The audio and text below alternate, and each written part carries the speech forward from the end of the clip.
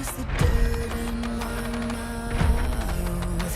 You can drag me, you can kill me, to try to stomp the flame out.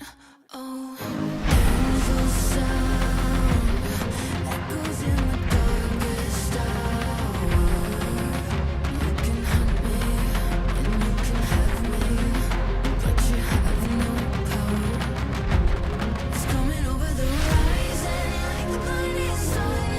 Oh, let there be silence for the ones we drew our courage from. This is salvation. I can see mercy on the hill. Don't let your faith dim. There is a light the darkness can never hide.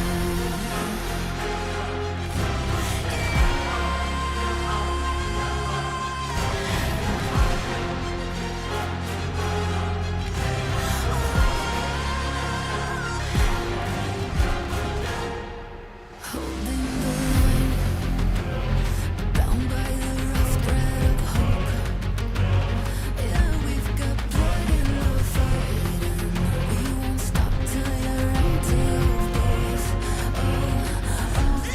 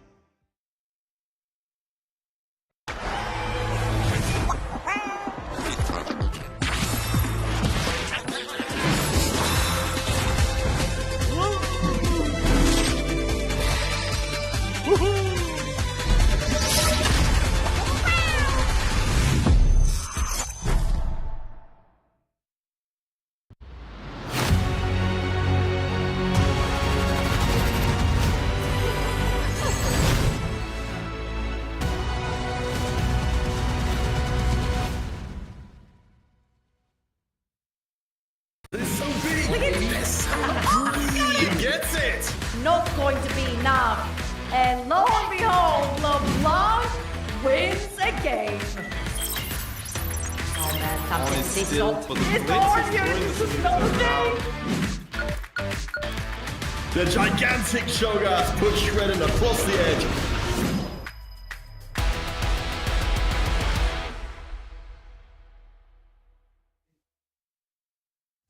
Hello and welcome to the EMEA Regional Finals here in Teamfight Tactics. My name is Megs and I'm joined by Counterfeit and Kenobi for this final day. And of course, I have some questions I want to ask you guys because of course, Kenobi, you're back with us today. You have 3 French players already into the crown. How many more are joining today? Well, obviously, I'm going to say both, okay? Hypno and Bensak have been on an absolute tear, and I don't think they'll stop. All right. We'll see if that holds true. But Counterfeit, I know you live for the hype and the action. How excited are you that we're crowning a new champion for EMEA today? Yeah, I mean, it's a crazy place for us to be in, isn't it? Where nearly everybody in the top 8, has got something at stake here. First-time champions, Wet Jungler, the only chance for a 2-time EMEA champion alongside Double. I think we've got a real new era for EMEA being born here today on the final day of the regional finals. Let's check out our format to see what our players have to do, because out of our 8 players that are playing, only the top 5 are going to be going to the crown. But of course, there's no checkmate because we have 3 players that aren't qualified already, which is different in some other regions I heard. But here we're going to be playing some traditional TFT, and let's take a look at those qualified players together because they come from all different places. We have our play-ins players, we have players from the Tacticians trials, from Ranked, from the Pro Circuit, all over the place. They have arrived here in our week 2, day 3, where the competition is going to go the highest we've seen it this entire season. And because we wanted to give you guys a little bit of a recap on how it all went down, we have a video prepared for you, so let's check it out. Hi and welcome back here at the EMEA Regional Finals. Oh, absolutely. And when we look at the stats coming in today, we saw that a lot of the time the Space Groove line was what betrayed you. But instead, it will be Dasik who's left wanting in this round. Yeah, Vormandet doing everything he can here. Experience setup looks so good, and Vormandet's going to be satisfied even with getting into this top 2. But we do see this Lulu putting out an awful lot of damage. LeBlanc on the other side ramping up though with the Blinding Jewel, just too much to deal with. I have to think that this is, for Yakko, he's been a player who's been on tier 2 for such a long time, trying to grind his way back up. Last time we saw him at regionals, he did impress. For Wet Jungler though, it's been a journey back for him. This has been the tournament, the set where he's won his very first cup, the Anima Cup in the TFT Pro Circuit, and he's dominated his way for the end of the lobby, 7 rounds in a row. Okay, does it still have a chance? With a little bit of a redemption arc right here. We couldn't believe how he wasn't cooking earlier on, but he is cooking now. But also Yosko, who has bounced back from a terrible TPC debut this set into doing really well at regionals and now having a chance to make TACCON for the first time as well.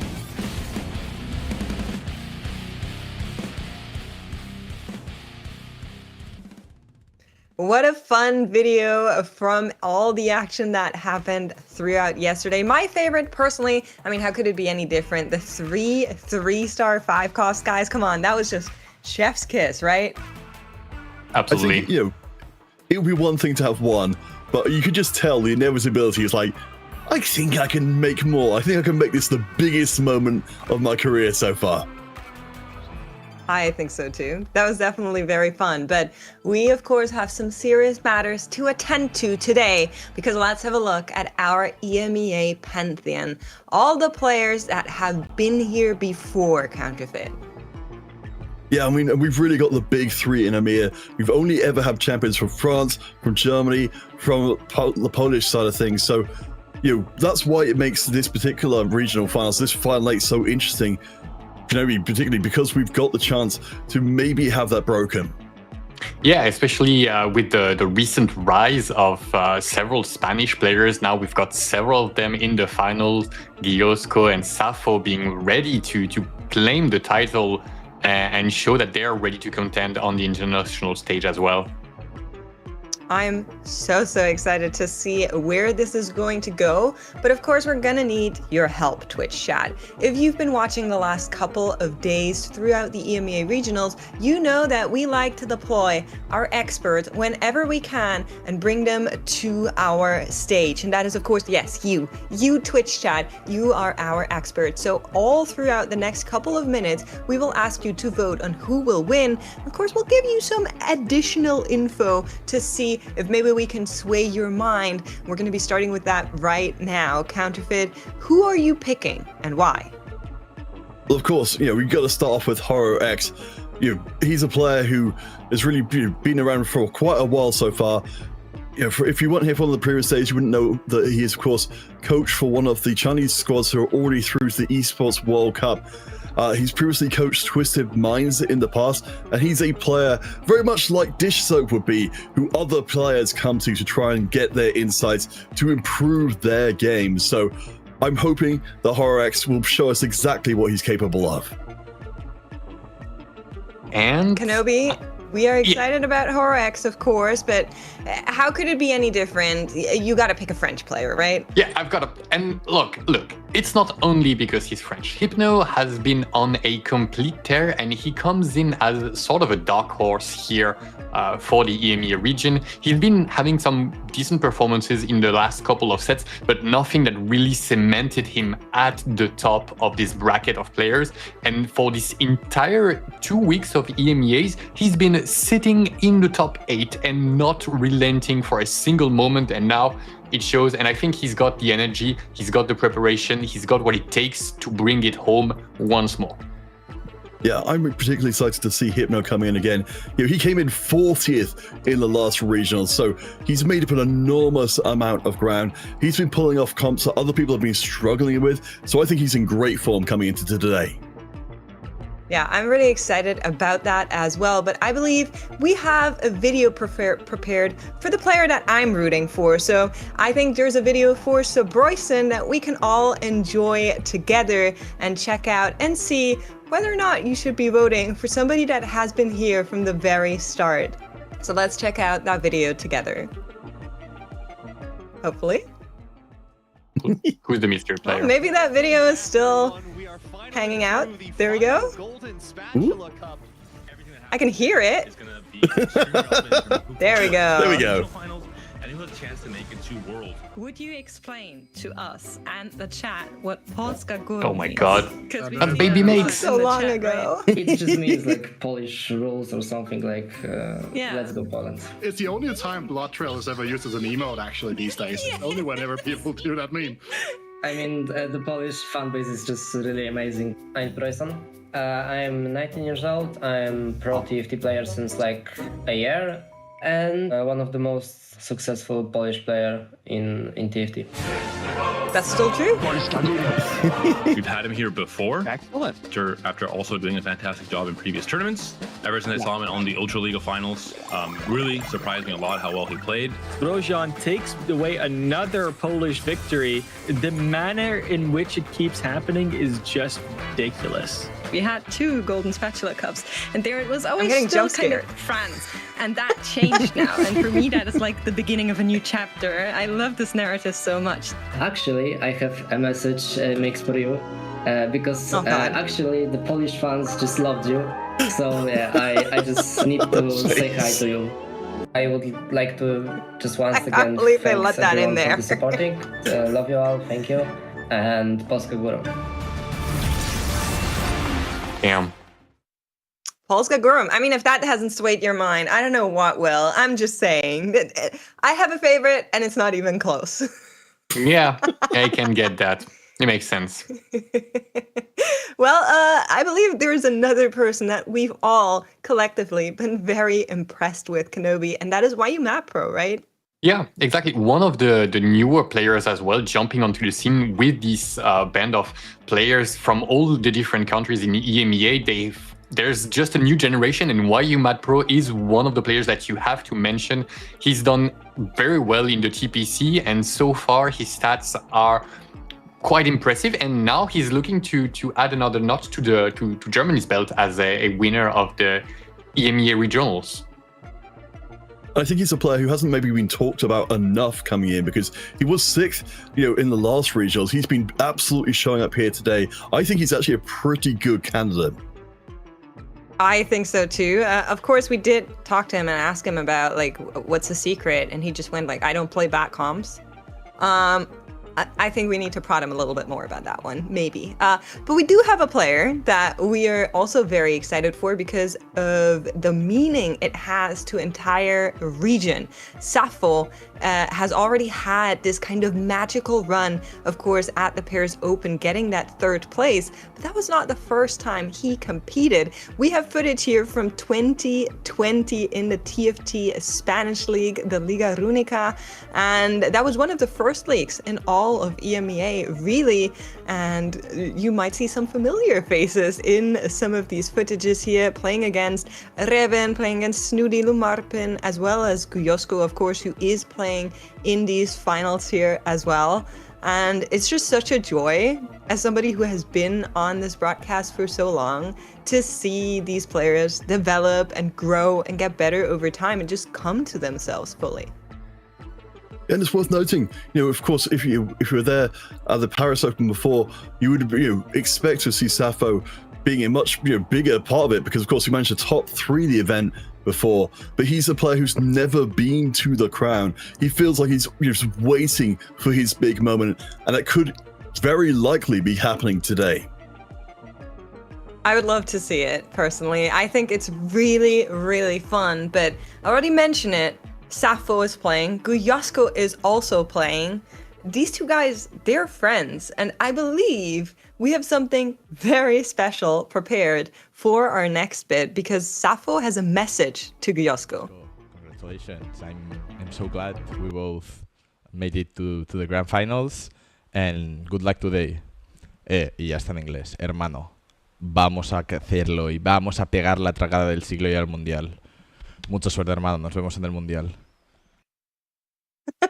Okay, I can translate this. He said, "Enough of this English. We're going to the crown together." So I'm very excited to see them do that. But let's talk about Guyosko just a little bit more. Exactly, and well, he's been there for a while, and his TPC season was among the least impressive so far. But that only makes the glow up even more impressive. And during the EMEAs, well, he's had to go the very, very long way, all the way from week 1, and now he's there. That means he's got more practice. He's got more secret techs, and he's definitely ready to send 2 Spanish players to the crown, go with Safo there, and make a name for themselves.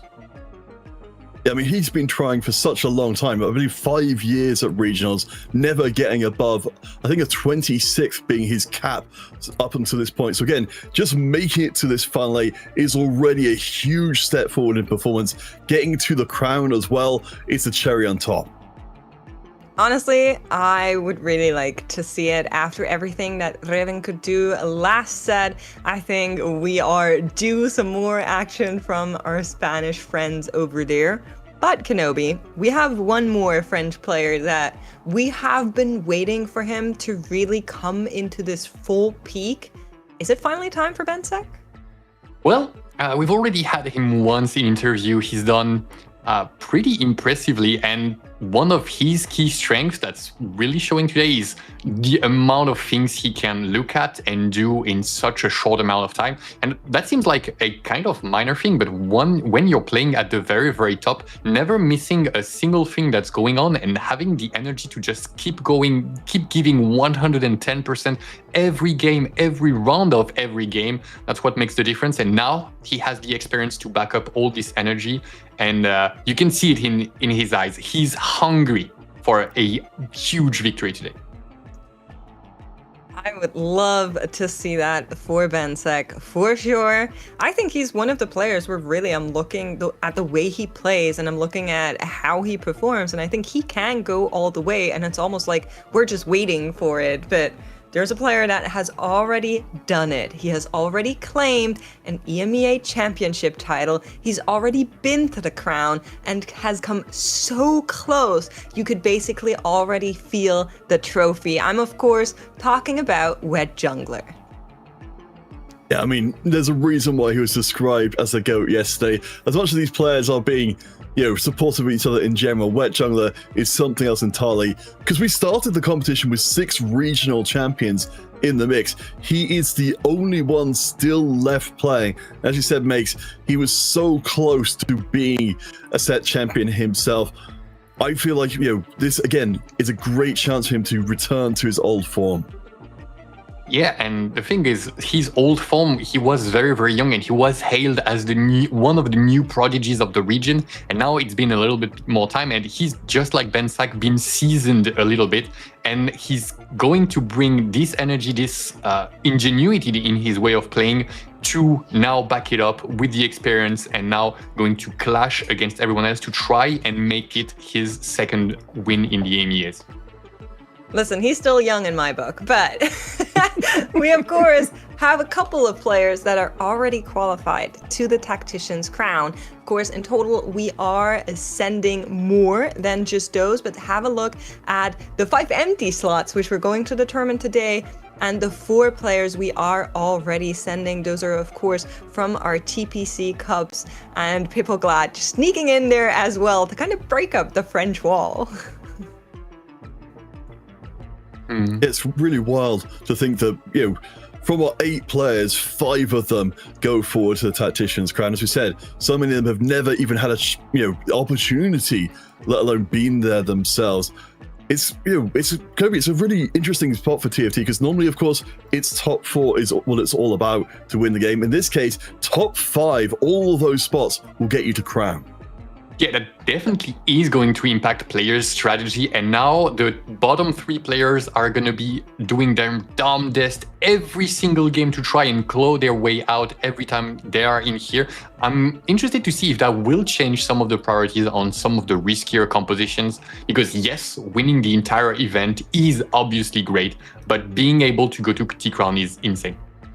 Well, you can watch Tactician's Crown on July 10 to 12. We're going to be starting at 1 p.m. CEST. That is where the action goes down. Mark your calendars next weekend. It's already right in front of our doorstep. And of course, we want to take a look together at our poll results now that you all had a moment to vote for who is going to make it all, who is the winner. And it looks like so Bryson is leading. The polls are still open for a couple seconds longer. I would be here for it. I'm just saying, I think it would be a very nice kind of comeback to where we were before.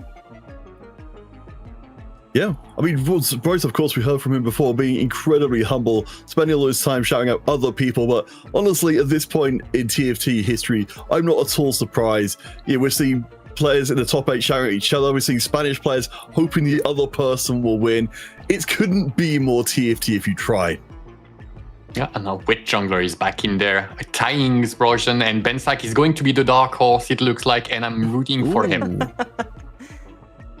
All right, last couple of seconds before a poll is going to close. You don't have much time left, but it looks like Wet Jungler is going to be running away with this one. Oh, Bryson on the catch-up here. Not much time left, as we are going to be closing this poll any second now. You guys are really getting in there. It's a tough race, but the poll is closed.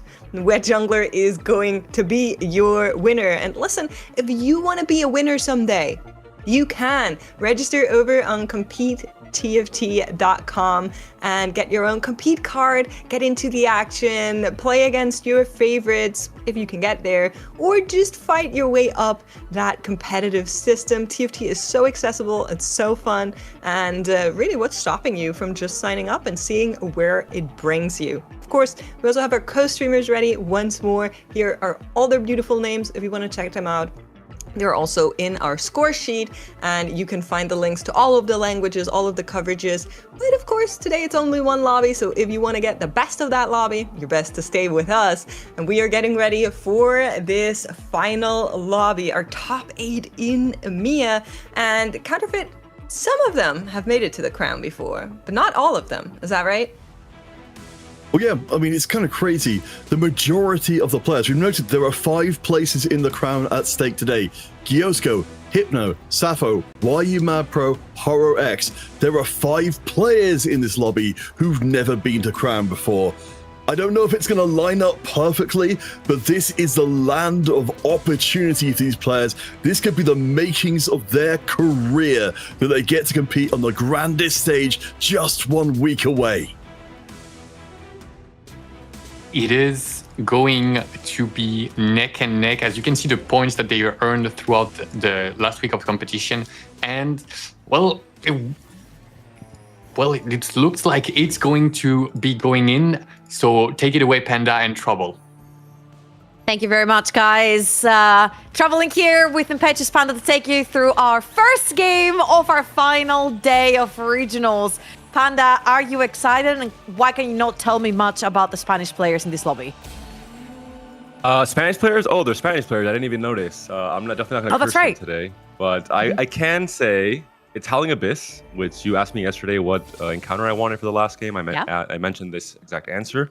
Because it opens up some 1-cost reroll. And wow, what a perfect point to make here, because Gyosko was a Veigar enjoyer across the first 2 days of this tournament. He had 3 games of Veigar Printer, and he's in a perfect spot to start off this day 3.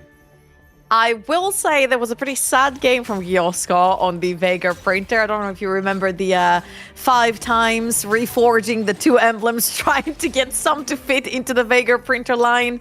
I have no idea what you're talking about, Trouble. Yeah, well, I bet no you recollection. wanted to forget about this one either, but as you said, I feel like, especially when you get a 2-star 1-cost, even though you don't have to necessarily re-roll that line, it gives you a pretty strong opener to try and preserve HP. I feel like HP in general is going to be the name of the game for today. We do not have checkmate, so it is 6 games overall. The more HP you have, the more you can burn through people who have got anima or have cast out something big, and then the more points you accumulate towards the end, the better you are at making it to the crown.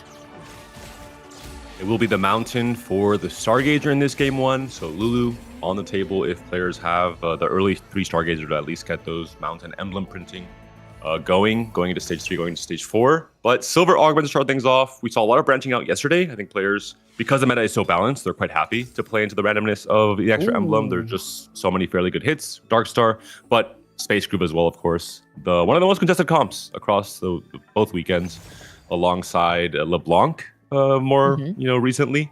So we'll see if it's going to be a double or triple contest on Space Group. Hopefully not. See dice, click dice right here for YU Mad Pro. He's contemplating it because we've seen a lot of kickstart as well. And people take that 2-star 2-cost, they kind of run away with it until they get to the 4-cost line at level 8. But that's a pretty nice starter right here for Sappho. He's looking to potentially lose streak. He's got his 3 time breaker. He's going to be getting his rerolls plus the XP, whether he wins or loses. Bensak with a 2-star Zoe as well. And for Zabroyson, I wanted to say this kind of like a double-edged sword here. It's a big dilemma. You get the 2-star Belvet. You've got a Jinx in your in your shop. And then you get a Space Groove emblem, which is kind of like, damn, like that's a pretty nice opener for a Jinx. But also Space Groove emblem, a vertical Space Groove. We've seen a lot of our players win with that straight up.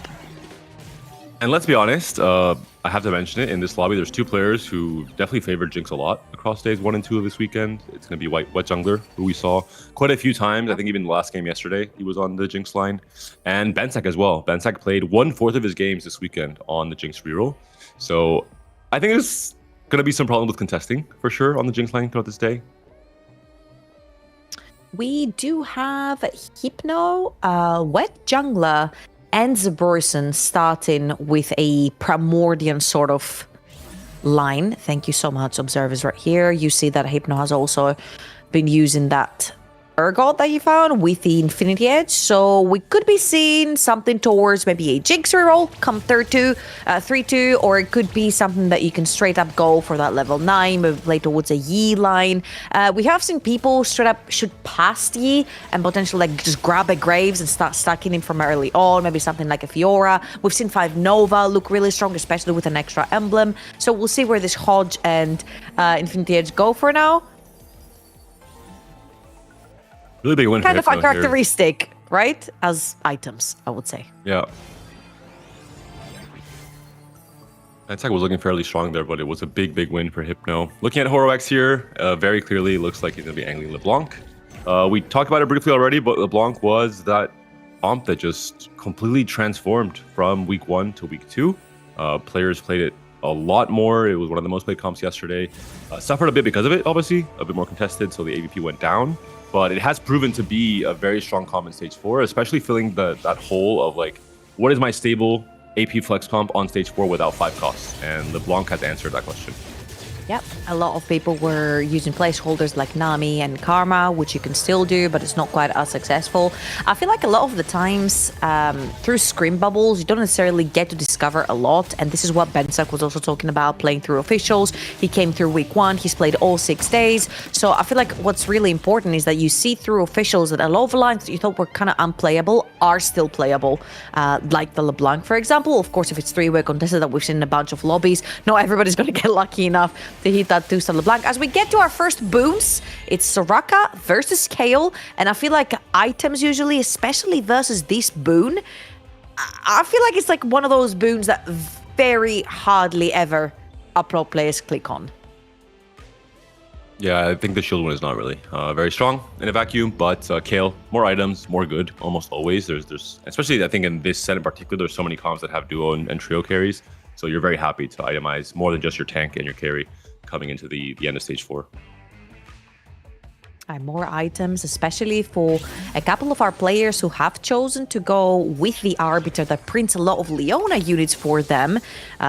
It's very, very important. That's a very early Morgana hit right here for Wet Jungler. He is looking for his Anima. Ooh. And he just hits a Samira too. I mean, I guess at this point, forget about the Anima. Maybe play towards something like a vertical Space Groove line. The only sad point about this is that there's already a player that is angling towards Space Groove with the extra spat. And we're seeing maybe the new way to play Patience is a Virtue, where you find a specific time to use some of these free rolls and get your direction off of playing around those shops. And we saw 4 Wet Jungler there. A really big upside. Very early in Stage 2 already having a Samira 2 and having a chance to play around. Probably just vertical Space Groove, not going into the reroll without too tanky, especially if it's contested. You never know, maybe 3-2 is very kind to Wet Jungler and does offer him the 2 tanky. Magic roll, Pile of Champions, another Samira 2 maybe, who knows. Yeah, that's right. 6 out of 9 Leonas for both Bensak and Gyosko, as you guys can see on the right-hand side. Both have the printing going on. Hypno slamming items super aggressively on 4 win streak, same as YuMad Pro. They have not faced each other. Thank you for showing YuMad Pro's composition right here. I feel like we are sort of moving into the same sort of line for both of them. They're slamming hard AD items super aggressively. We have seen some of our players sort of reach towards the traditional Corki / Riven line. We saw Soju yesterday do it over in Americas as well, and it kind of gave him a couple more placements, especially since that line is not contested whatsoever, especially when there's no Meeple players. So maybe one of our 2 players that we see on our screens right now will be pivoting towards that.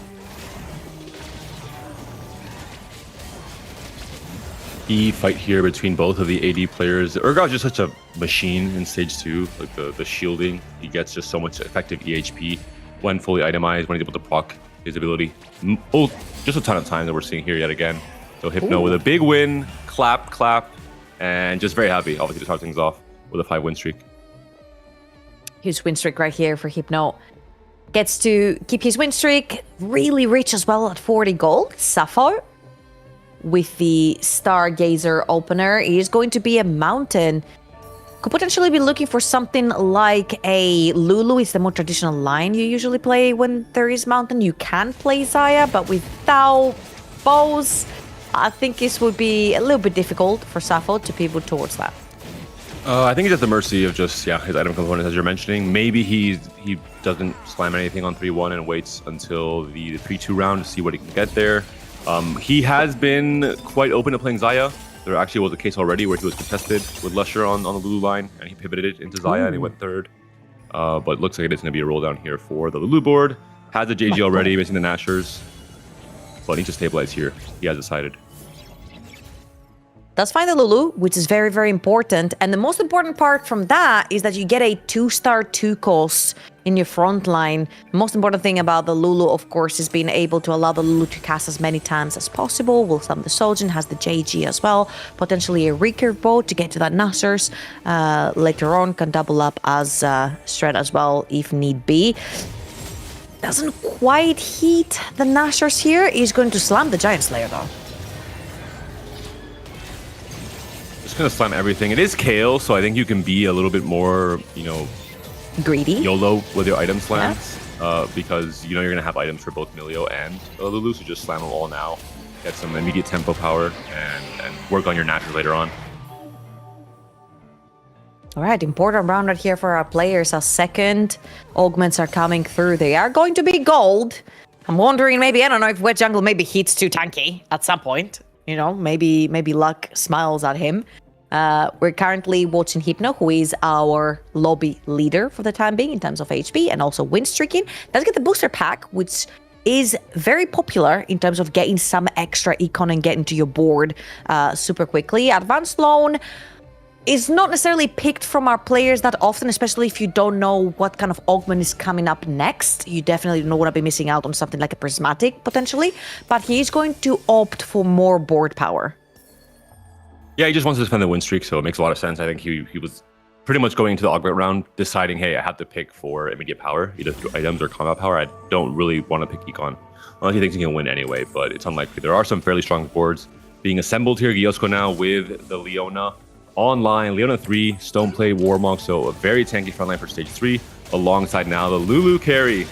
I assume this will be Lulu into LeBlanc. Safo not going to be very happy to see his Spanish compatriots playing around this Lulu. I think he's going to take back the video he posted in the pre-show supporting Giosko.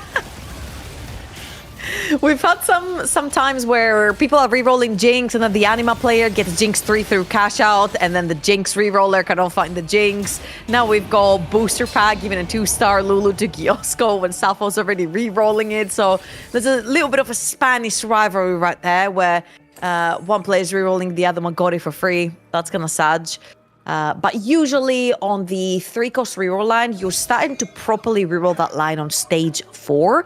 And especially for a Lulu board, it's very, very expensive. You got a bunch of 3-cost units that you could be 3-starring. So by that time, you would have expected that Giosko would have already pivoted to try and find the LeBlanc. So maybe there's no harm here.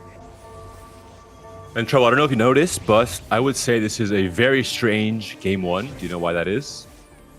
What's missing? Hit me. Dasik? No, Anima. Oh. I think every game we've casted, there has been someone chasing that elusive Anima. Hey, listen. Wet Jungler tried. He rolled it down. Yeah, he did try. He did try, but he hit Samira 2 instead. And he was like, well, yeah, it's worth it. Again, reminder to everyone who's watching us, this is not a checkmate format. Our players are going to play 6 regular TFT games, and the top point earner will be crowned the winner, and the top 5 point earners will be heading over to Tactician's crown. So again, we said at the very beginning that maybe consistency here is the key to make sure you get to the crown rather than a 1st or 8th kind of playstyle. For this reason, I think Horo X is a little bit less worried about the loss streak he's currently on. The fact he's going to be playing the contested LeBlanc line. If he doesn't hit, he might be in trouble. But at the very least, there isn't that one Anima player who is going to, stabilize and be the Grim Reaper in stage 4 and 5, where you're much more at danger of going down to 1 or 2 lives if you're trying to make kind of a comeback game plan. Absolutely the case. Having a look at WoWUmad Pro's board. It is one of those boards where you've got a pretty stable front line and then slamming aggressively items over in the back line. Has managed to hit a Xayah right here. Does have a Kraken in the bank as well on the bench. So I wonder if there could be a chance for that. Did I not predict this exact outcome? I'm pretty sure it's Magic Roll into Pile of Champions into another Samira 2. Actually, I will say that our observer said it was 4 bows. So he actually hit 3 extra Samiras. I think that's even more... Which is crazy. Lucky, yeah. What Jungler was willing. He was willing to give you the full loose streak into Anima. But the TFT gods decided otherwise. They just open-handedly gave him 6 Samiras, just like that. And I do wonder if this will be, I have to imagine it has to be still rolled down for both Ornn 3 and Samira 3. It could just be kind of a tempo Samira 3 into playing on level 8 and like slow rolling for Ornn, slow rolling for the Blitzcrank with better odds on 8 as well, alongside the Nami and having kind of the trio carry, especially on the kill God encounter. I think it's going to be easier to itemize both Nami and Samira as early as stage 4. You have no idea, somebody with ADHD, how much this is tilting. That this Maokai is just not. I get it. Best friends, but the fact that this Maokai is just not on a hex from Stargazer. Thank you! Oh, Sappho, you're the best. Sappho is just thank you, Sappho. You're the best. Absolutely. Mega Chad. Looking at Sappho's board, a fairly stable board, 5 win streak in stage 3. The danger is, of course, getting the econ to make it to 7 to roll for Lulu 3. This is the mountain, it's not medallion, not getting extra gold from Lulu herself. So I have to imagine maybe Sappho will be angling towards an econ augment on 4-2 to finish off his game plan. Really needed, of course, very expensive board, as we've mentioned before. He's facing Kiosko again, who's still holding on to that those 3 Lulus. Sappho is lacking a lot of money, as we mentioned, he's still level 6, so he's not going to be rolling anytime soon. So I'm going to assume here, Panda, that by the time he starts actually rolling to try and find his unit during stage 4, Kiosko, for his sake, would have probably gotten rid of that Lulu and moved towards more of a LeBlanc line or AP flex. But Jungler's playing too tanky without too tanky. He is. Which is fair. He is. And I think we're going to see what his roll down. I think he probably will use a few rolls here on level 7. And if he hits a Samira or 2, he can just push the Samira 3. Or he can just wait till 4-2, I think. He's strong enough at this point.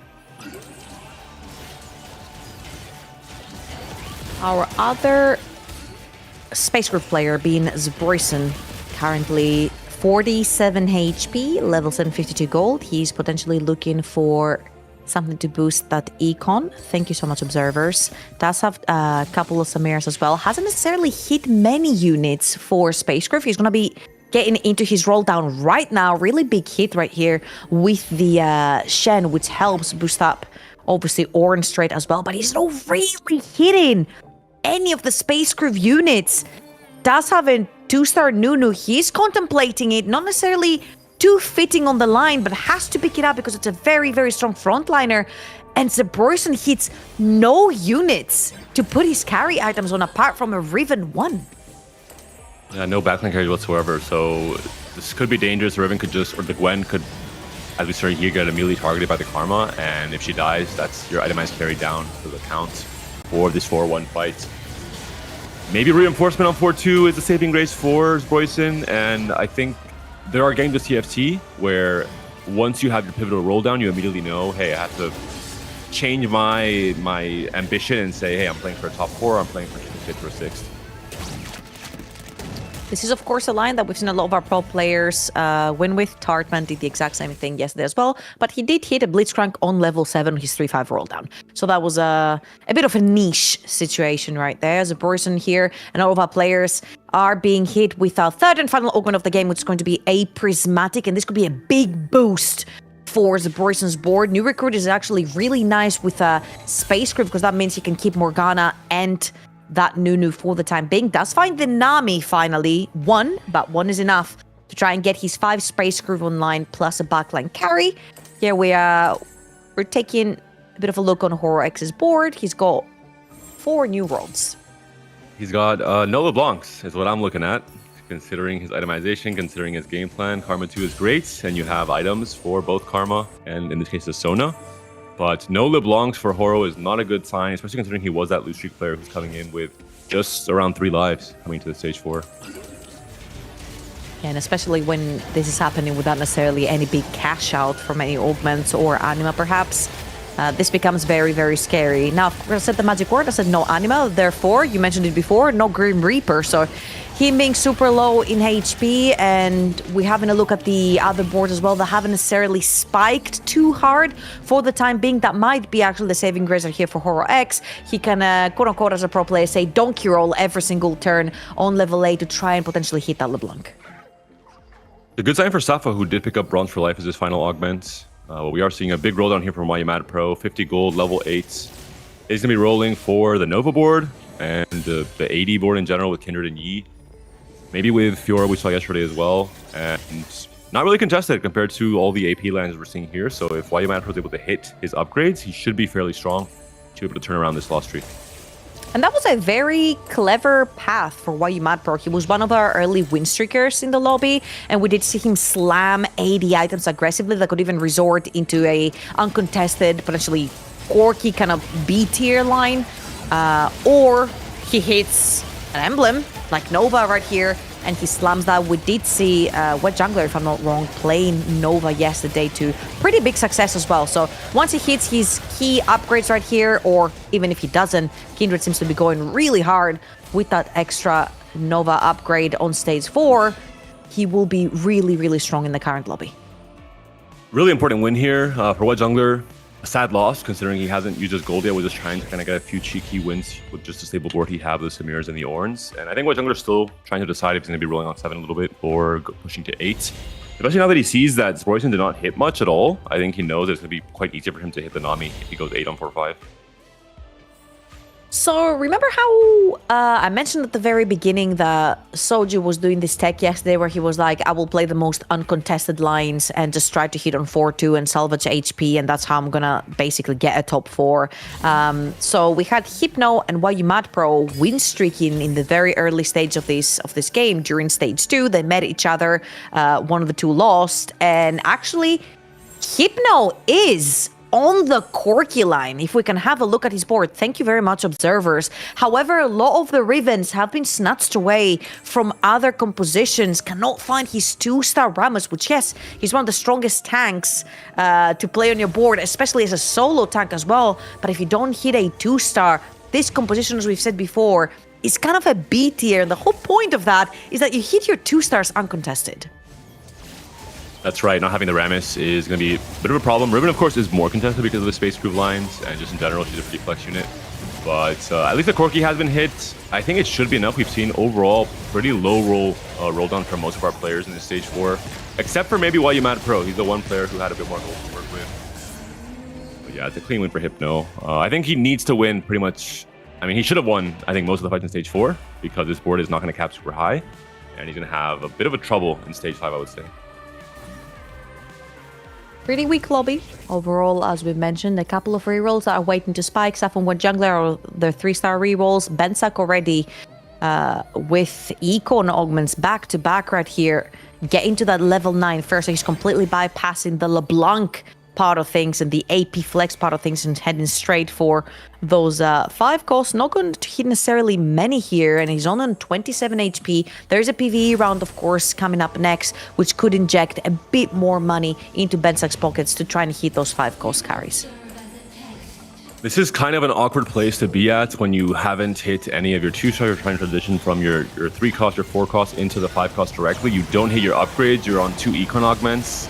You might have some trouble until you hit the Sona 2 and the Bar 2 here. Mind you, one of the econ augments, of course, was picked in turn of a prismatic. So he's technically, in terms of power, down a whole prismatic augment. He is going to be knocked down to pretty much 1 life.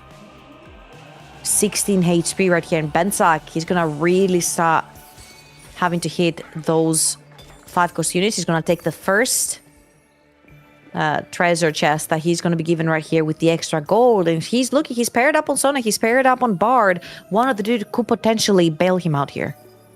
Even the Blitz would be super impactful, a Blitz 2 at this point in the game. This is the danger of this fast AP flex. If you're kind of skipping your stage 4 and you're going straight to the 5 cost, straight to 9, if you miss, you're in big trouble. And this is kind of taunting, isn't it? He's paired up on Pyke, Mipsy, Sona, Blitzcrank, and there's a Bard pair on his shop as well that he's most likely gonna have to hope he wins so that he doesn't have to lock this one out, but also hope he wins so he doesn't get knocked out from 16 HP. Some of our rerollers are starting to hit. We saw Wet Jungler right there with his 3-star 3 costs, and Safo 7 out of 9 on majority of his very important units as well. We'll see who Bensak faces here. He has YU Mad Pro in his pool. He has Gyosko and he has a Wedge Jungler as well. Wedge Jungler has just hit a lot of his key 3-star upgrades on the Samira and the Ornn, but it will be YU Mad Pro, who is now on Kindred 2. He's on Shen as a duo carry. And 2-star Kench. That's a pretty strong board. Maybe a lot of frontline here for YU Mad Pro. I'm not sure the one cost can do it, Trouble. All right, let's see. Leona is tanking as much as she can. And the only good thing about the AP line with the Bard is that Bard can dispatch of tanks really quickly, but the front line from Bensak is not strong enough, yet he will survive on 1 HP. He has locked the Bard, and he's most likely going to be rolling down and selling his units to try and hit. But another player on the brink of going down in bot 4 is Horo X, who is also looking for a very similar composition, stuck in that level 8 with a LeBlanc paired. Definitely not the place you want to be. We're looking at Safo right here. Has hit majority of his units. Had to sell his Milios to try and get that Lulu, but the front line is still lacking. And Safo was holding LeBlanc before, so slowing down Horo and Gyosko, both of them have not hit their LeBlanc, their main carry yet. It will be Safo up against Bensak. Bensak has hit the Bard too. At least some of the backline has been upgraded now. Will it be enough? Direct damage onto the main tank from Safo. Their frontline has melted. There haven't been any 3-star upgrades yet. Still Pantheon and Jax 1 copy away, so it looks like it will be enough potentially for Bensak to win this pivotal fight and stay alive. The Blitz is still full health. Safo taken down to 30 HP, but more importantly, I think no one has died yet. Safo right here, actually, if he does manage to hit his Pantheon and his Jax, he's got double combat augments. On Mountain Lulu, this is going to truly hurt. YU Mad Pro rolling here on level 8 with a very creative early win streak type of situation as Horo X and Gyosko hit that LeBlanc 2 finally on what potentially could be a very, very important round for both of them. Again, this lobby is one of the weakest lobbies we have seen the entire weekend. And that's because we don't necessarily have any Grim Reapers. We don't have any of those boards that can very easily spike out of control. Therefore, you could say that this lobby is extremely balanced across the board. Very good news for Safo as well. Without any econ augments on 4-2, he's been given so much more time to just be able to win some fights on the 2-star frontline still and have a bit more time to spike and hit all of his 3 stars. We'll see now after this this round if he's able to hit either the Pantheon or the Jax, and maybe he can be one of the stronger players in the lobby, I would say. Oh, Bensak getting knocked out here. It just wasn't enough. Did find the Blitzcrank 2 and Bar 2 at the end of the day, but goes out on an 8th while YU Mad Pro following up with the Nova line. And first 3-star frontliner has been hit right here from Safo. Let's see if there's going to be some shuffling in terms of the items, of course. Tank items are going to be shuffled from the Maokai onto the Pantheon right here. The most important part of this Lulu lineup, other than hitting the Lulu, of course, is having at least a 3-starred frontliner. But Safo sitting pretty comfortably this time around with the 3-starred Pantheon. Does have the double combat augments as well, which further amplifies how strong this board is. We'll see if that upgrade will be enough to turn this loss streak around. 5 loss streak for Safo now, still on 2 lives though, but Horo X is going to be on his last life. He does have the LeBlanc and the Karma upgrade. He has a Sona adding in some extra bit of damage as well. So many itemized carries thanks to the kill encounter plus the 1 overflow on 4-2. This Leona is looking mighty tanky though. The LeBlanc mirror looks like it might be in favor of Gyosko. The Leona does not cast one more time, and that means that the win will go towards Horo X. Gyosko taken down to 18 HP. It's looking quite close. It's just Wedge Jungler who is just far ahead of everyone else. Yeah, Horo X and Gyosko, literally the Spider-Man meme, where they point at each other and they're like, wow, your board is like my board. But Horo X's board is better, luckily for him. Now Hypno, again, stuck on level 8, finally hits that Riven 2, which could potentially be huge for him. Does have all the necessary items, the Shred, the Anti-Heal, has managed to hit that. Rammus 2 has 1 combat augment as well. In his pool are players like Horo X, Bryson, and Safo. And let's see if Hypno can live to survive yet another round right here. The top 6 has already formed, but he wants to make it into that top 4. It's really good positioning from Horo X for this matchup as well. The Leona taking pretty much all the damage, not going to allow the Riven to wrap unless she goes down. There's a lot of bursts coming out from the Corki. All of a sudden, the Riven is onto the back line. If she can get enough kills here, that could swing the fight in favor of Hypno. The Riven is on a mission. 3 backline carries taken down. Horo X goes down in 6th place.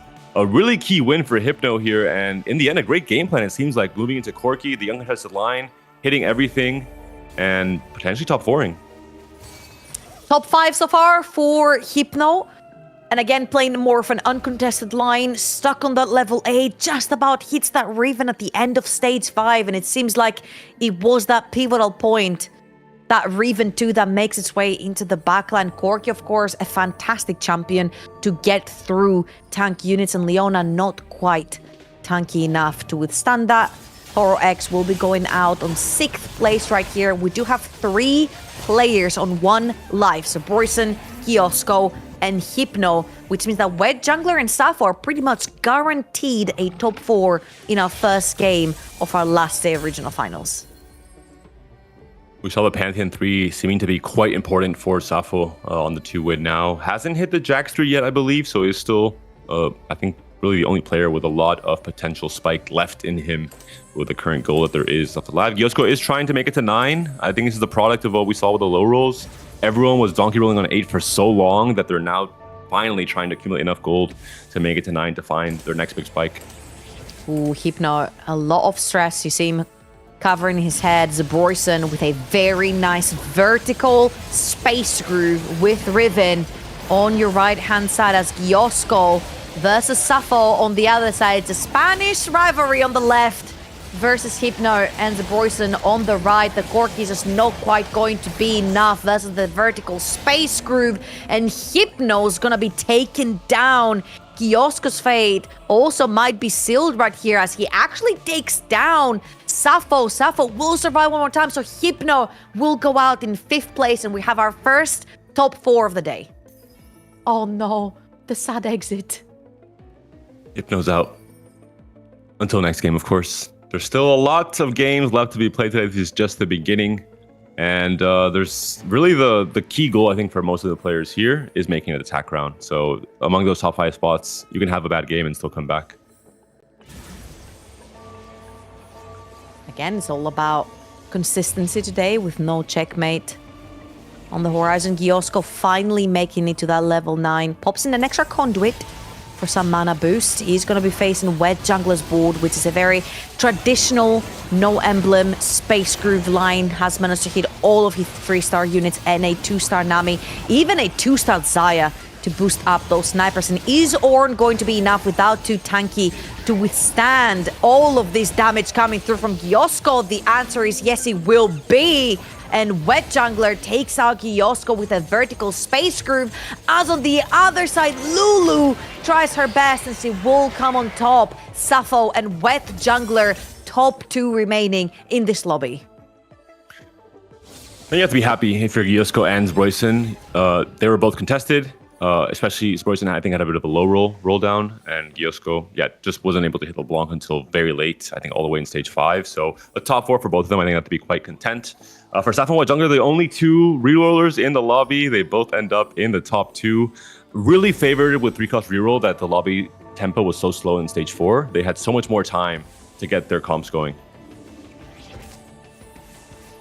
Excellent timing, of course, from Sappho to hit his last 2 units that he really needed, both the Jax and the Pantheon, that allow Lulu to cast out much. Now, that is huge that the Radiant Declaw has appeared onto the Ornn. However, the more the units die, the more Lulu will be hitting that backline. So if Ornn is the last one remaining, it won't matter. But Ornn is actually tanking up, and Storm and Samira takes down the other 3-cost reroll. Sappho goes down in second, and Wet Jungler, he had a dream to give us the animal lose streak, but ended up lucky with just a vertical space groove that was gifted to him.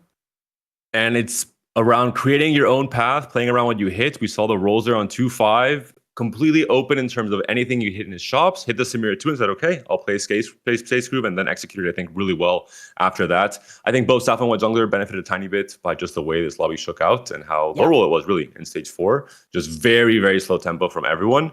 And all in all, a very good start for Wet Jungler, a player who I would consider one of the favorites in this day 1.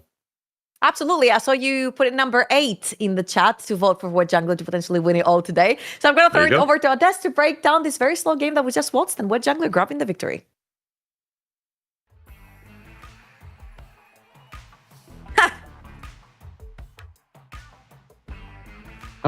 Yes, the glorious Too mute. cool I'm to just even saying, say it. thank you guys for this glorious day number game 1. We all expected this outcome, of course, from no one other than Wed Jungler in this first game to start off our day. So let's talk about it a little bit more. Those rerolls, they were re-rolling. It was an unbelievable start for Wet Jungler. In particular, as we said, I think one of the favorites coming to this one, just seeing all those units being dropped in front of him. Like, Kenobi, you know when the stars are aligning for you.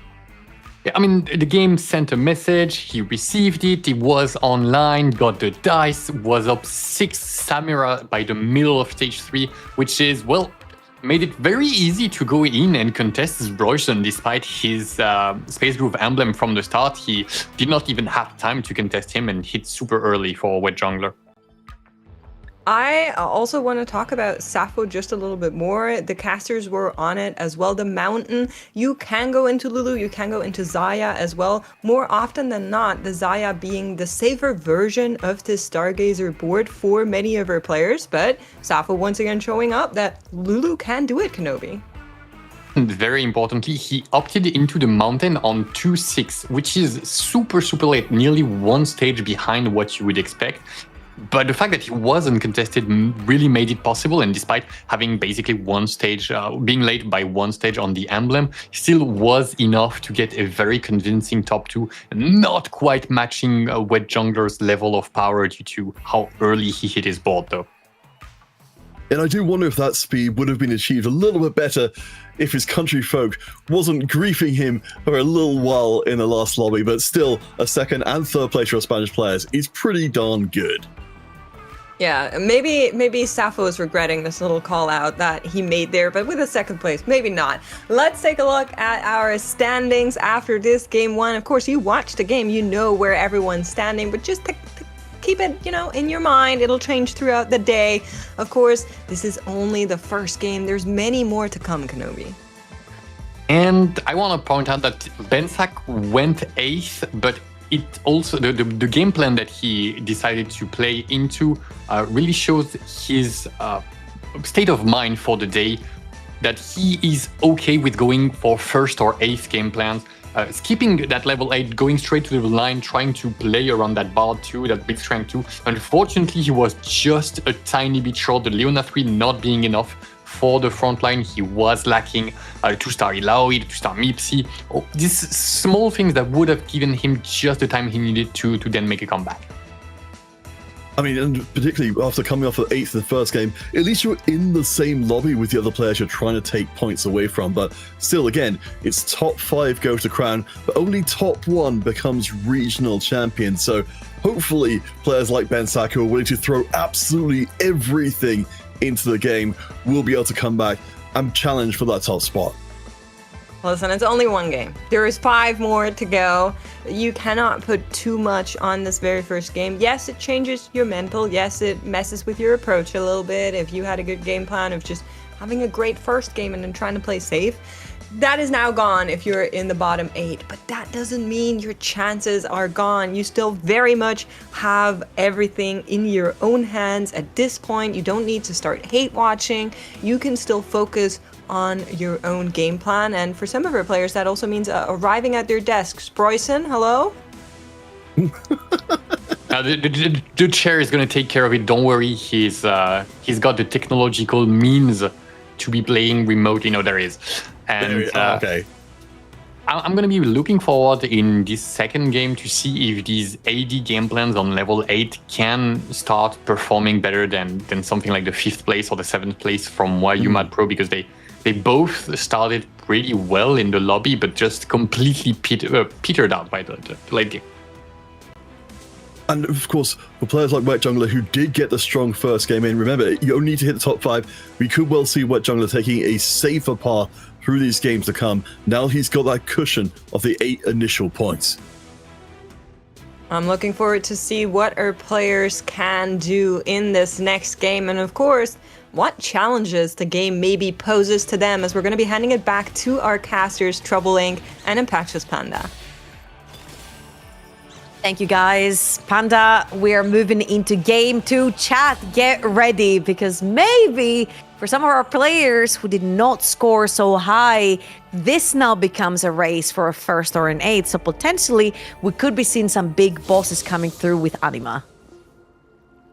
I would say it's one of the most important games of the tournament in terms of where players adjust their goals for the day. I think 2 games in, you're pretty aware realistically of what you can reach for, if it's playing for a top 5 for a TAC round spot, or if it's playing for becoming champion of the region. So I'm really interested to see what players that are on the lower end, like Bensack, end up doing in this game too. It will be the Serpent for our Stargazer, so no requirement of having it in early, like with the Altar and the Mountain. And it will be Prismatic Prelude trouble. So some maybe game-shaping Prismatic can come in on 2-1. Absolutely. We have seen a lot of Build-A-Bud as well being chosen. Anything that will give our players a bit of direction or a bit of boost in the early game, a little bit of a win streak. Now, all eyes, of course, on our lower score point score earners. We're looking at Wayumat Pro, Bensack, and Horo X, who went 6th, 7th, and 8th. And Bensack, they spoke about this on the desk as well. He took more of an approach of, I'm going to completely bypass either rerolling or the 4 cross lines. I'm going to go straight to 9th. If I do hit my board, I win the game. And here come our first prismatic augments that could potentially give a lot of direction to our players. Ooh, how do you feel about dice, Panda? Not a big fan.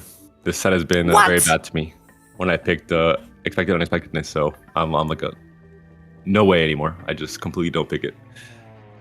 Oh wow, Horrocks is with you on that one. I would love to see some of the deadlier blades or caps. I think those augments have opened up a lot of high roll for most of our players, but we're seeing Pandora for Wayumat Pro, Forge and Strength for Hypno, Trait Tree for Bensack, so some very transformative augments here. Jax for the worth the wait with the Kraken build, and this is Sappho, who is a player who played a lot of Xayah, one of his default comps, so Sappho has to be quite happy with the current setup he has. You'll have a clean path towards level 8 on the Jax 3, and potentially Xayah, when played from ahead, can really take over lobbies if you push a 9, fit in the Jhin. Yeah. Also not a stranger to Stargazer. He played Lulu reroll in the previous one with Mountain. A reminder for everyone, this is going to be Serpent this time around. So a really nice Stargazer if you're angling towards Xayah. And we have a reoccurring effect right here. I want to redirect our viewers' eyes over to the right where you can see augments being picked. We have so many item augments. And I'm counting kind of spatulas in the item category as well, because it gives the extra emblem to slam early on. But primarily, we do not necessarily see a lot of early econ augments. Our players would rather have a lot of that direction and the extra item to slam early on rather than having the economy. What jungler doesn't really have any clear direction. Stargazer +1 doesn't really have any Stargazer units. Going to sell and just keep the Jinx for now, but potentially going to try and force the Jinx line with the Stargazer. Not really too effective, but we'll see what he ends up doing.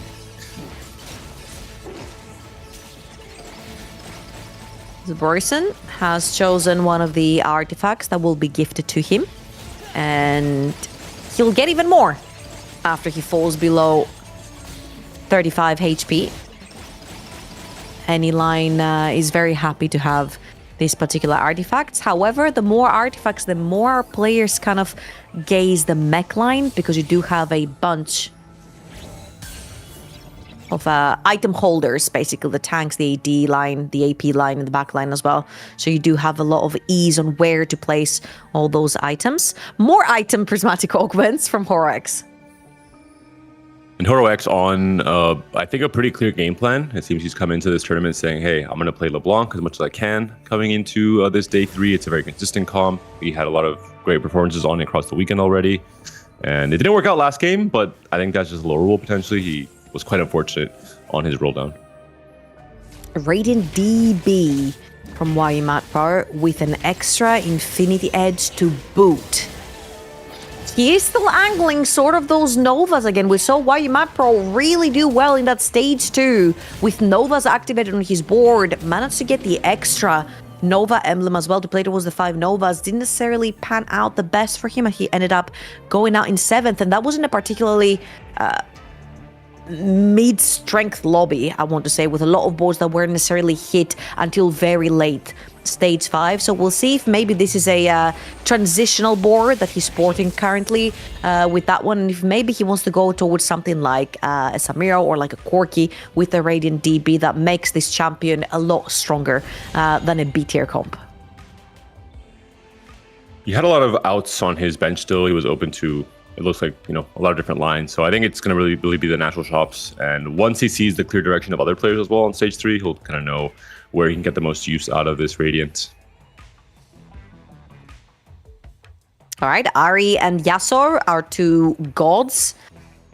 Again, we don't necessarily have any anima players for the time being. And I'm saying for the time being because Wet Jungler is still sitting on 2 units. And those 2 units is Jinx and Briar.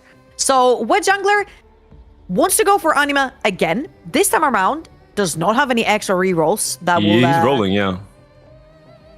He's looking for potentially... He's just raw dog rolling, trying to find an Alawi, trying to Aurora, find anima.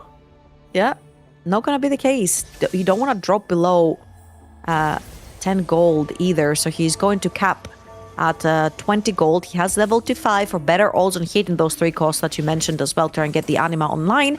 Not going to be the case though. I think it makes sense from Wet Jungler there. He had no direction. He couldn't really make use of the Stargazer emblem. He saw that no one else was playing anima. Everyone was playing a strong board. And no one's open forwarding. So if he would define it, he would have a clear game plan at this point. Similar game plan to what we saw in game 1, right? The same exact thing. He rolled on 2-5 for direction. He found it. He won the game. This time around, not going to be as easy. Does have a couple of Stargazers on his board as we're looking at Giosko here. Won his round. Very, very strong with the extra Hex help from Yasuo and technically double Gargoyle with the extra artifact onto this Ornn. 3rd item spawns as well from Ornn. So a very, very strong board to begin with. 3 Space Groove activated. You've got the extra unit with the Shepherd as well. So Giosko on his way to 5 win streak this first stage of this game. And I feel like the problem will become that Sappho will have a 3-star Jax during that stage 3 that is going to tank up a storm. So I feel like Sappho will sort of be the guy that you definitely do not want to be facing through that stage 2 because you'll be getting some very heavy losses.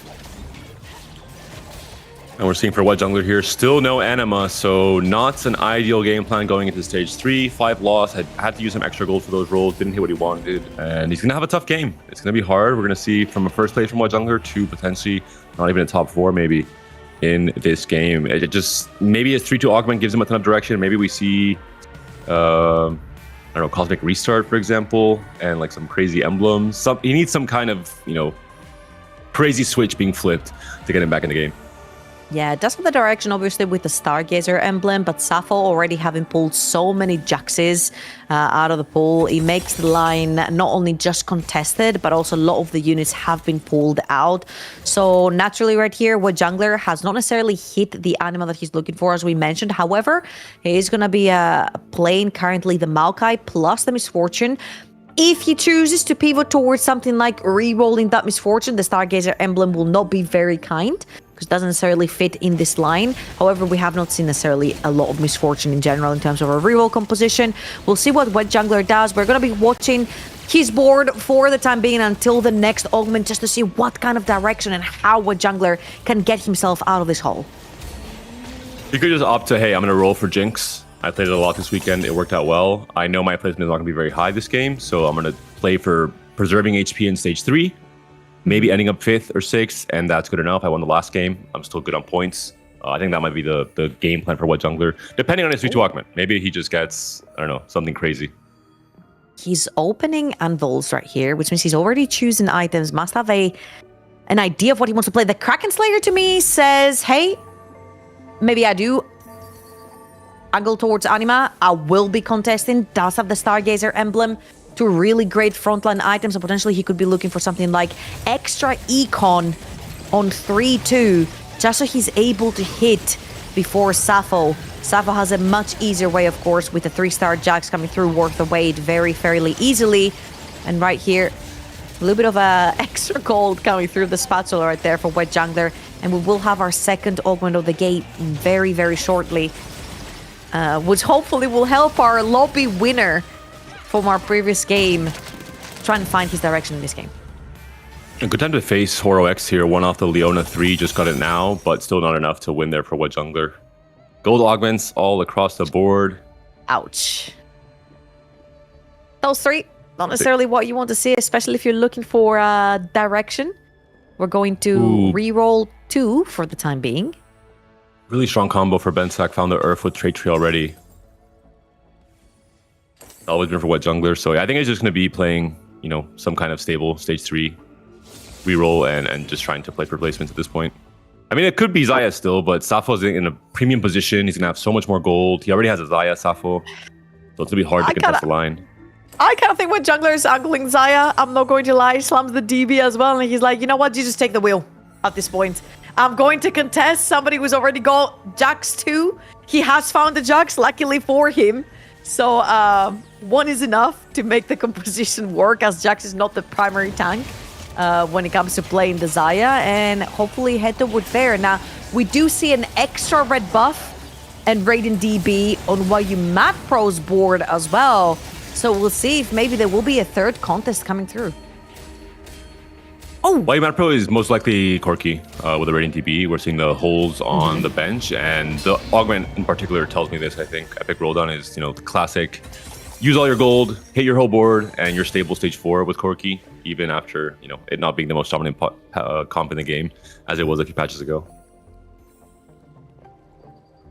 All right, Bensak right here with full spats gets the extra 1 from his golden augment as well. And for the time being, he's making use out of all of them except for the Shepherd spat. We are looking potentially, we're looking towards an AD composition with the extra Nova emblem, Timebreaker, and Brawler. He's going to make sure that he gets use of that. We saw YU Mad Pro angle towards this Nova composition in the previous one, so this will most likely be Kindred items. For the time being, Ezreal is holding on to them, as Horo X will have his Leona 3. It comes through the Arbiter, most likely, where he just prints Leona's on demand. Does have the Zoe 2 in the backline as well for some extra damage. I mentioned it earlier, but the combination between Earth and Trade Tree, you're getting extra stats, the attack speed and mana regen off of any emblem-based items. So just really good synergy. You're going to be able to have that little bit of extra oomph on all of his units coming into stage 4. Maybe even find more spatula synergy on these 4-2 augments.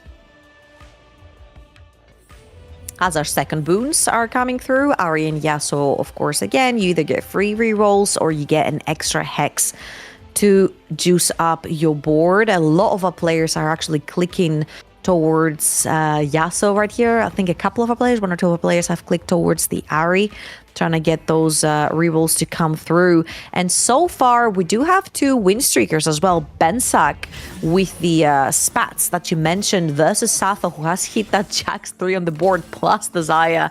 Thank you, observers. Let's have the extra snipers as well in the likes of Samira on the board. And double Kraken Slayer Infinity Edge with extra attack speed through the Yasuo Hex. I mean, Sappho is just autopilot cruising towards that level 8.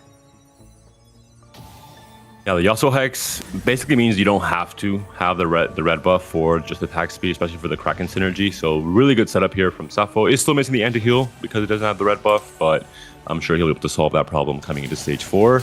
All in all, maybe just Yasuo will a premium provide. position. You can't ask too much of Yasuo trouble. I think he's done enough already. That is very true. But hey, you know, when he gives, maybe he gives even more. Now there are 2 win streakers going up against each other, and this Jax 2, we did mention that is going to be impenetrable in stage 3. There is not enough of strong boards to get through a 3-star 2 cost only on stage 3. So Sappho, again, is going to be cruising. Actually, very important and pivotal round for Sappho, as he leveled below 30 gold as well, so he really needed that win to keep his win streak alive. And we have another epic roll down player for Hypno. It looks like his game plan is clear. Proc Fortune Strength, have infinite rolls, assemble the strongest board possible with the artifacts I'm given. For now, it looks like he's defaulting towards the mech line. You see the JG already built, the Void Staff as well. The mech just generally has the most potential for playing around artifacts and really making good use of them. As YU Mad Pro playing towards a very uncontested line, as we mentioned, with the Corki. We saw it a lot over in Americas yesterday, and the power of the Corki is basically that there are not many now re-rollers anymore, especially since it got quite nerfed in previous patches. So the Corki line is extremely uncontested, and this is why a lot of players might pivot towards that, and especially with the extra Radiant item, it will definitely boost up the power of that unit. Does have the extra Riven already on the bench, and a couple of the Meeple units on the bottom right as well. So while you map pro again angling a line that is a bit more uncontested, Nova in game 1 and now Meeple in game 2. A little sad he's on a 4-loss streak and has lost quite a bit of HP. I think the ideal game plan from his position is to be able to roll a little bit later on 4-2 ideally, or 4-3 even, where his forecasts are not going to get taken out of the pool, so he's going to have a much better chance to hits. But I think he's going to be forced to roll on 4-1 most likely. And right here for Zaborson, we kind of mentioned that he's probably looking to fall below a certain amount of gold as well, the same as Hypno, since they're both on kind of the same line. But Zaborson is following a completely different line right here, where he's going to be playing primarily towards Darkstar, so he's holding a lot of those Darkstar units already on the bench. However, the only issue right here is that you will need to hit a Jhin to get your 6 Darkstar online. He also does not have the Lissandra package of items he would be hoping for with the Nashers and the JG. Has to sign the blue buff instead playing on the Kaisa. But it is only Kaisa 1. Once he hits the list, doesn't really have items for it. It's going to depend on the artifact, which I don't think is a bad idea. There are a ton of very good artifacts for both Lissandra and Cho. But if he doesn't have her forgers, he could be in trouble in terms of not hitting the right artifacts at all for the comp. Another player, of course, on the same prismatic augment as we mentioned, is going to be Hypno. He's going to take more than a 5 HP loss right here, which means... oh, actually, he's 27. Okay, I saw the 35. I'm like, he's not cashing out. It's a 30 HP threshold, so he will be cashing that one out. He's going to get 3 extra artifacts, and our last augment of the day, of the game, sorry, is going to be a prismatic. For Hypno, very important choice. He's playing towards the mech lane. He's going to choose the extra tank item that's going to boost up. Oh, this item is also a gargoyle. So a huge hit for Hypno. Mechs love the gargoyle. He's going to play more of a traditional line panda. We don't necessarily see this one this much with the Urgot, as Urgot 3 is a primary suspect if you want to play this for the time being. The 4 mech is what is more prominent currently. But it is going to be the traditional 6 mech with the Urgot. It's, I think, better to play around the Urgot when you're playing Fortune Strength, because you can make use of all the AD artifacts as well, which is why I think he's a bit more predisposed to playing around the OG version, the 6 mech, over the 4 mech with Morgana, for example. And really good items here, let's be honest. The artifacts, I think maybe, not sure if he wants to switch the whole Crusher and the Sterex on the mech. I'm not sure if just the Sterex is better with double Stone Plate, but 3 units fully itemized, no Reforgers, no problem here for Hypno. Okay, we're going to cut him a bit of slack as well. He had a lot to do. He got the cash out, he got the augment, he got the roll down, he had to sell the board. So really, really nice transition right here from Hypno. And now he gets the chance to pretty much play around with all those artifacts that we talked about. Now Zaborson here, still stuck on about 7. Lysanders will hit the Ezreal, but the most important part is that he got the spatula through the prismatic augment that will give him the extra Darkstar to potentially hit that 6 Darkstar without having to look for a Jhin. Has Reforgers as well. Dawnbreaker. Can move around some of these items, especially the Prowler's Claw. I think not going to make the best, not going to fit perfectly into the comp. But Why Mad Pro on the Corki line is sitting now on just Rammus 1 and just Corki 1, and he's under 10 gold. So and even one. Again, the same thing that we saw last game. Uncontested lines, and you're not hitting these key forecasts. Yeah, that's unfortunate. Also, plays against the cash out from Hypno with all the artifacts, and that's a very, very particular position to be right here from YU Map Pro. Just 5 gold, only 2 pairs, not even paired up on the Corki.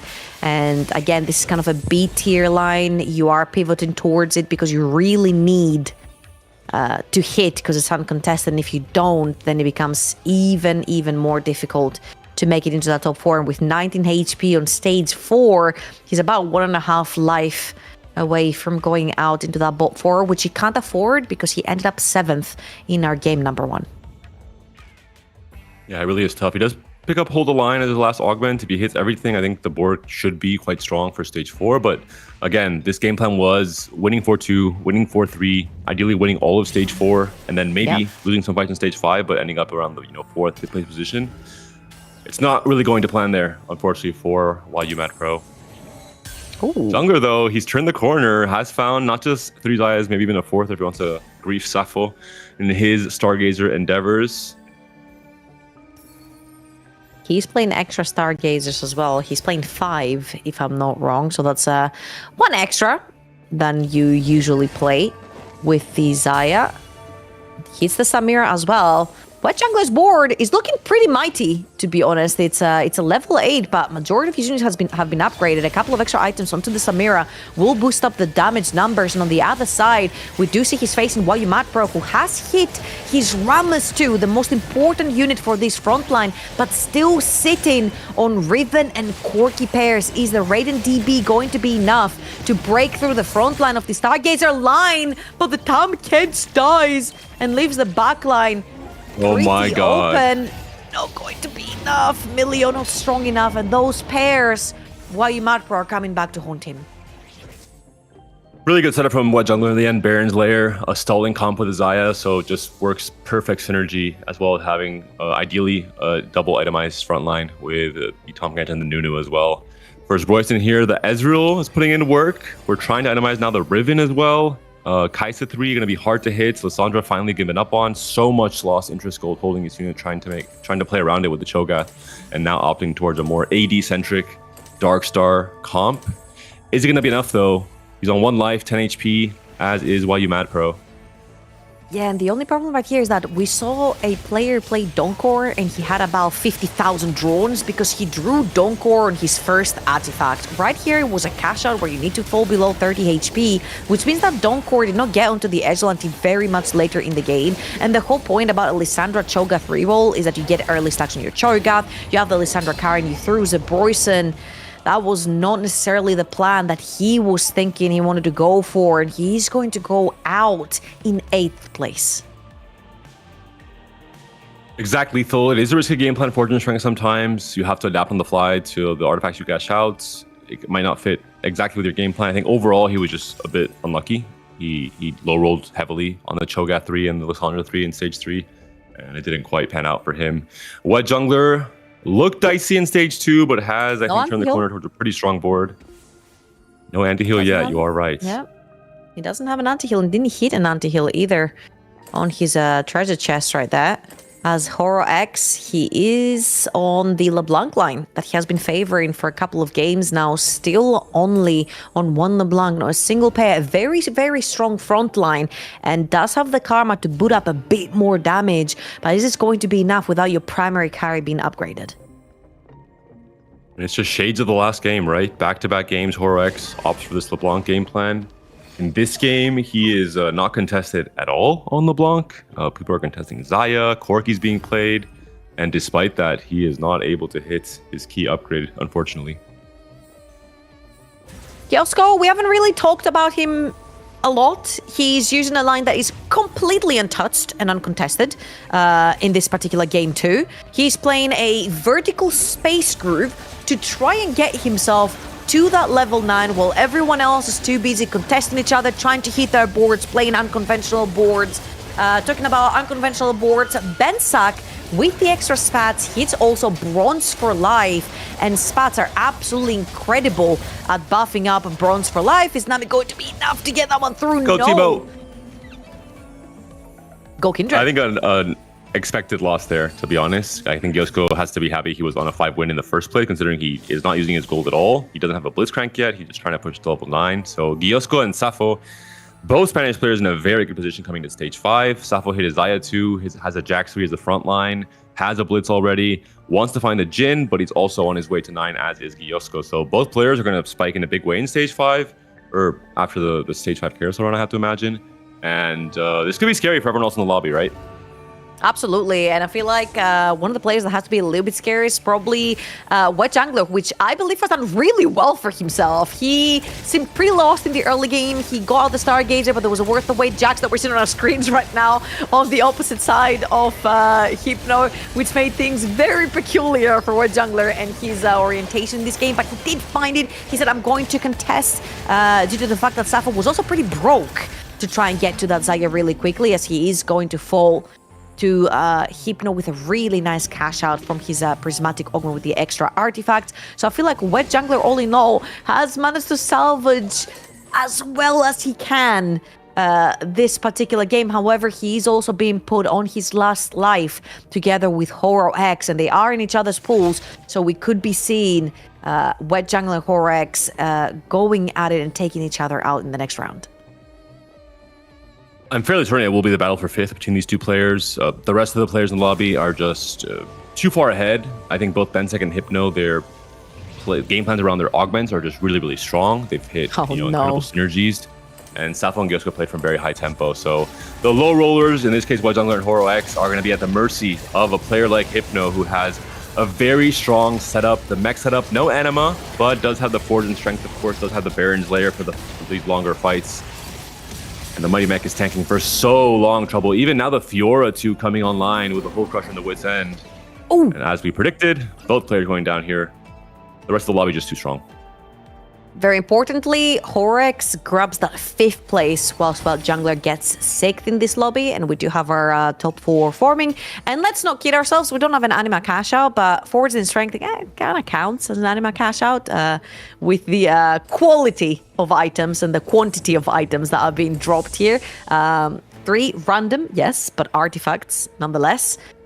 Really, really nice items coming through for that Fiora, especially with the GA as well. And Bensak, on his way to level 8 30 for the time being, has used all of his extra spats to try and get a few more trades for that Bronze for Life. Got the extra Dark Star there. He hasn't necessarily slammed yet. He will be slamming it onto Akali. Can't use it yet. I have to imagine having a triple item Velvet at this point in time is not exactly where Bensak would want to be in terms of his high cap game plan. We're going to see, I think, a pretty big loss here against Hypno. I have to imagine Bensak will be going out in 4th. We have to see what Gyosko and Sappho's boards look like after they're rolled down to 9, but yeah, it's looking a little bit tough for Bensak. I think he hasn't quite been able to go 9 yet, doesn't have any other real value duo carries outside of the Kindred. Glass half full though, he's level 840 and he's coming up to an Elder Dragon, so he could potentially salvage this round as he has already played versus Hypno. So he won't be able to take a huge enough loss to knock him out of this game at 17 HP. But our other 3 players are pretty healthy, and both Sappho and Gyosko are looking at a level 9 that we talked about. So they could potentially be able to get their board strong enough to get through all this artifact power that Hypno is packing. There's a Blitz 2 for Sappho as well, so just a really impactful duo carry to help the Zaya out in terms of taking down the front line. Getting the Zaya to slowly scale into a longer fight. Eyes on Fiora. If she can sneak onto the back line, Sappho could be in trouble. For now, the tank line is holding on strong. Zaya is still scaling. Blitz is still alive. Acel, the last remaining unit, the 1v1 at the end. Zaya does take it. Big win for Sappho. Hypno taken down to 22 HP. Blitzcrank diff coming through from Sappho right there, who had a pretty easy cruising game. Starting with the worth the wait Jax straight into a Zaya game, and Hypno sitting pretty comfortably. He's looking to get to that level 10 slowly but surely, only 22 HP, about 2 lives. But that extra Morgana could be the difference maker, same as the Blitzcrank was the difference maker right here for Sappho. 3 loss now for Bensak. I think it's all going to come down to this roll down. If he can spike any higher, I don't imagine him hitting a 2-star 5 cost, a dual carry along to the Kindred, but we'll see what he can do with 20 gold. Graves being held, Shen being held. Fiora would be huge, but there are, of course, quite a few Fioras out of the pool already. I think Shen 2 is really the only realistic chance that Bensak has. He hates it. Since the Graves 5 that he missed. So many Graves, yeah. And right now, it's just too late to just pop a Graves on your board. Doesn't have any of the upgrades.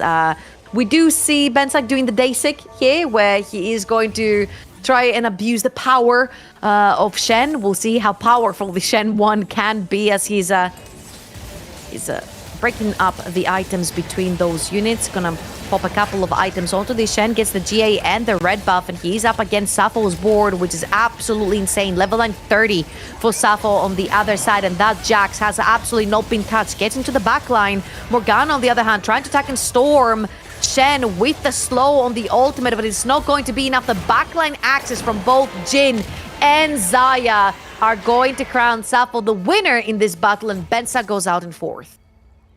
As we predicted, I think the last 3 eliminations have been pretty evident, I would say, from where the board strength was for most of these players.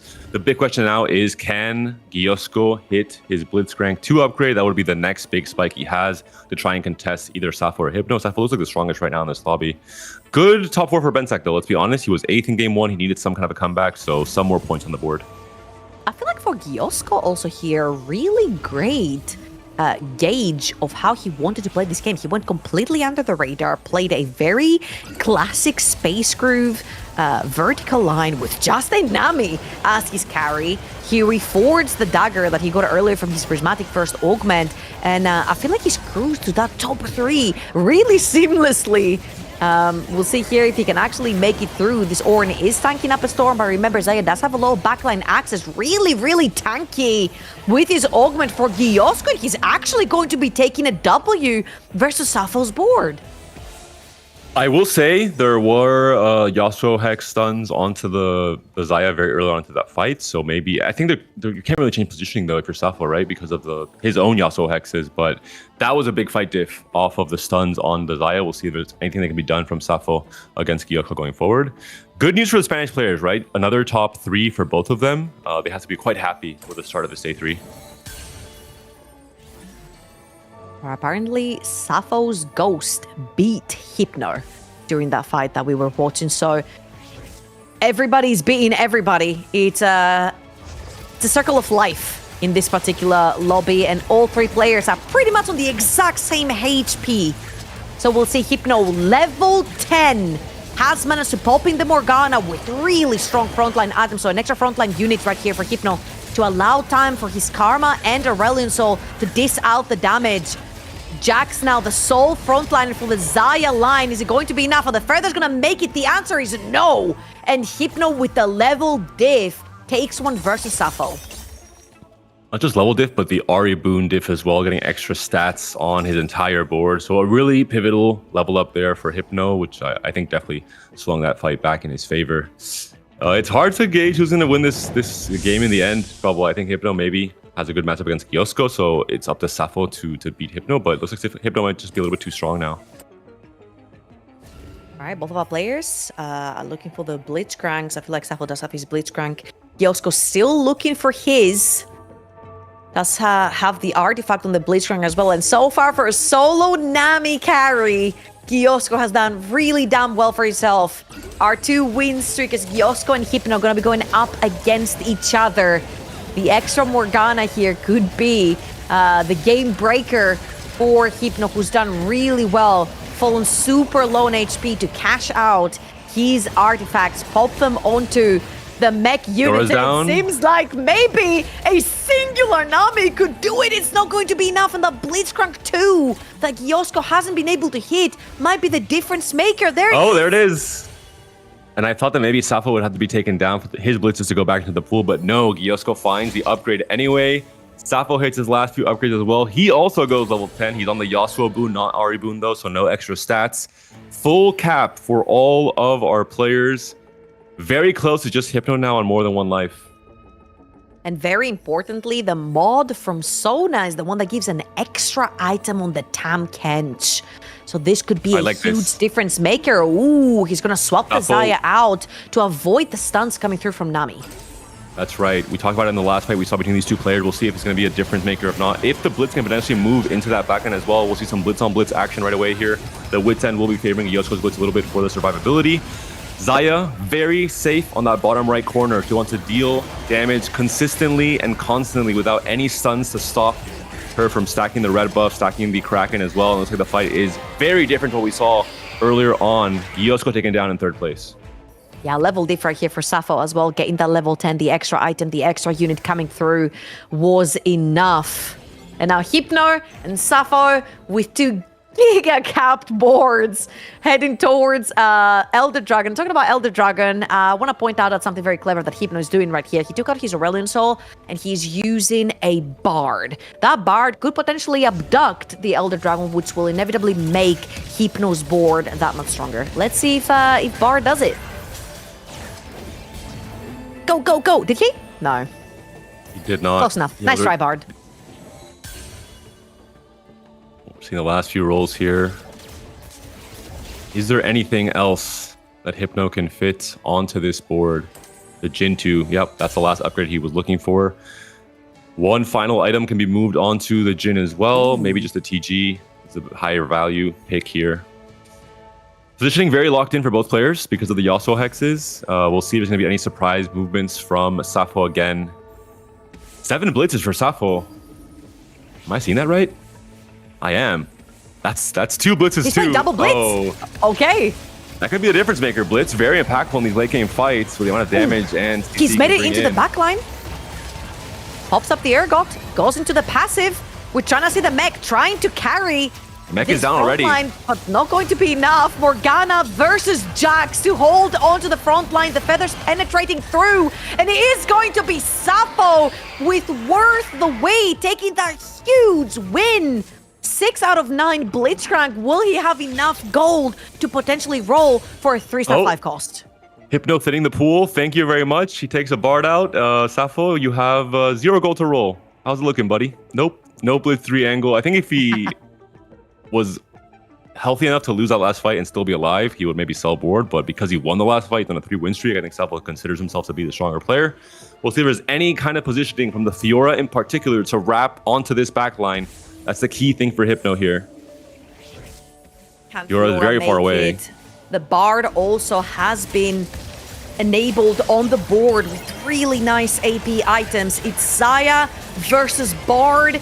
Fiora on the other side. The double Blitzcrank popping units up in the air. Further into the backline, the Jax is not budging. The Blitzcrank isn't either. But a lot of the units from Hypno have stayed alive. The Bard with the backline axes and Hypno with a huge clapping session grabs that victory in game 2. I believe Sappho's Blitzcranks were hypnotized in this fight. It's the only way I can explain the results here. Hypno, a very, very big top 1 there. Sappho back-to-back second places, 14 points already for the Spanish player. A really good start for Sappho and a good bounce back for someone like Bensek as well. All in all, I think everything has been evened out a little bit more, while Jungler going 6th in particular has made it so that all the points are going to be pretty even coming into game 3. And we saw a lot more 1st or 8th playstyle as well, with Hypno taking the forwards in strength and cashing out super low HP and pivoting, getting to that level 10, making his board so strong. Now, we've just started. We've got 4 more games to go. We're going to throw it onto a very, very quick break, but don't go anywhere because we're going to be crowning a winner and 5 players that are going to be heading towards the crown.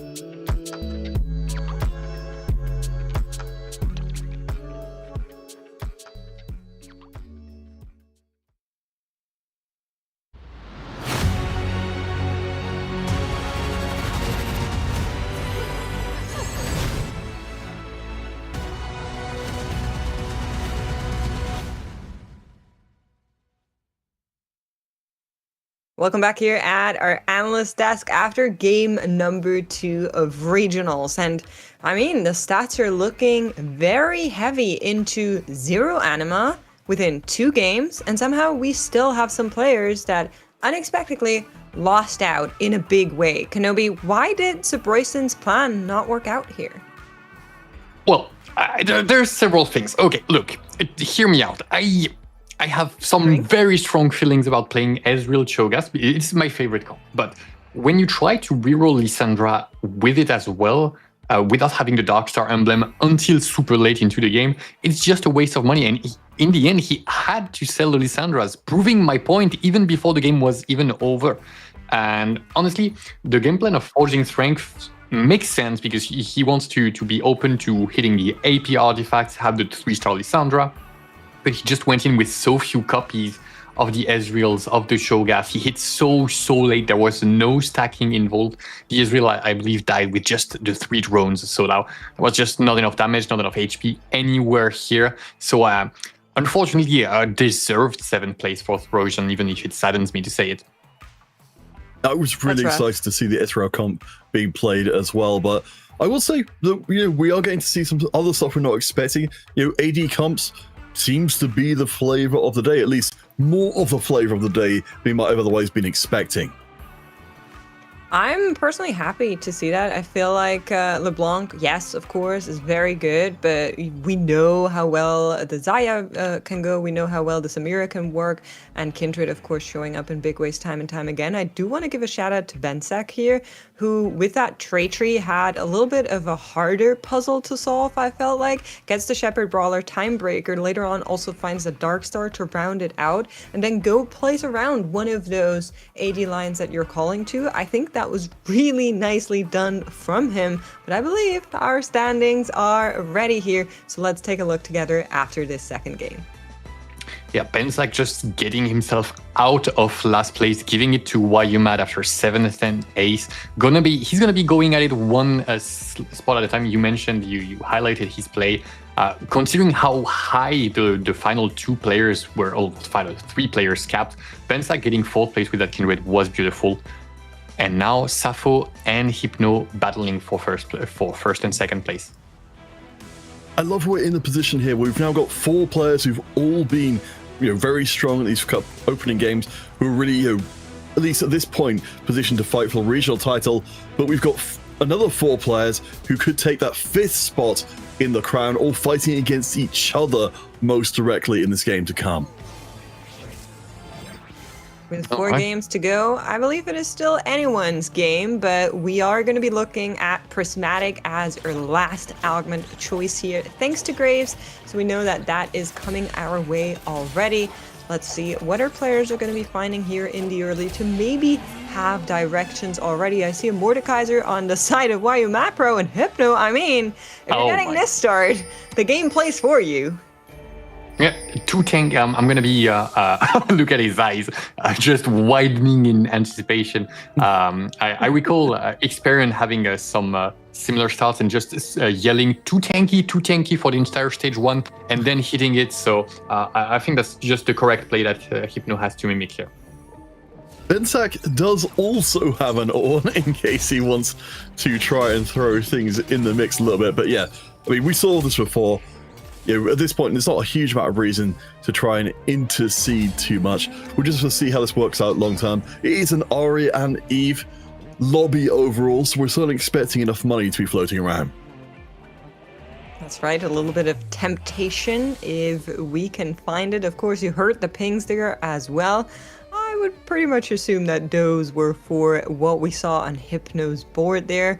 Other than that, YUMAD Pro looking to maybe think about the Jinx angle if he can find yet another Jinx or another Primordian in these early stages. Is a player that we were really big on coming into this day 3. A player that has time and time again surprised us and really shown up in big ways.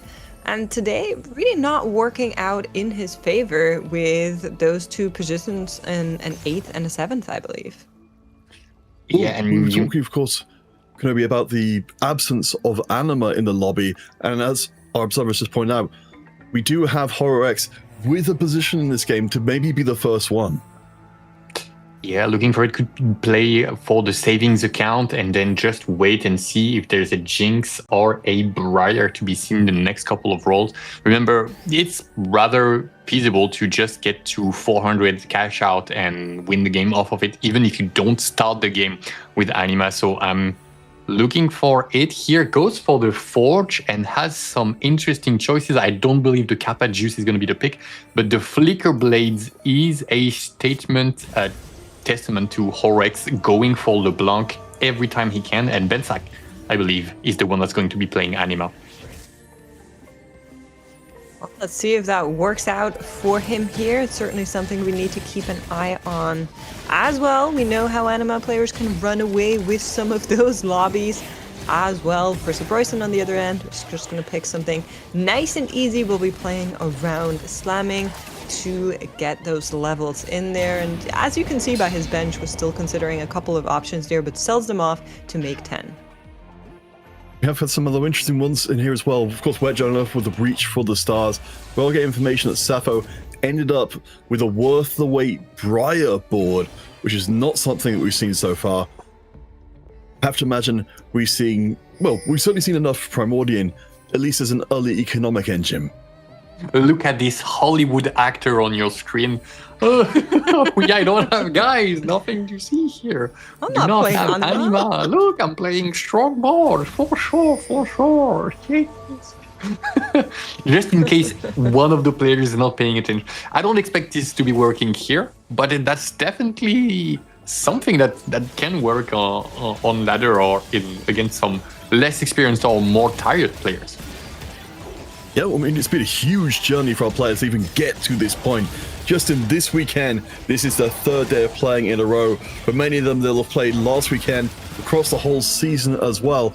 Make something else we want to bring into the mix here is, along with Hypno, and I believe Gyosko as well, they've both taken augments which push them very strongly towards playing aggressive, the prize fighter.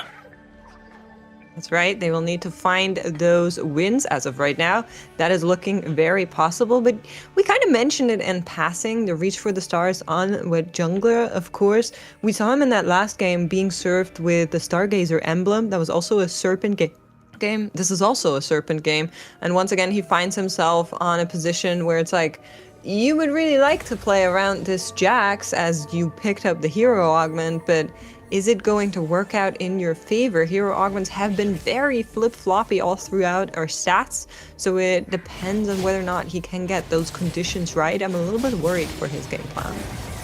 Yeah, he's gonna need some very good items starting in stage 3 if he wants to apply any amount of pressure when the Jax 2 comes around.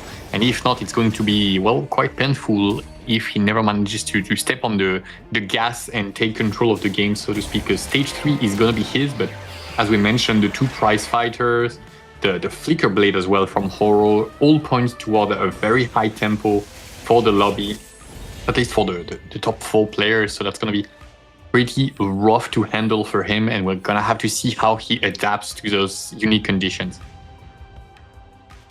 Coming out with our first blessings coming in, Gyosko remains at the top of the lobby. Again, one of those prize fighters from before, who's been running some pretty good early Shepherd bits and pieces.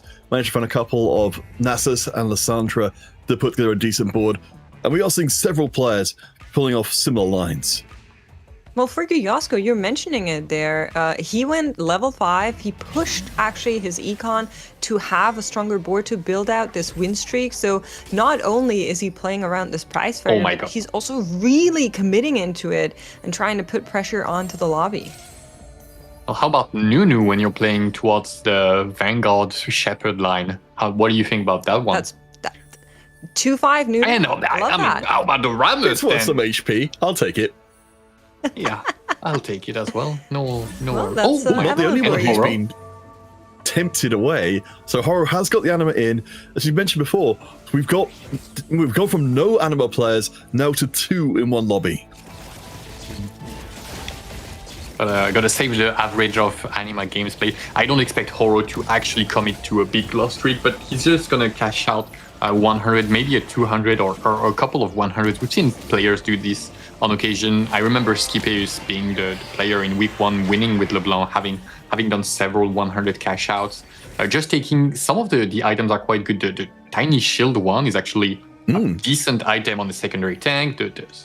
The I don't remember the names, sorry. The one that gives a little bit of attack speed is also decent on the secondary carry. It's free stuff, you know? Why not grab it? Yeah. Absolutely. Something that our players are going to be ready for, but someone who really does not care about all this temptation, about all those forecasts, is of course Sappho, who is playing around this Primordium board. So says, I don't care about the prize fighters. I don't care about you playing aggressively. I'm just making econ. I'm getting my board together and I look good while doing it, because he just keeps finding those wins, really putting himself into a good position. I will say though, one of the scary bits of the Jinx Primordium board is when you have an Anima player in your lobby and they're starting to accelerate, you are usually first in line to fall down before them, because that is where the Primordium board usually falls off. And that's something we could kind of start seeing happening in the previous lobby, with the Forged in Strength taking the place of the Anima player in terms of how strong they were coming back into the game. And that's the type of game plan that really puts a lot of pressure on those snowball lines that just slowly bleed out. The things like the Corki that we've seen, that was clearly the intent of the player. I'll just play uncontested Corki, hit, be strong for a while, and then just get blown away, but get a decent finish, top 4, top 5.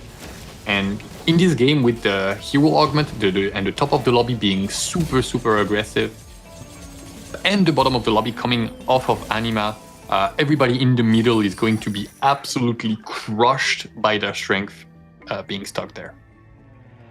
I imagine that's going to lead into more of our players giving into the Evelyn temptation as the game goes on. But Gyosko keeps his full streak, Hypno just behind, and Sappho as well again.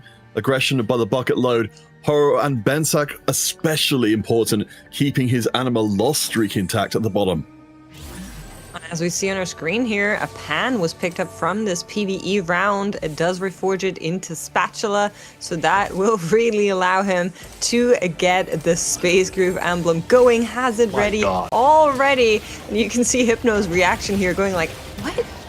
Did you not see how I was served a Samira and an Ornn? How the game was like, you are the star, the Space Groove player, and now you forged his? What is going on?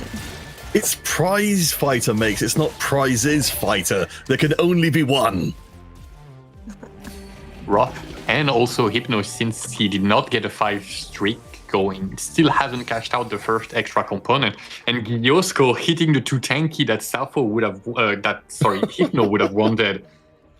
Really just rubbing it in, even though he's not going to know that. But we know the fate has it in for Hypno right now. Well, he could still find it himself, you know, that there's a chance. I'm sure he's digging right now, but it's not going to be the case as augment choices are popping up all over our screen. So Broyson, though. He's constructing some kind of a board. What are we constructing? Is it Veigar? Is it Lysandra? Oh. Lysandra is going to be the choice. Noise. Yep, it is the choice noise. And on the flip side, Wet Jungler picked up a combat augment and did also pick up the 2-star Jax. However, the price of that Jax has been quite prohibitive, and he's now down to 10 gold, having lost quite a lot of HP in the early game. The situation is now looking a little bit dire for him. And for Wet Jungler, you know, if we look at the scoreboard on the right-hand side, you can see that most of the players on high points already, Gyosko, Sappho, Hypno, have been playing pretty aggressively as well, meaning that they've got themselves at least a solid game ahead. Wet Jungler is the one who is in the bottom 4 right now, so the one I'm most concerned about potentially dropping down in this game. Yeah, me too. We're of course checking in here with those emblems, is building out a very nice stack of just bronze traits on the left-hand side there due to it. But is it going to be good enough? Can he get the roll down right? Find that LeBlanc that really he wants to be centering this around, I assume. We'll need to check back in on him. For now, he's going to be healthy, but not very rich in comparison to the rest of the lobby.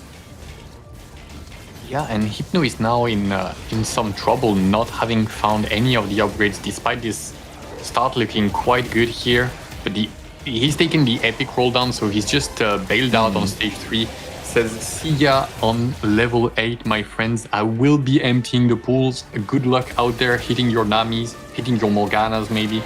I'm coming for them first. I do like the reactivity of just saying, you know what, I'm going to step up and make sure I don't get screwed over.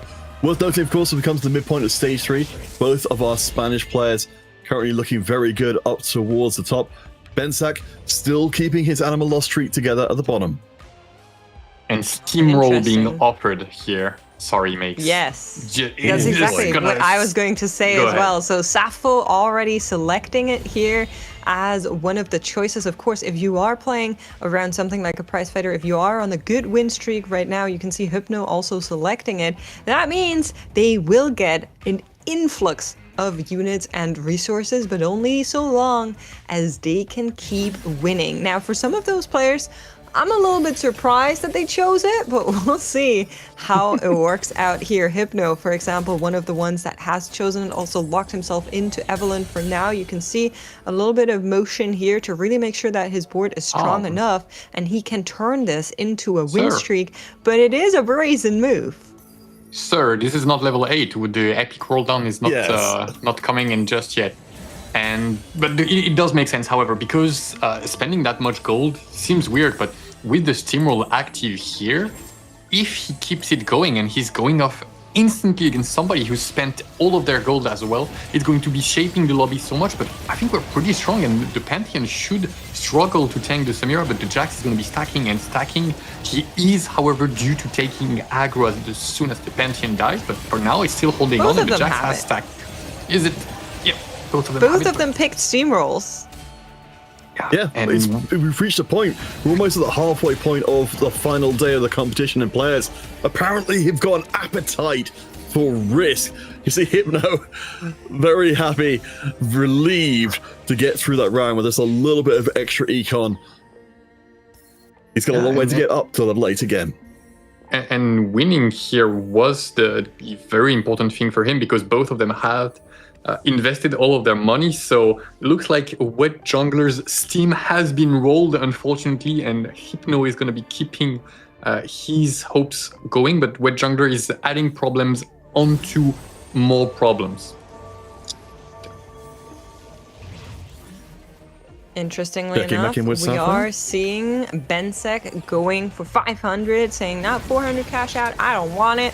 I can take this further. I'm healthy enough to get a little bit extra here, as he's on a 9-loss streak for now, and he will try to show us this huge cash out, this huge redeem as it moves on. For Sappho, the news are good. He kept on winning as well. I believe Hypno has also found a win after this one, so 2 of our Steamroll players still totally in it. I mean, this is, if we're talking about resources coming in, as you mentioned before, for Sappho, 2 gold per round, be able to push the board strength even further, the worth the wait as well for extra economy.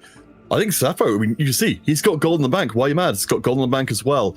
I think they've got some great late game potential as well. Yeah, and speaking of late game potential, someone needs their late game potential to be realized in the very, very next round.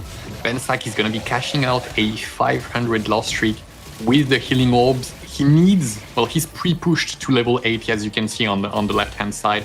So he's going to be doing his roll down here. And the big problem, it's not a huge problem, but he's going to have to lose it in the next round. Because if he does win, he's just not guaranteed to get the 500. He would have to be facing somebody who's level 8, which is no one currently, except Sappho. Yeah, well, Sappho is an option based on what we're seeing here. That is a scary proposition. So you can see Bensack already trying to posture up here and get ready for this transitioned move that he has in store for himself. Of course, 16 HP. That's not a whole lot. And we know the last augment is going to be prismatic. So you also have to calculate that in. Exactly as you said. Bensack's holding back a little bit for this round, knowing that he does need that loss to stay in place. It's still a very swingy board with the healing orbs coming in. Now he's got an idea of how strong his opponent in Wet Jungler is.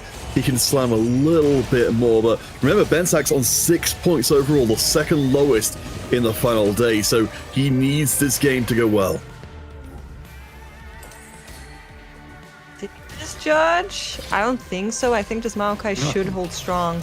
And that is going to be a decent sized loss for him. Does even get the Maokai down, so 2-unit loss. Very, very well done for Bensak. Let's see if the prismatics are in his favor.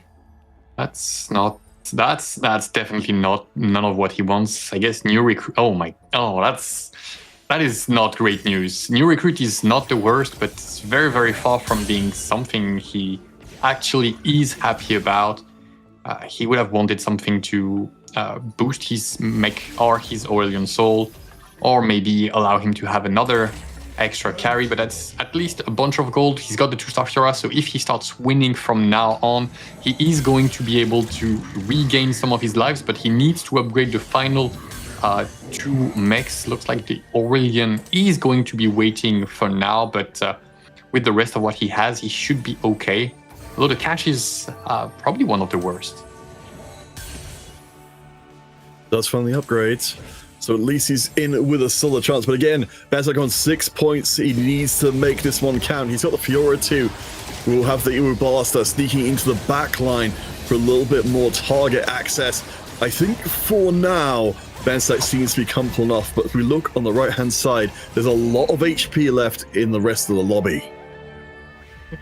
Notably, Sappho, the big one there, right? Starting to be a little bit of a boogeyman to the rest of the players. He's still steamrolling. He's still profiting here. Hypno's now finally snapped. So he is continuously getting extra rewards, extra units, extra money. And he is playing just around that Kindred board. Already has the Kindred upgraded. Already has the Yi upgraded. It's a beast of a board. Ding, ding, ding. Bing, bing, ding, ding, ding. Bing. That is 6 Zayas and a commerce core here for Horo. That's crazy. So we have definitely a win condition here that could upset the entire lobby's balance here. It could come very, very quickly with how many forecasts are played in this lobby. I would not be surprised if by 5-1 he managed to hit, but everybody's going to be ratting on him now. Yeah, I mean, it's a very bold step to take forwards, but already his board is very strong. As you can see here, the Flicker Blade you mentioned much earlier on will be, of course, nightmarishly good. So Haro doesn't necessarily need the Zaya 3, but he's going to be threatening it for the rest of the game. And we're now in that situation that we mentioned in passing earlier. Let's check out our god. So it is going to be Blood Pact on the side of Evelyn.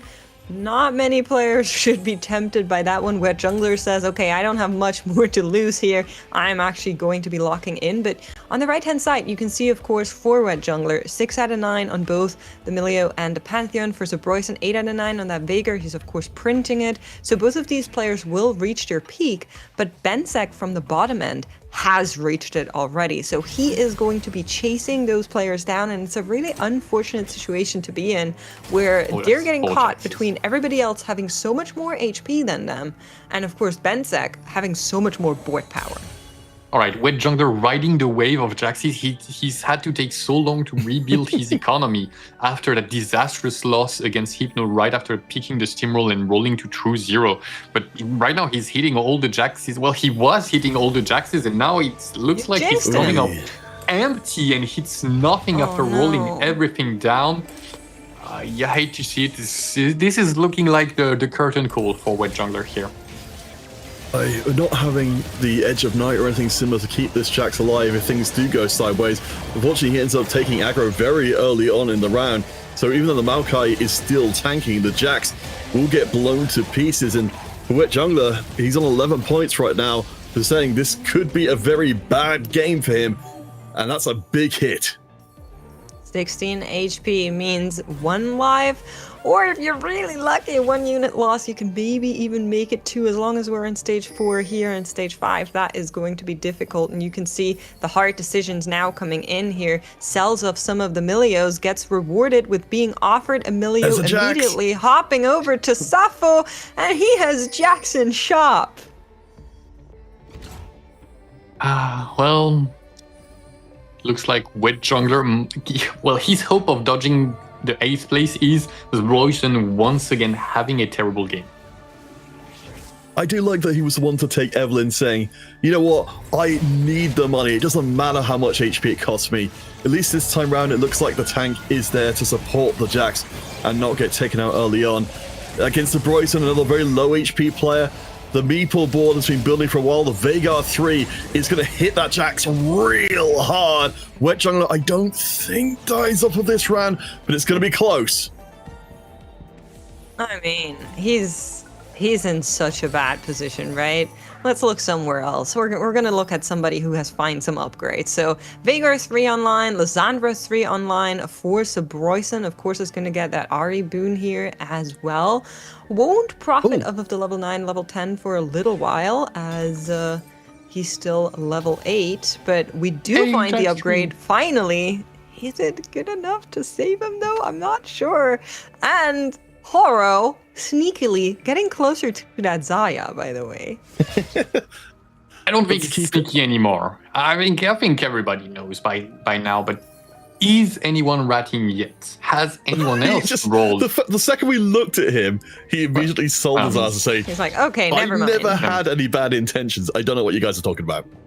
Pretty sure, I mean, somebody's holding them, and he's just saying, all right, you got me. Yeah, you silly goose, you got me. I'm going level 9 now. Checking in with Sappho, the man himself that has been putting pressure on the rest of the lobby. Here you can see the board that he has built out, of course, is on level 9 as the only player in this lobby and has spent his gold accordingly. But we need to hop back. We need to check in with Wet Jungler and see if this Jax spray is actually good enough to maybe keep him in this round just a little while longer as he's fighting for every single point, every single placement in this day 3 of regionals. Now, Jax is ramping up. No frontline there anymore, which is a little bit of an issue. Self-heal keeps him just a while longer, but not long enough for him to hang in there. So Bryson out, though, at the same time, is going to be 7th and 8th, respectively. A rough game for Wet Jungler, feeling like he just got hit by the game over and over, having to roll super deep to find the Jax 2, rolling deep to try and maintain the sim roll, and instantly getting slapped with Hypno, who had done the same thing but was just a little bit stronger. And then on the final roll down 4-5, just looking like he was about to hit despite the odds being low, and then just stopped seeing anything for the final 20 gold. Rough 8th place, but Bryson, whose game didn't look as bad, just gets a 7th place once again, cementing him at the bottom of the standings here. Yeah, that board just really not coming through the Veigar plus we would hope for. Of course, for Wet Jungler, we see Hororex, who's one of the reasons why the board didn't come together as quickly as it could, has abandoned the pile of Xayahs, but is good enough to get a takedown. That's another place secured. Well, you know, the Spanish region and the Spanish players, they really like it when you speak them up, when you cheer for them, when you believe in them. That's one of their favorite things, Counterfeit. And I know you've been big on them. I know you've been... Listen, I have the receipts to prove it in our green room chat. He's been talking about the new era of EMEA, TFT, and all of those things. You're saying this like I could the rest of the be... class on what's going on now that we once again have 2 of our Spanish players in the top 5? You say this like I'm going to be in any way saying this is a negative thing. I think the Spanish players are doing amazingly so far. I mean, yeah, we took back to Revan in past season, breaking through the glass ceiling for the Spanish players. I think he's been an inspiration from going forwards. This is definitely a huge regionals for them, but we still got Horo in the mix. We still got Mad Pro, who's still alive, trying to push for a few more points.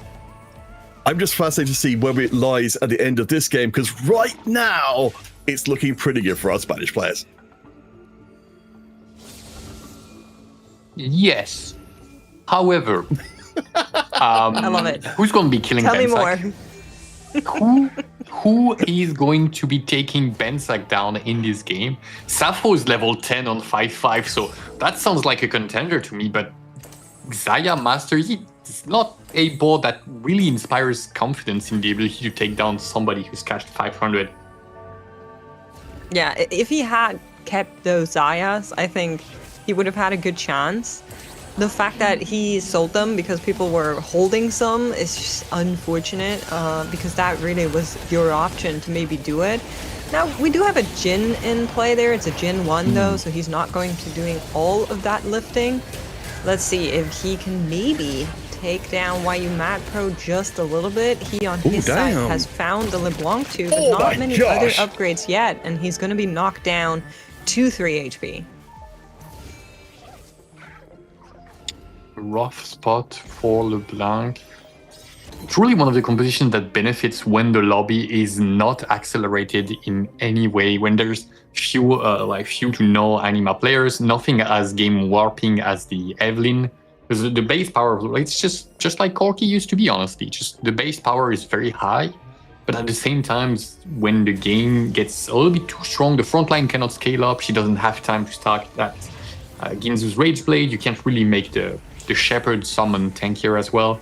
It just gets harder and harder, and right now the lobby looks like one of those hard ones for YU Mad Pro to get a 4th place.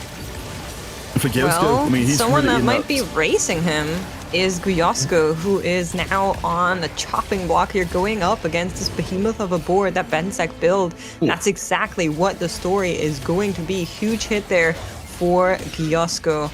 See, YU Mad Pro is also going to be fallen though. Oh, Sappho saves Gyosko's 4th place by getting the elimination of YU Mad Pro. Gyosko is the lower of the 2 Spanish players in terms of overall points, so that will be difference making. But Bensak, I mean, he's on an absolute tear through this lobby. So many of our high points players, Hypno, Wet Jungler, are already having drops. Means that for Horo X and for Bensak, this is a real game changer of a lobby. It's really funny to me. We didn't have any anima in game 1. We didn't have any anima in game 2. And it almost feels like somebody whispered into Bensek's ear and went like, remember who you are. And back we're into the anima boards with like absolute stomping. Not even just a 400 cash out we've seen so many times, but even going to 500 saying, no, I'm locking this in. I'm solidifying it. And he low rolls his prismatic. He low rolls his cash out. And yet we're looking at this board and it looks absolutely terrifying. Yeah, well, low rolling a 500 cash out is still a potentially game-winning cash out. So that's you know, it's a low roll, but not really. And we're gonna see how Horex fares. The Jin 2 has been found, and he's looking menacing with those items. But the rest of Bensak's board is also pretty well equipped. The front line is looking like it's holding on, but we have reached the point where the Radiant Field is just struggling to stack up, and it goes down, well, relatively quickly, but not quickly enough. Horo is going to be slapped in the face and go down to his final life.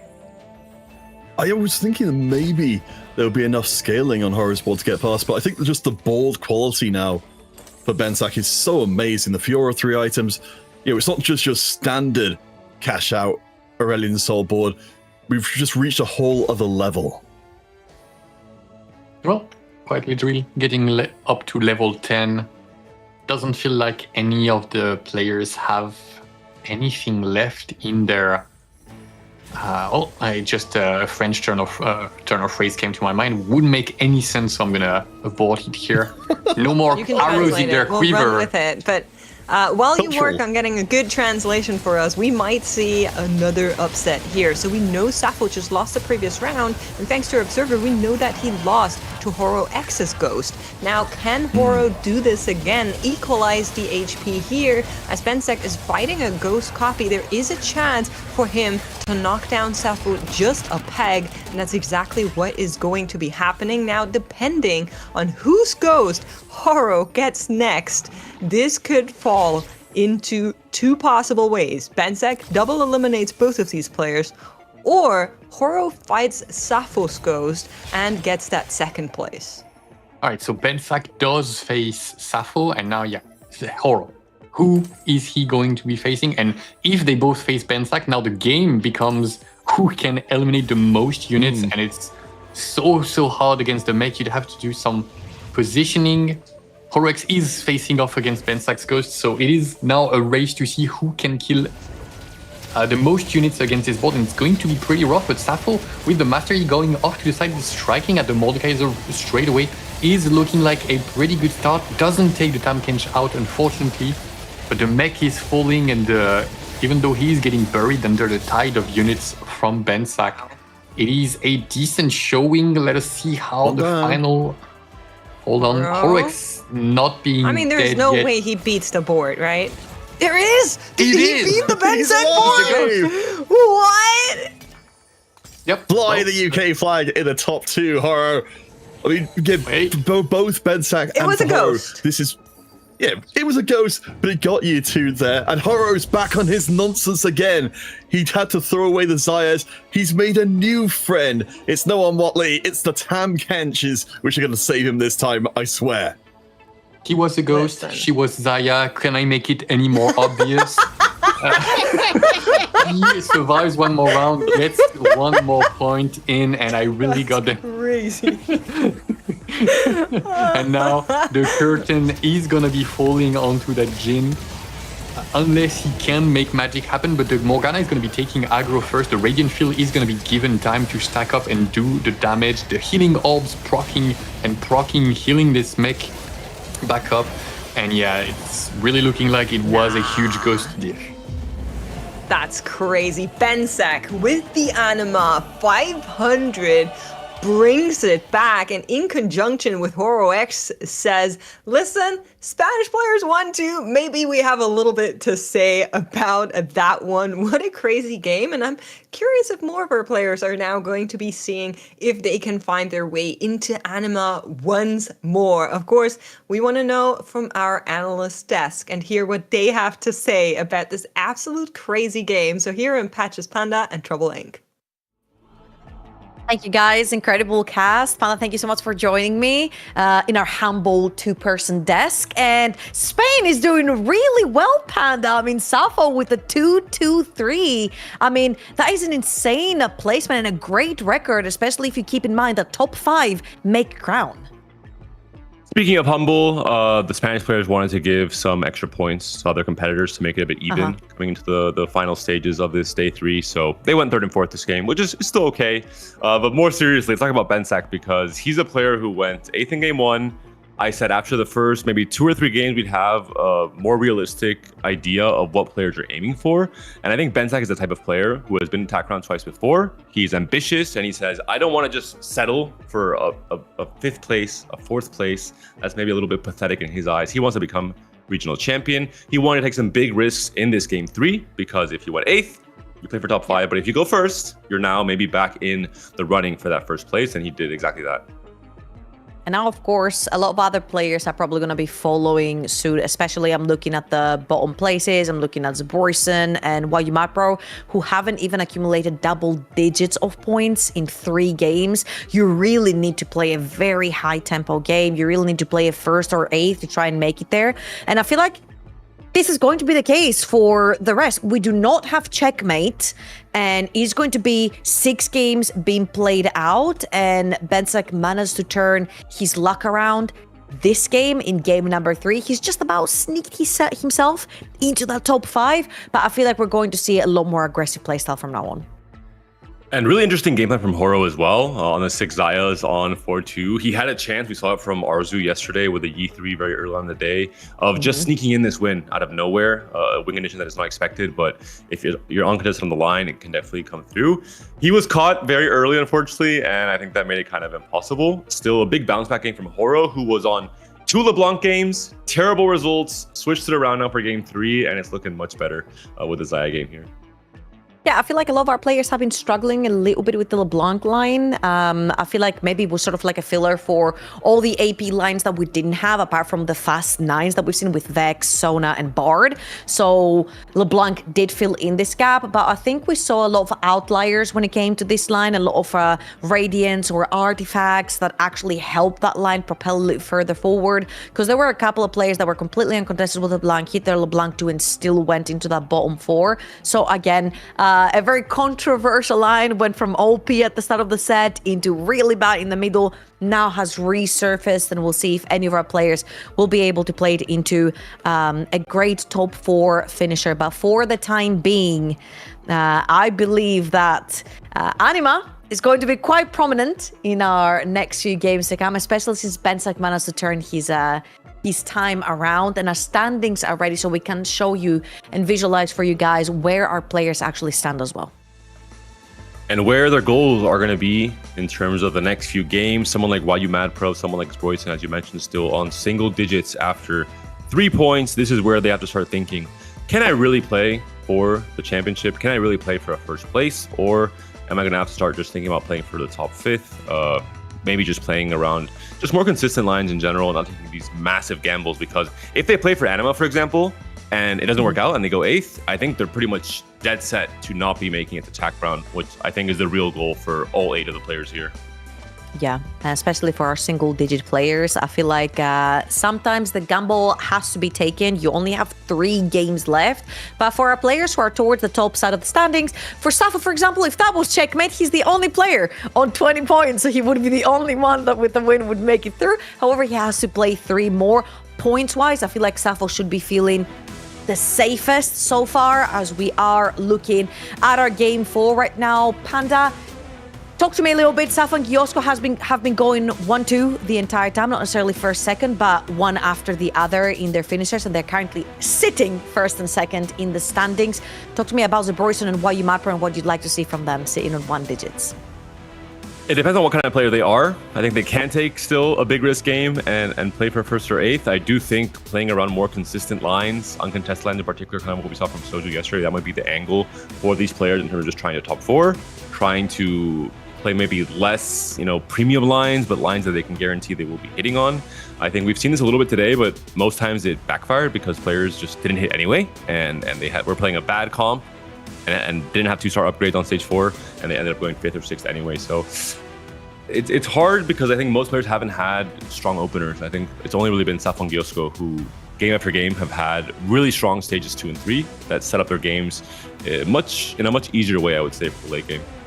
Yeah, let's see if any core keys or traditional Master Game rollers are going to make their appearance in this game. Number 4, again, we are just about past halfway mark. Only 3 games remaining, and you can see the disparity between the points. 7 points for YU Mad Pro and 20 points for our lobby leader currently. That is Safa. That is 13 points apart.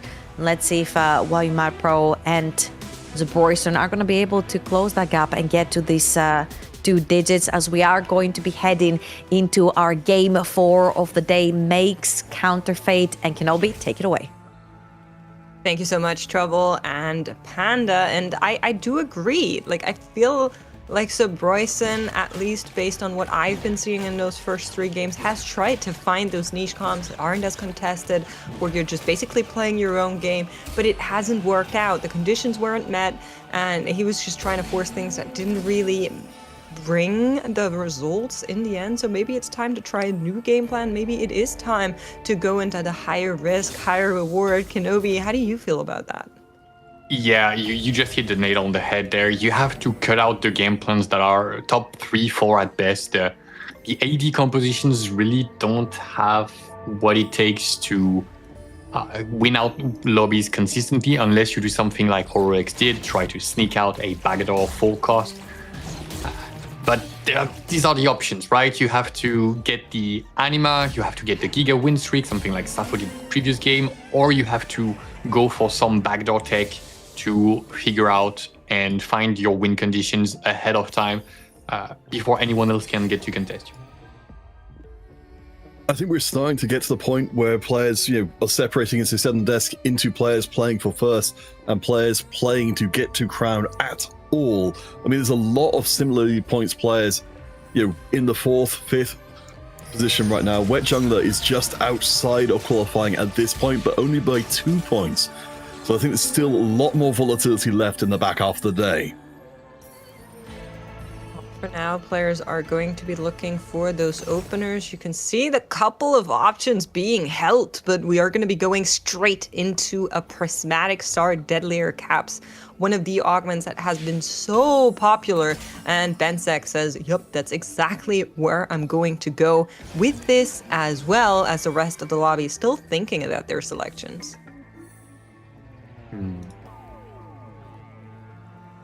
For players like Bensak, I mean, we was talking about the desk. He's been very first or eighth, and yeah, I mean, this is the hit. We've seen this before. You know, you get an Aurelion Soul or similar, and you just get these stacked up. We've even got an Aurora, an early good caster to get those stacks running. This could be a great game for Bensak. All right, we're getting a couple of builder buds, so we're going to see a very accelerated lobby once more, and Giosko on the complete opposite end of the spectrum with the Exalted Adventure. I believe we're going to get an update on exactly who the units are. I believe the Jax has to be a part of it for us to have them, the pair here. It looks like a Jax Milio, so that's not going to be an adventure at all. It's just box standard, and it's great news for Giosko. A short trip to the shops. It is Jack Spike and Milio, yes. Yep, that's what we're looking for. We're also seeing our upgraded units there for Sappho and YU Mat Pro. So it is going to be Ezreal for YU Mat Pro, and it is going to be, I believe that's Rek'Sai for Sappho. Yeah, Rek'Sai for Sappho. You said YU Mat Pro. I mean, we have got the Ezreal back in the mix again, so maybe Kenobi will get to see fully what he's capable of now that he can be stacking from the beginning of the game.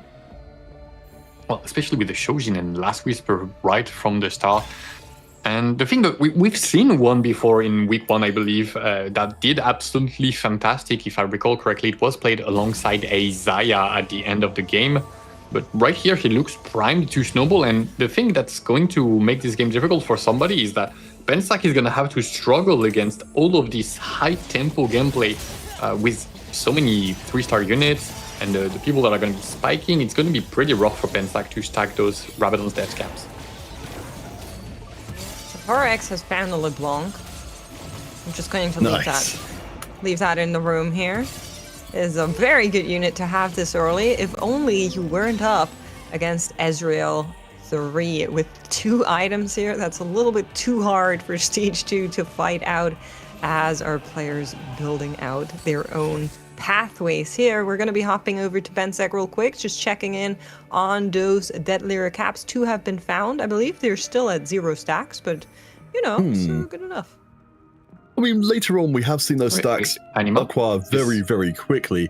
So Tactician's Kitchen for Hypno into Anima. I guess we found our lost streaking player.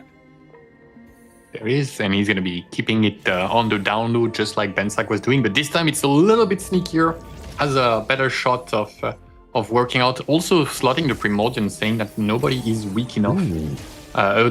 Nobody's weak enough to that beat them, so he's going to be making a little bit of extra money on the side. He's got a side geek lined up and going to be trying and get himself set up. And this is looking scary for Bensak, especially if I keep thinking about his Rabadon's Death Cap. Yeah, we'll have to see. I'm also a little bit worried about the contest between Wet Jungler and, of course, Giosko. Both of those players currently playing around the altar as we do go into our gods, and it's how could it be any different for this very important game? Ahri and Thresh, and our players are very decisive in what they want. As you can see, a little game pause has come in here.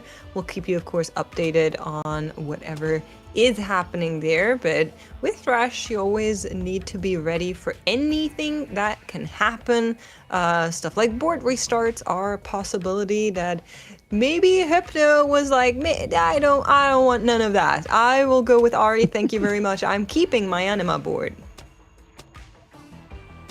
So the reason for the pause is, we have Hypno not able to see his items during selection here with the Pengu God, so it's going to be fixed really quickly. Should be less than a minute of posing. All right, that's because Hippie carry. He should have gone for Gamba, and he picked Ari. Gets deserved punishment. You're not allowed to see items. Oh, I That's see. not how that That's the hidden effect of Thresh. Sometimes he'll just make your computer monitor fall over. But in terms of where Hypno is, he's on 15 points. He's trying something, he's forced into with Tactician's Kitchen into the Anima squad. But this does position him on 15 points to maybe be one of those players capable of challenging Sapo's current 3-point lead on anybody else. Let's just take stock of the lobby here, as we are looking at our lower third, and we can just see all of the comms that our players are currently running, but I'm hearing you out, Kenobi. Tactician's Kitchen, Anima Emblem. We are finding Fiora early, and this is the 6th Anima game. No. Absolute classic masterclass from Hypno. Goodness. You heard it here. I shouldn't have heard you Don't out. be surprised I'm sorry, when it happens, chat. That's okay? on me. Next Kenobi. time I will mute this guy. You've made me so happy because I'm normally the person who says stuff like that. I just didn't have the courage to say it out loud. So thank you for speaking it into existence. Hey, you're welcome. My pleasure. All right, we'll see how this one goes. We'll, of course, keep you updated on the Thresh selections of our players as soon as we can gather them all. There's going to be plenty of them. Just bear with us as we're moving through the boards. You can see for Hypno, the game plan is straightforward. Just going to be playing around this Anima, going to be switching in this Aurora at last second to really make sure nobody that's just spectating through the boards real quick sees the trade active, but I'm pretty sure the rest of the lobby's onto him. Well, we haven't talked too much about the Wet Jungler's position. Again, just outside the top 5 at the moment, so no great demands upon him necessarily, but he's decided to go for Trait Tree. He's got the Vanguard, he's got the Brawler, he's got the Stargazer. So he's got himself a pretty solid start. I think he's in with a good shot of getting a strong finish or push him back into the top 5.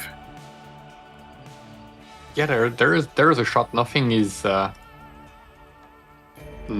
settled for sure, and in this game the game plans seem fairly balanced.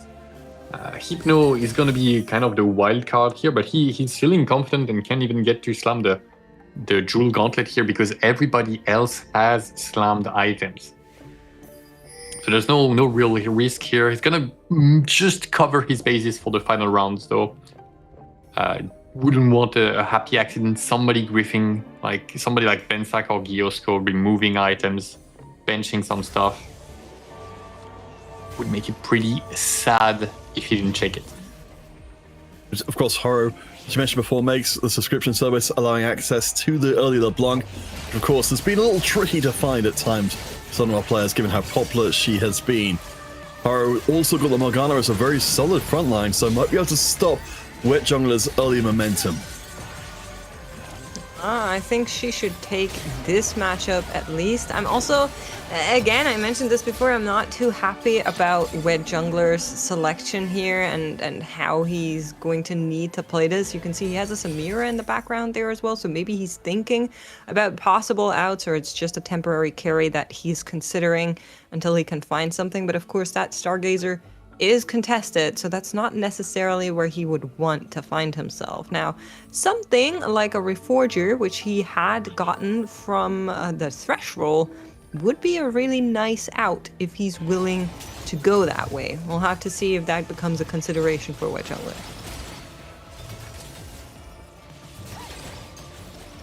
Just to add on to the conversation, or rather to revisit part of the conversation from before, we were noting that Bensak, with his enhanced Rabban's death caps, was struggling a little bit to stack them.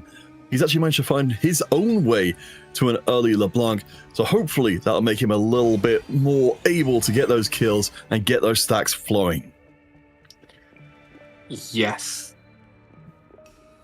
And you have to... Alright, I'm gonna put some context here because this argument can seem scary, especially if you're playing from the bottom of the standings, meaning you haven't won many rounds, haven't stacked as much. But I want to draw your attention to somebody who used a similar game plan with the Death Blades back in the TPC2, I believe. That was Rico Mastery. He opted to full open the first 10 rounds of the game and still managed to stack enough just by hard spiking in stage 4. So even if it might be looking a little rough for Bensak right now, if he starts stacking at any point in the game. The double Rabadons is going to lead him to shoot past everybody else, even have the potential to outcap somebody like Giosko, somebody like Hypno, who both will be receiving high-value caches later on in the game. And how could it be any different? Our second set of augments here is also going to be prismatic. So this lobby is really into it. They are getting another round of chaos thrown their way for Giosko, who's on that adventure. A nice little prismatic ticket being picked up is going to make his life a lot easier. And that's crazy. We see already, slamming it in, trying to at least make sure that his board is strong enough for the time being. We've got a decent amount of Jaxes in the mix.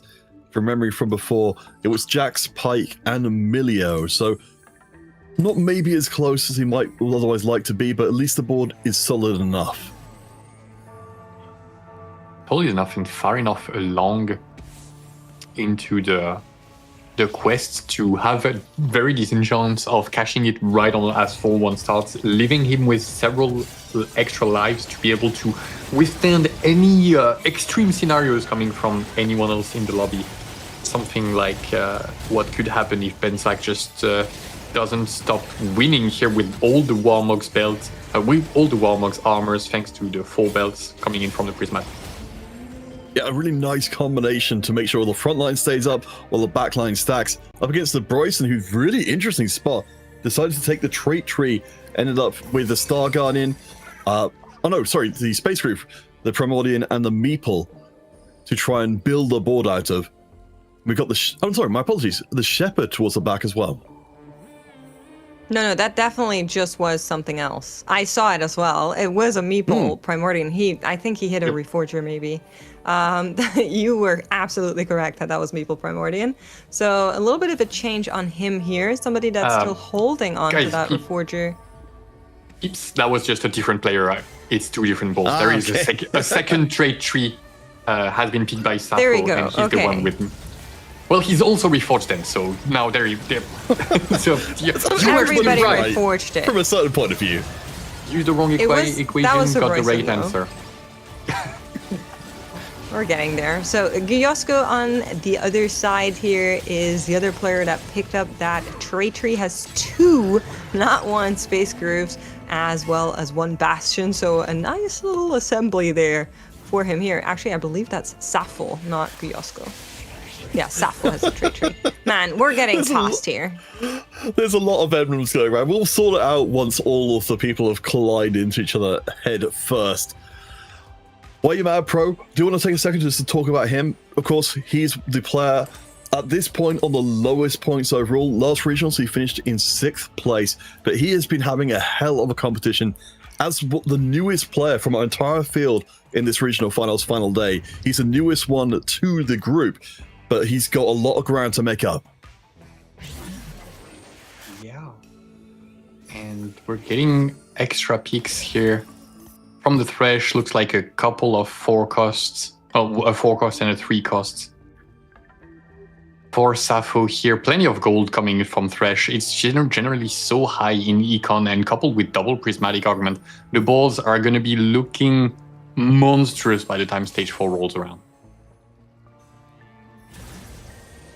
All right, checking in with Bensack once again. He has been winning, which means great news for this spot. It's a little bit obscene. Come on, if you're looking at this, it's a crazy spot to have for him here, and he's just going to try and run away with it. Let's see if our other players have something to say about this. The DB augment being picked up by YU Matt Pro here, who was on that Ezreal, is not going to have a chance to maybe mix up Bensack's win streak.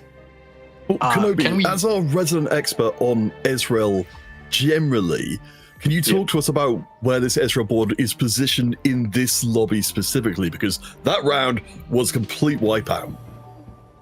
Well, he's still very much lacking in frontline compared to Bensack's board, because that Mordekaiser is an impenetrable frontline. I just want to, guide your attention toward the fact that the random boom that Broyson got prevents him from buying champion for 2 rounds, which is feels bad when that happens to you. He got a bunch of gold, but yeah, he had to pay a price, an unexpected one, to say the least. Yeah, it's not usually what you're expecting, but that's the power and the blessing of Thresh. It is just a little bit chaos for our players. And somebody else that has also been hit with that same boon is going to be Horo X. Also got the 12 gold, no champion buying for 2 rounds as players are fighting. One more PvP here before they can get a little bit of extra resources for themselves.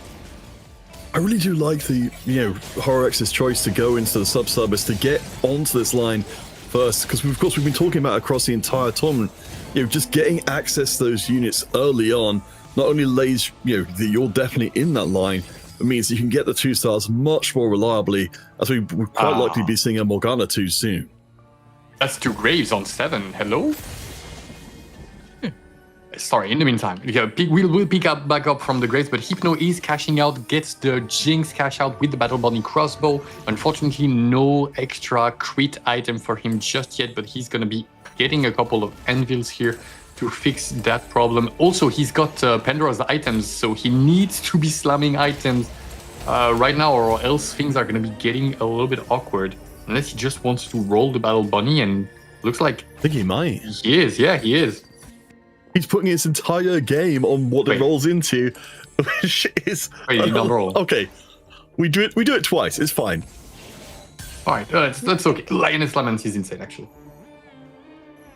Alright, last couple of gold being rolled. He has the major upgrade onto the ASOL, but of course, the mech is something he's still looking for. Finds it here in the last shop. We'll need to sell something, but no worries. We are going to be making that, and more upgrades are being hit across the board. Checking back in with that's nasty. who has found, I believe, his adventure. Yep, Yes. Got the Triforce and Death Defiance, instantly reforges it thanks to the Golden Reforger. Just instantly hits 2 absolutely gorgeous artifacts here. The Hull Crusher rounding out Jax's items, and the Ludens on the Milio means he's gonna be hitting... I wanted to make a football reference, but I actually don't know how it's called, so just shows how much attention I'm paying to the World Cup. Well, it's certainly a board that's got a ton of potential. We'll be seeing a 3rd Prismatic coming in as our players, again, are fighting for places at that Tactician's crown. We're seeing several of our players deciding, particularly towards the top, that they need to hold the line. See what else is being picked. Gyosko still thinking about it. Money Monsoon, often something players do like to go for, but picks up the Band of Thieves instead here to beef up the rest of the board, really help out with the additional items that can have them survive in this round. Gonna be checking back in with Safo, who's just playing, the most normal Space Groove game you have seen. Just 2 items plus a Bastion of items, just a perfect trade tree as we saw earlier on. He's going to be chilling, but not so much against Hypno, who has just found that huge cash out into the double mech hits. Woof. Army 1, Riven 1 is just not going to cut it yet for Safo, but the moment both these upgrades come through, he's just going to be an absolute menace.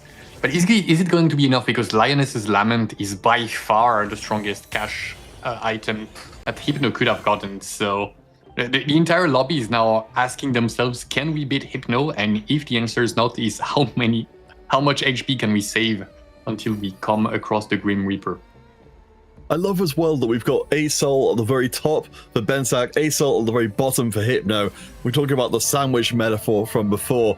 I think things are going to get real tight in a hurry. Wet Jungler has at least hit a pretty solid board. We saw from before what an enhanced version of the Zaya can do. This time we've got the Infinity Edge there for our friend Jin. Let's see if it's good enough to give Zabroyson some trouble. So sure, I believe in the board of Zabroyson here, despite the reforge that we were talking about earlier. It just looks so weak to the eye test, and is also going to be losing here. He has 0 gold left, not really anything to work with, as no upgrades have been found. Can Thresh maybe save him? The last boon choice here coming in for our players. What are they going to be taking home is a big question.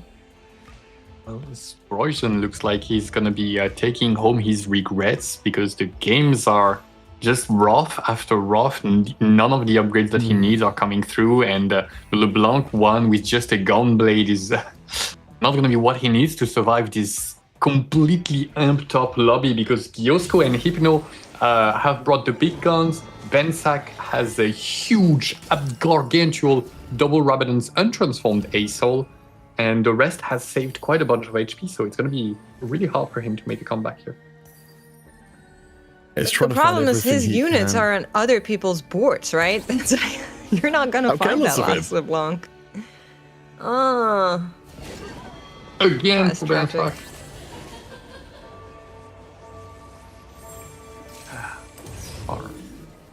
So the Thresh is giving out, we're getting updates on what Thresh boons people have gotten thanks to the random boon. And some unfortunate ones once again. Unfortunately for Bensak, he did not need to keep rolling. The 2-star Aurelion had been hit. But Wayumat got the level 9 quest from Aurelion Soul, so that's not going to be doing anything for a while, unfortunately. So Bryson takes the heavy hit, Giosko as well. We're starting to see a collection of players on lower HP. Of course, Hypno's not going anywhere for a while. But for Zabroyson especially, he needs to be very, very careful. Close to going out. With 9 points right now, this could be an unrecoverable situation. I mean, he just doesn't hit, right? I would love to give you a long spiel about how this is just, he should have played differently, but the fact is, Horo was on LeBlanc from the very start. He has taken out at least 3 of the copies of LeBlanc. It's Horo, so it could be more at this time and age. He likes to grab additionals based on what we've been seeing thus far. And then, of course, that's just not going to work out for you here. You're rolling a little bit too late. Bensak also has one of the LeBlancs, if not 2, on his side. It's just so hard for Zabroyson to find those upgrades, and it's a little bit of a rough choice to go down that line, seeing the signals that early on. But sometimes you just don't have another option as Hypno gets knocked down a peg. Almost out in 8th place. That would have been astounding after what he's managed to do in this game. Well, yeah, you can see he's just shy of getting to level 9, while Giosko with the Exalted Adventure, obviously... Well, Giosko has 5 3-stars in stage 4. I told you the lobby was going to be accelerated, but I did not think it would reach this point. And yeah, that's a little bit early to have all of the units already there. And monstrous artifacts. It's Hypno is now rid of his safety net and in big trouble. Gonna have to level to 9 and roll to 0 instantly. But he's missing a lot of upgrades, and he's playing the older, slightly less effective version of the board because he hasn't found, I believe, the Morgana 2 that he would want and the things that go with that. If Hypno does get taken out early again, that's going to open the door for many more players to climb into the top 5. We're in game 4. Only 2 more games after this. We will know who our regional champion will be, and we will know the 5 representing EMEA at the Tactician's crown. Just 1 week away. Every round counts. Let's see if Jungler can bring it back. Yeah, let's see if he can. Bensak is on the other side, and those death caps have really stacked up. You can see he found the LeBlanc 2 now as well, or actually Karma 2 in the back there. LeBlanc still on level 1. That is not going to be enough to go up against this Jin 2 Xayah 2 beef of a board that Wet Jungler has assembled. On the bottom though, Zabroyson now falling into single digits. Can he race Hypno to the bottom? Well, the thing is, Hypno should be safe unless he rotates Giosko super early. Well, he has at least 5 rounds until somebody else gets kicked out. And yes, Royson, unfortunate, however, seems kind of a logical conclusion. As you mentioned, Horo was going for this composition from stage 2 and trying to contest somebody with the subscription service on the most contested line with no econ argument is, well, a huge gamble and not one you're likely to win most of the time. He is up against the Ezra ball. We haven't seen this one for a while. We have seen this ball getting run over in other instances, but maybe it's just gotten strong enough. With a double Death Blades, as I mentioned before, and Zabroyson's the first one out. The question is Hypno alive as well? And he survives through. Somebody that is in a rough position now, though, is HoroX. We talked about the subscription service. He had this really strong early game on the back of it, was streaking for super, super long. And from then on, it almost feels like a free fall. 5 losses down for now as the rest of the lobby has hit their peaks. And we're going to be seeing who can get out of this single-digit mess in the bottom 3 slots of our round here. The Wet Jungler is going to go up against YU Mad Pro, and then Hypno and Horo are of course also fighting for survival against their matchups. Can Wet Jungler hang in there? A little bit of a rough day for the previous EMEA champion, but this should be going into his favor. He should be making it into the next stage. Jungler is stable for now, but being on 1 life when you have the 2 big bads of the lobby breathing down your neck is the situation everybody is kind of getting into, except Bensak. He still has a couple of lives, but everybody is sweating bullets at the idea of facing either Hypno or Giosko. But YU Mad Pro is on 7 Corkis or 8. That is one of Corki 3. Hello, the hold up. You gotta try it. YU Mad Pro is on 7 points overall. Yeah, the problem is everybody's alive, so trying to sell things to hit Corki 3 right now is definitely a losing proposition for him. But he's just nearly there, and in the blink of an eye went from 3 to 6 to 8 Corkis. And he's could be upsetting everybody and making his way back. Well, not into top 5 if he managed to find it, but getting close there at the very least. 4 players on a single life in this round. Sappho is out. YU Mad is out as well. Our players are falling rapidly. I think we've got 2 of the potential 4 eliminated, and it looks like Hypno, Wet Jungler are both still in play. 5 left in the lobby. Wet Jungler just beat Giosko. Very, very crucial win here. Absolutely unexpected as well. Especially because Giosko's board is, I believe, fully itemized thanks to all the Thieves' Gloves that he has. It's like there's no getting stronger for him, so that's absolutely horrible news for Giosko here. Great news for Wet Jungler fans, though, as we do find ourselves in what could be yet another double elimination between our players. Such a close lobby, so little HP to go around, and of course everybody hoping to make it into the next PvE stage to really have any resources, any chances to find more upgrades, but not all of them will make it there for sure. HoroX trying to take down this front line. Thankfully, Morgana into the back line and is going to get followed up by this LeBlanc. Takes Giosko down just a bit, but Wet Jungler is going to be on the losing end of this matchup. So Wet Jungler beat Giosko. But then Wet Jungler gets eliminated by somebody stronger. I assume it has to be Hypno. So now everything's just been flipped on its head. And so who's strongest now? Hypno, has he reached the final cap, the event horizon of completely outscaling everybody? We are getting word Hypno was the one to take Jungler down. He's got the Fiora 2 itemized. He's got, of course, the ASOL and the Mighty Mech as well, and even a 1-star Karma itemized as well. So he's got a lot in the tank. Our final 4 are set up to be a bloodbath. There's barely any HP left in the lobby. A couple rounds should be all it takes to end here, and Horo has managed to stabilize the Sona 2, doing absolutely incredible amounts of work here, taking down Giosko in the previous round. Can it be enough, or is it going to be Giosko against Hypno? It is going to be Giosko against Bensak on the left-hand side and Hypno against HoroX on the right-hand side.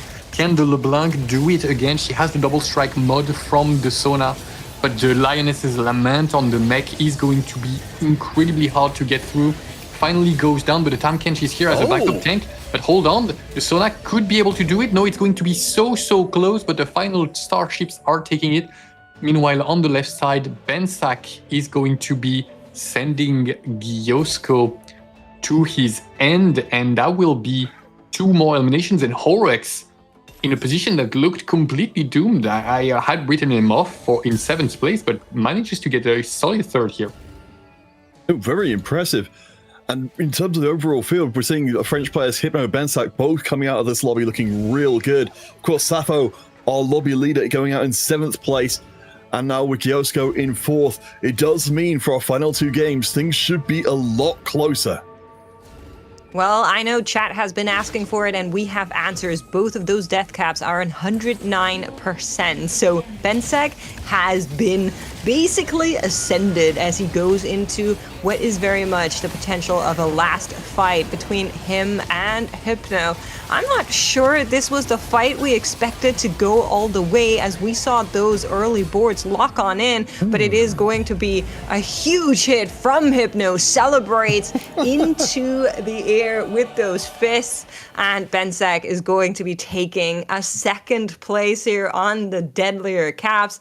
I feel like this was really well played by them. I feel like there were a couple of misplays on some of the lower players that we saw eliminated here early in those rounds, but keep in mind, it's not checkmate, it's all about the points, and we of course want to know how do they shake out and what can our players still do in those 2 more games that are yet to come. So we're going to be going to a very short break, and then we will be back with our analyst desk. Don't go anywhere, you're watching the EMEA Regional Finals.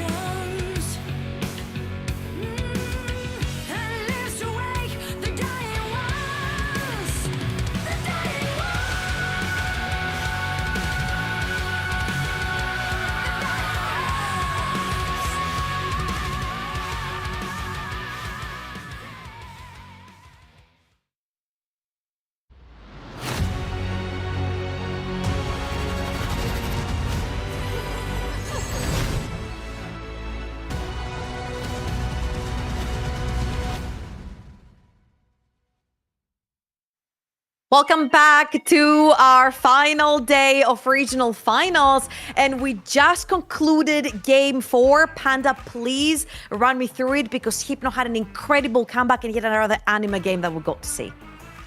That's right, back-to-back anima from Bensak to Hypno, both French players absolutely taking over these games. But it was a really cool game overall for a ton of reasons. I think Wayumadro had a very unique game with the Ezreal off of Build-A-Bud. Giosko similarly so with Exalted Adventure into Ticket, into a perfect cash out, and those TGs really helping out in stage 4 as well. Bensak with the Death Door capped as well. We saw yesterday with Asol on the mech line. This time, more around just the conduits, kind of AP flex. So the 2-1 Prismatics really, I think, shaped the entirety of this game. But it was the anima that took over in the end. It seemed just unstoppable once Hypno got the Fiora 2 online in particular. And I do think I want to give props to Horo X as well. I think he had a great pickup with Baron's Lair into hold the line. A lot of combat power to help out with a slightly lower cap subscription service, which gave him good direction, but not really the highest, I think, late game cap. He fixed that with his 3-2 and 4-2 augments. And LeBlanc finally working for Horo. I think that's a big celebration for the LeBlanc one trick. He has been forcing it the entire day, and I feel like looking at Horex's scores right here, he's got a 3, a 4, and a 7. Guess which one of those numbers was not a LeBlanc? It was the 7 where he actually played for the Xayah game in game number 3, right? So seeing Horex go for particularly a prismatic augment that pro players don't necessarily enjoy too much, because the power of it sort of falls off once you've hit your 2 stars, right? We have our standings ready so you guys can visualize also where our players stand right now. Of course, top 5 will be going straight for the crown, but we also have players who are playing for pride of being champions in EMEA. So Hypno so far rockets himself into first place with 23 points and 2 firsts. And it is really close in terms of who is winning this tournament. There's 2 games left. There's only a 3-point gap between first place with Hypno and 5th place with Horo X. The bigger question is going to be, can Wet Jungler, Wayumadro, and Royson contest for that 5th place spot? Because there's already a big gap there, 4 points separating Horo X and Wet Jungler.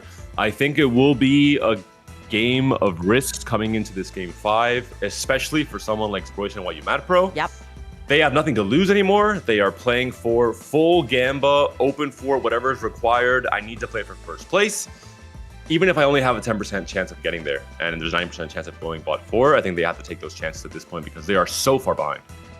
Yeah, I feel like they're both on 10 points, right, as we all saw. So even if they both somehow went first, that would put them at 26 points. And currently, the top point earners are already above those 20 points. So they would have to go above and beyond.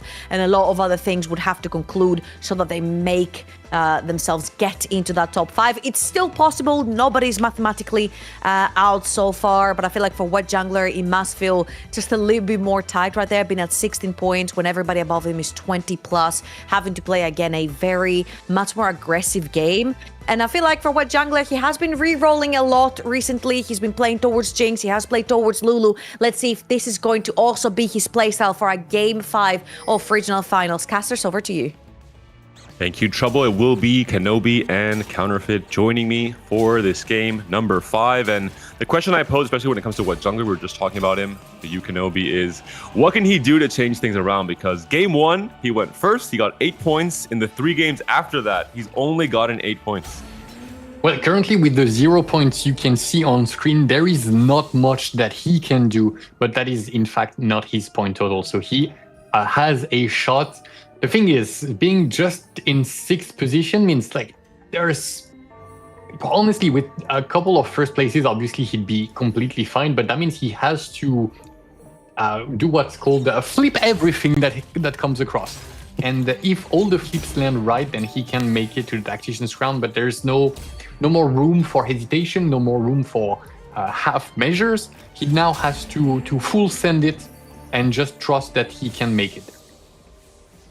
Yeah, but keeping very close eye on Wet Jungler. As you say, he's the real person who went there with a realistic chance of breaking through to the top 5. Horo is only 4 points ahead of him, but across the top 5 players right now, it's so close if we're talking just about regional champion between Hypno and Horo, 3 points separating.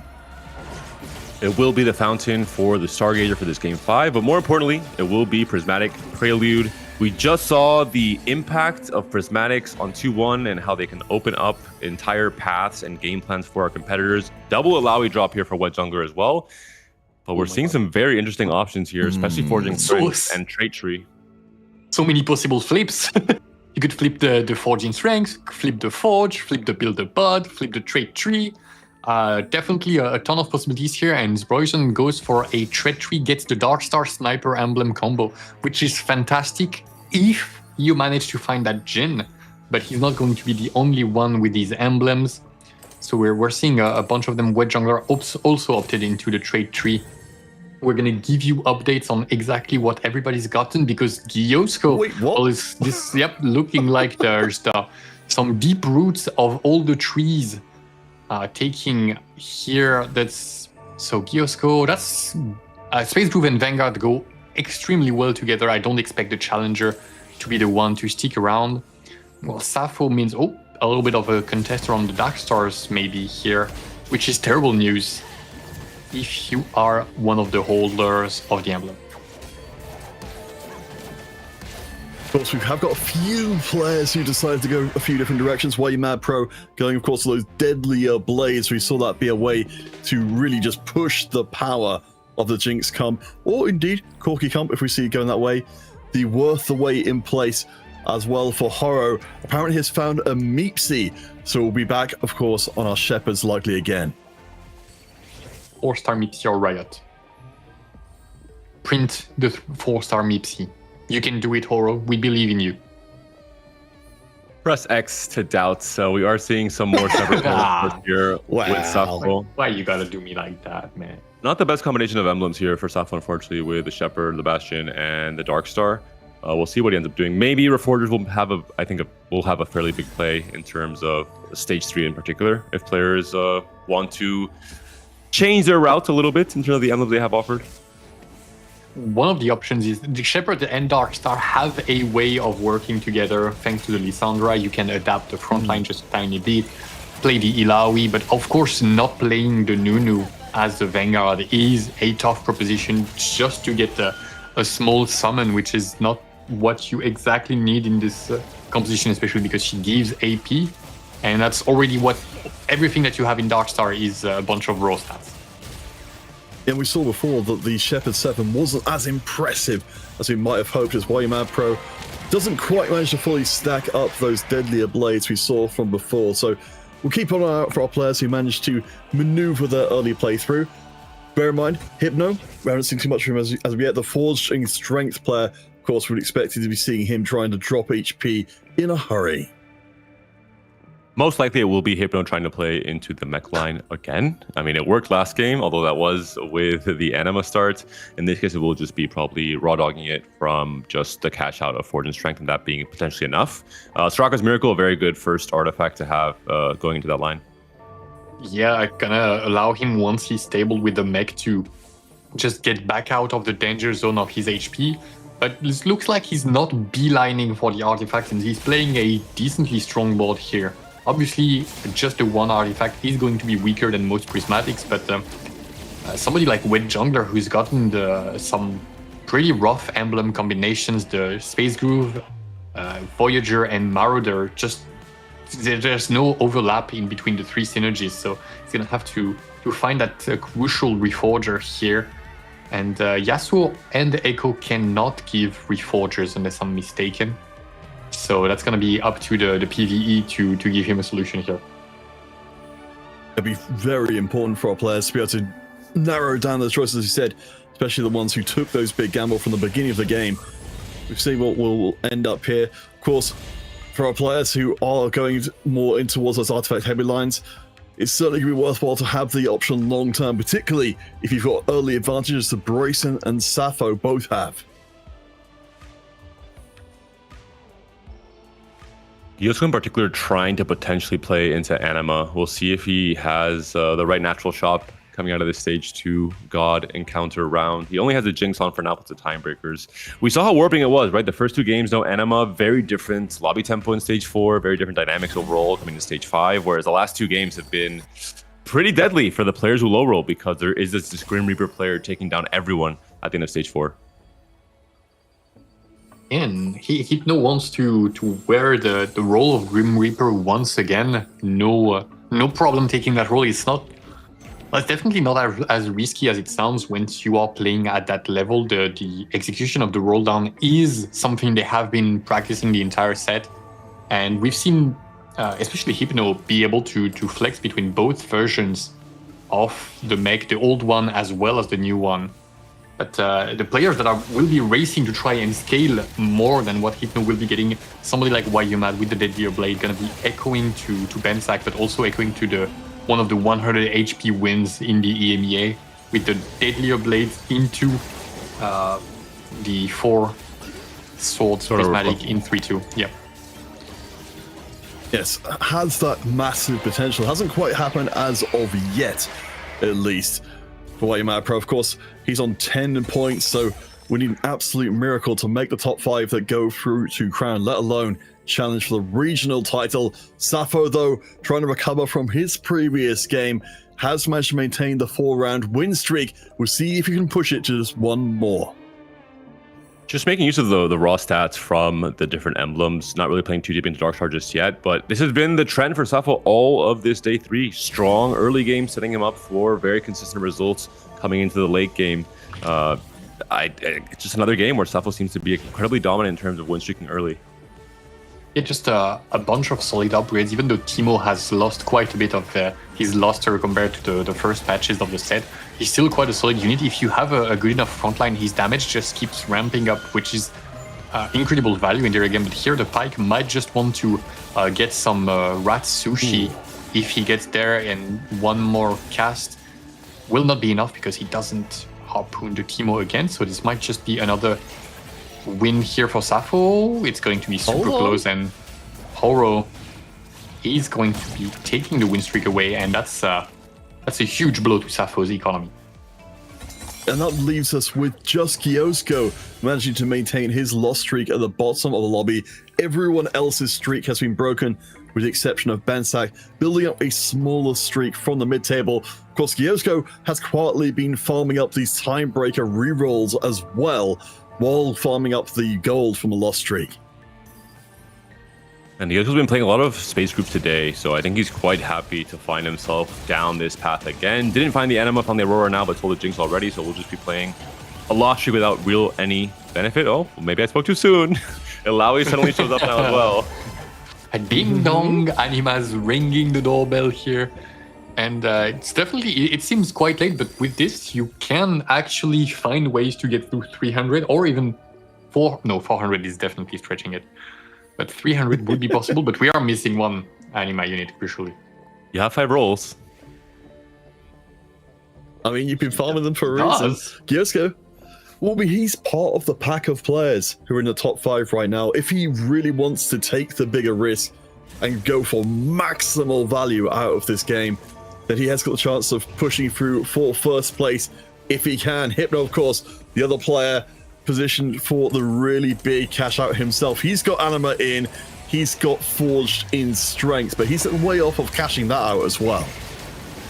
He's running it back here with the Anima, and well, this one is going to be a very tiny cash because winning the final round of stage 2 means he's not in any position to get something more. I just assume he's going to be cashing 100, trying to get one of the somewhat useful items and saying, yep, that's nice, thanks, and moving on.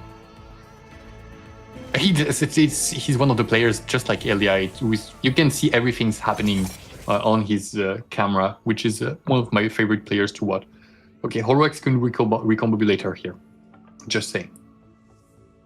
I'm not too certain that will be the pickup, even if it is offered, but we're seeing Silver Augment, so a little bit of a lull in the amount of resources coming into the game. There is a Recombob here. He does get it. Yes! Beautiful. It's the Horo show. We've got the 3-star on immediately. That is brutal. Of course, we know we've got the Space Group players. Kiosko in the lobby as well. Imagine if we coming across to grouse about this immediately. Well, now everybody's the board is good. He also got a Samira with it. He's going to be needing the couple of extra items for the on, but with the with the Cosmic Hex to allow him to rack up this extra HP.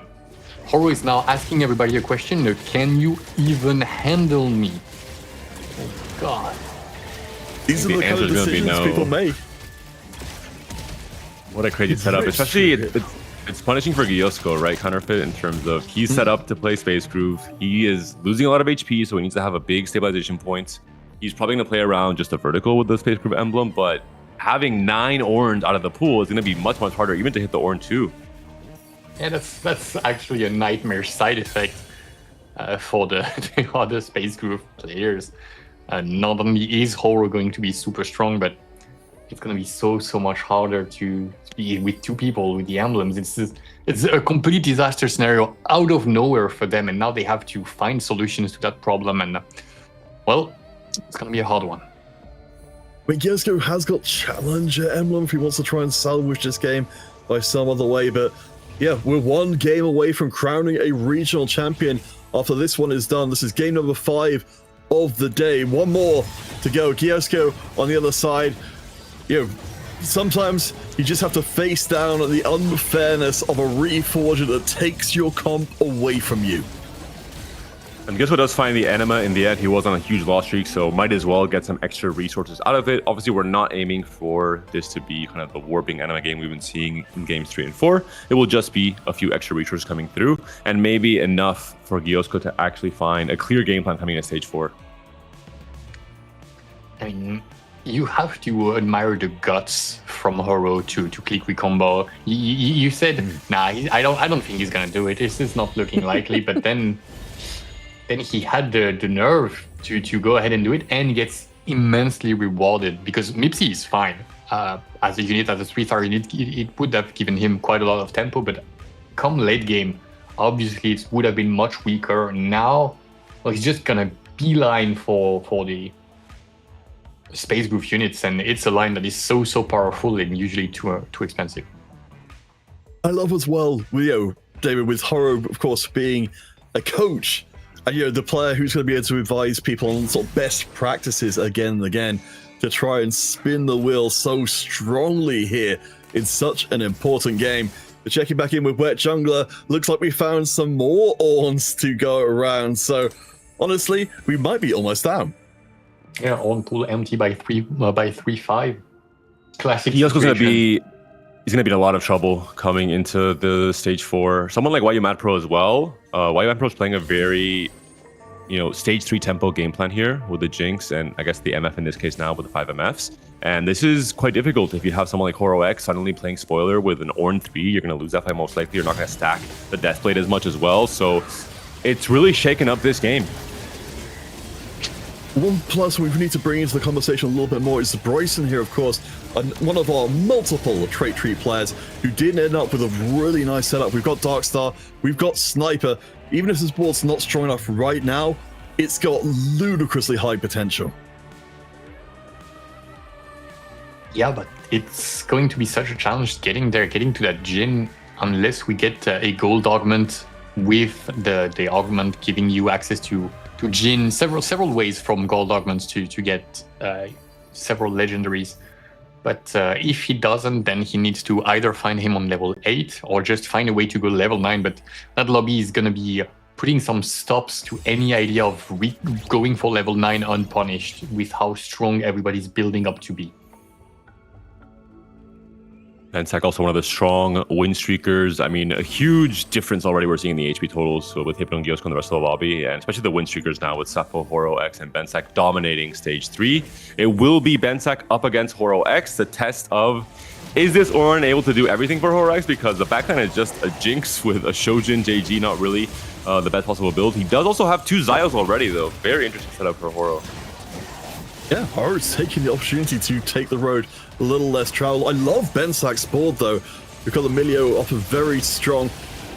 I think right now the Orn is just about good enough. He doesn't have his 3rd item in as of yet. As you said, the backline damage is very odd right now for Horo, so we know it can get a lot stronger. For now, though, Bensac's streak remains intact, and he'll take that all the way to PvE. Absolutely crucial round for him to be facing Horo, because you can expect that right after the PvE, the items would be much better, and he would be able to fit many more space grooves right now.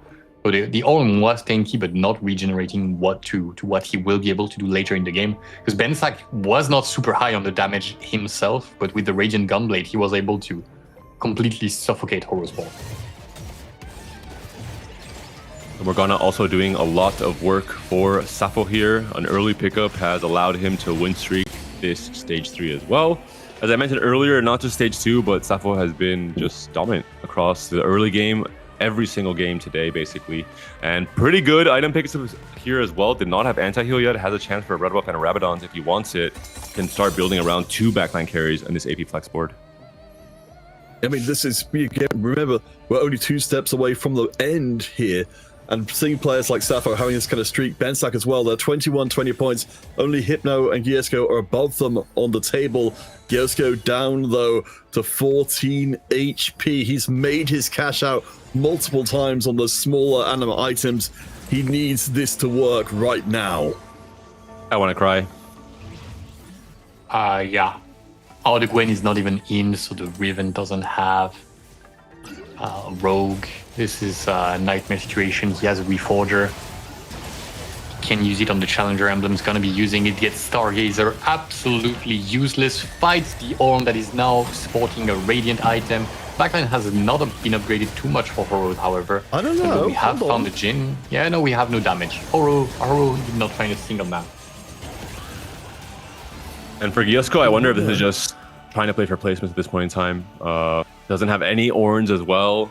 It's going to have to rely on just the Morgana for the front line here. And it's a little bit tough. It's not his fault, obviously. Things just really were led astray off of the 9 Ornns coming in for Horo. He wants to take the Earth. But I was about to say he needs the booster pack if he wants a shot at hitting his unit, but no, goes for the Earth. It's going to be giving a crazy amount of tats to his board. Another Space Groove emblem is obviously tremendous news, but doesn't solve the problem of not having hit your units. Now Giesko's running out of time. He's had such a good run today. Currently up there at the very top of the table. If he goes out in 8th, again, everything's up in the air in the final game. Players like Hypno are already hitting, though. The board's coming together. We've got our 2 stars. 1 star on the Mighty Mech, but even that's found. And the artifacts, there is the Silvermere Dawn, which is, well, we could have a triple artifact mech. But no, the Silvermere Dawn's gonna go onto the Urgot, making it 0.25 attack speed, which is, well, not very fast. Absolutely hilarious to see. Honestly, just it does make him an absolute rock on the defense, though. Horo, of course, we've been waiting for him to find his backline, but it's not remotely comparable to what Hypno is putting out here. I think he should be run over him in short order. You mentioned the artifact for our mech there. We've got the double artifact, in fact. He is just an absolute rock on the front line. And production is telling us that Horo has hit Jhin 2-star, despite him not being the one that actually needed the Jhin to make it work. Sappho is also found a Jhin, so in the end, I believe that Broisen is the one that's again and again getting hit by these terrible scenarios. Sappho playing a very interesting board there as well, with a 5 Shepherd and 6 Darkstar mix-up with a Bard carry for now. While you Mad Pro, big roll down, not able to hit either the Jinx or the MF, unfortunately. Giosko, Shock Block, Blitzcrank 2, Nami 2. He's on 14 HP. This should be 2 lives. Even if he takes a loss here, it looks like it will be a win against Broisen. So all of a sudden, Giosko has turned the corner. 2 huge upgrades coming in for the next round. This is what the Doctor ordered. I mean, that's so much more damage. There's so much more frontline. There's still a long way to go. Hypno and Broisen are low enough on HP. The Giosko can claw his way out of an 8th place. He's already on 22. Even a couple more points would mean it's much a better position for Game 6. And Giosko, not being deterred by his HP, goes for the artifact in 5 rounds, despite the acceleration hex being acceptable and more importantly being power right now on the board, which is what you would be taking. But goes for the vote of confidence, says, I don't need the 30% of attack speed, I'm going to be going for max cap, and max cap goes through this random artifact that's coming. No Ornn, but you have a Blitz 2 on 8. Giosko is playing a very interesting game of Teamfight Tactics in this game number 5. We'll see if he's able to continue winning in stage 4 on a 3-win streak now. Zbroyson, though, is a player who is maybe on the chopping block counterfeit, 5-loss streak. Is this going to be enough? Oh, it's been a game of being frustrated again and again for so many players. Hypno, of course, we're one of those players who will punish those whose boards aren't strong enough. So we've got a Dark Star Bard who's going to try his best to punch through, but as I said before, that front line is absolutely enormous. I don't think it's even going to be that close. We've got the Fiora in place as well. So Bryson will take the hit, but we knew in this lobby, he's on 10 points. To a lot of the players, he's more of a speed bump. It's so rough to say, but that is the correct way to characterize it. And why you Mad Pro slowly scaling down, not having found either the Jinx or the Misfortune, and just a single Death Blade is just not enough scaling, not enough tempo. So he's going to be in danger very, very soon with 36 HP. He could be going down in as quickly as 3 rounds. I don't even think it matters if he hits. It's just he's already missed his opportunity of where his comp should be spiking in this game. Zbroyson, maybe similarly so, 6-loss streak for now, depending on the Bard for any amounts of power. He's up against Sappho, Bard on Bard action, Darkstar versus Darkstar 2. Slightly different build in terms of the other emblems that were offered off of the trait tree. Sappho, extremely healthy, and Zbroyson just hoping for one more fight win, trying to get a few more points. He's on 10 for the tournament though, so even then it wouldn't be enough. I think this might be the end of Zbroyson's chances of either TAC crown participation or obviously the championship here, unfortunately. Yeah, that 8th place with 10 points. That will be the end of the line for him. YU Mad Pro, though, is still in the mix on the same amount of points, 10 points. Again, as we were talking about before, Kenobi, from 10 points, you're shooting the moon to try and go for the double first places, even for a chance of making it to the top 5. But YU Mad Pro doesn't seem to be slowing down at all. He's holding on in the middle of the pack.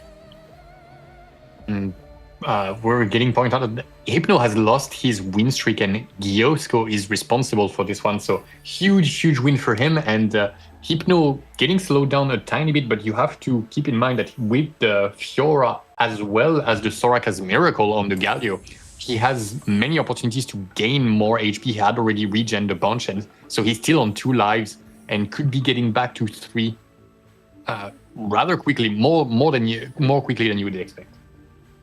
White Jungler has to be the biggest loser when it comes to the Space Groove 3-way contest. Still sitting on Nami 1, relying on the Riven for pretty much all the power onto this board, just the Ornn 2. I mean, when the Gwen is 3-way itemized, when you don't have a Blitz yet on level 8 and Giosko has a Blitz 2, you have to start feeling pretty bad for yourself.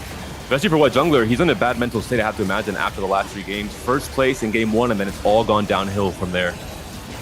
You saw him wince a little bit as he loaded into this matchup, knowing he's facing off against a player who's taken so much away from him. Wet Jungler, again, the player most able to fight for that 5th place. If he goes out in 7th, that's going to be very, very difficult for the final game. And Sappho and Bensak once again dominating the lobby. It's, well, Bensak going for the Milio Jax reroll off of a Radiant Gunblade start is not something that I think could have been read by most people here, but it's paying off in absolutely tremendous ways in this game. It's going to be scoring a safe amount of points because being as healthy as 75 HP should be basically a guaranteed 3rd. Look at the disparity in the HP totals. I mean, a massive chasm between Horo X and Giosko. And Giosko's strong as well, so it means that everyone that's currently in the bot 4 has very small chances of staying alive.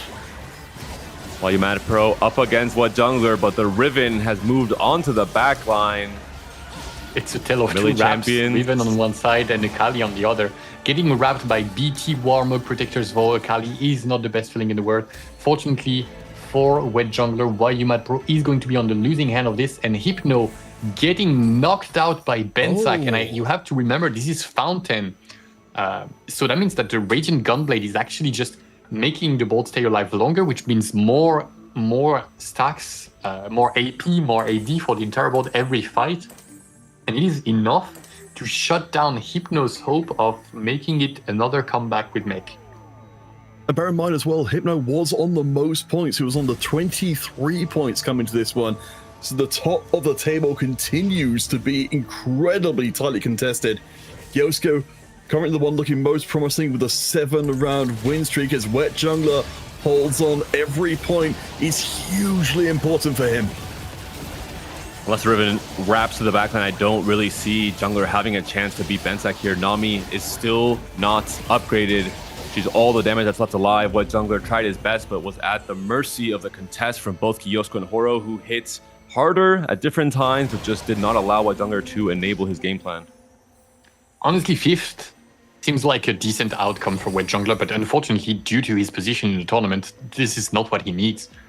He's the one of the 3 bottom players, 7th, 8th, and 6th place that is the closest to making it to the 5th place, but that actual 5th place is going to get him further from the 5th place. Am I making sense? There's a lot of 5th place going around. It's the most important thing for our players who obviously aren't contesting for the very top spot. We are receiving word that, of course, WayMyPro and Sir Bryson, as we expected, are officially out of contention for even that top 5. So they'll just be playing for placement in the final game. Of course, that doesn't stop it from being spoilers for anybody else. Yosko, though, 8-round win streak. He's got everything he needs up against Sappho. The board's looking pretty good. We've got the Blitzcrank right in the middle, and it's looking like Sappho's board is starting to shift. The Bard has been taken down. Yosko on a 9-win streak now. The mental fortitude to be in the position that he was coming into stage 4, somehow stay alive, hit the Nami 2 and the Blitz 2, and then take over the lobby. I think if Yosko makes checkpoint, I think he will at this point. It's very well deserved. He's had a crazy day 3 as well. Yeah, and it's been pointed out that thanks to the Stargazer emblem, due to his Reforge, now he's able to actually fit Stargazer on board. And we mentioned it's Fountain, so that's extra stacking AD and AP for a comp that already stacks AD and AP, and extra regen for a comp that wants regen. So it's every stat that he needs and then some. So now Yosko is huge and he's taking it out. So with our final 4 play, Yosko, Sappho, Bensak, and Horo are facing up against each other. They're all separated by a maximum of 2 points overall in the grand final, so the positioning in the final 4 will matter immensely. Horo on the right-hand side, managing to hold on pretty well. His front line, of course, is enormous after he gambled his way into it. Looks like he's got this round. And on the left, Yosko holds on. He keeps his streak intact. The power of Space Groove once you've hit your entire board. For Horo, he's still missing the Blitz too, but of course the Ornn 3 is helping him win these fights regardless. The HP total is getting evened out even more. It's just now Bensak sitting at 44 HP, but Horo is trying to climb up. I imagine once Horo hits the Blitz 2, he has to certainly be the strongest player in this lobby. Surely. It's hard to say definitively, but Bensak is looking at a worrisome possibility of going 4th place here due to people having a sort of triangle relationship to who wins and who loses. But he has opportunities to keep himself stronger, going to be rolling down for that 3-star Lulu. And the 3-star Ornn is going to be a big help, but we're still quite a ways away, so he might just take a moment to chill here and delay rolling it all down. I mean, he's got the HP in the tank, as you said, to shrug off some losses. We know Yosko, as he is just going to continue to take chunks out of people. Whoever he faces next, with the one to have a big chunk of their HP taken away from them. And it will be Horo. Again, Horo's backline, not as crazy by far as what Yosko is bringing out. And Yosko's Blitzcrank is positioned to be knocking up the Ornn. Unfortunately for him, he remains in place and doesn't send it through the backline, giving access to his Nami. But it's looking like there's a little bit too much damage. However, one more cast from the Nami. Nope. Yosko's going to have it over Horo, bringing him back down to his final life, while Bensak loses to Sappho. So double Spanish victory here. A big win for Giosko, the Blitz 2 dip, I would say. But now finally, Horo has found his Blitzcrank upgrade. Is this going to be enough? Are there going to be item swaps here to enable this Blitzcrank even further? And we're being told that Giosko has found a single Orn. Yes! Finally, yes! And it's going to be staying on bench, so it wasn't even important. Kind of funny, It was more of a nonetheless. display Orn. Yeah. All right. On the other side, Sappho versus Giosko and Horo versus Benzak. Can Demilio take Horo down? It would be pretty important because otherwise Benzak would be at risk of getting knocked out in fourth position soon enough. That Thieves Gloves for the Jin working out very well with the item rearrangement you're talking about before, David. We've now got a Blitzcrank who's ripping through the board. As we talked about before, Benzak's board just getting completely rolled over. Horo also having the good fortune of facing Benzak before he's hit the Lulu 3. We'll see if Benzak is able to find that last upgrade, if that is able to fight against the rest of these boards. He did a great job of taking over the mid to late game, but now in the true late game, the 5 costs are coming out to play, and it's getting more and more difficult for Benzak to get any wins. A 4-loss streak now for the French player.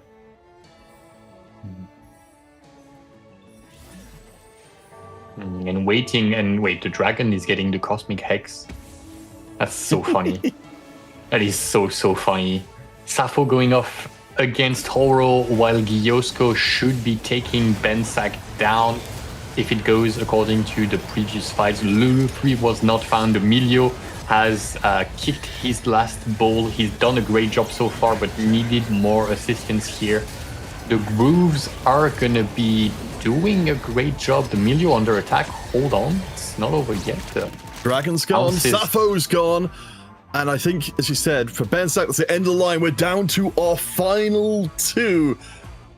Giosko managing to ride what looked like a doomed game all the way to what seems to be a first place finish. I have to imagine what jungler frustrated watching the 2 other Space Crew players finish off first and second with incredibly capped boards, whereas he was just not able to make it work in time. Who takes it in the end? I mean, Giosko's on a 13-win streak, but we didn't see the Blitz 2 upgraded for Horo last time these 2 players faced off against each other. This is going to be a big round for Giosko. You know, he's a player who is on his 5th regionals. He's never gotten above 26 up until this point, but he seems to be poised to be a favorite heading into the final round. For Horo, the rolls on the Thieves Gloves are medium, not a full set of items for the Jin, so it's relying very heavily on the Nami to get the job done. Nice explosion running through to the backline. The tanks are staying alive for the most part.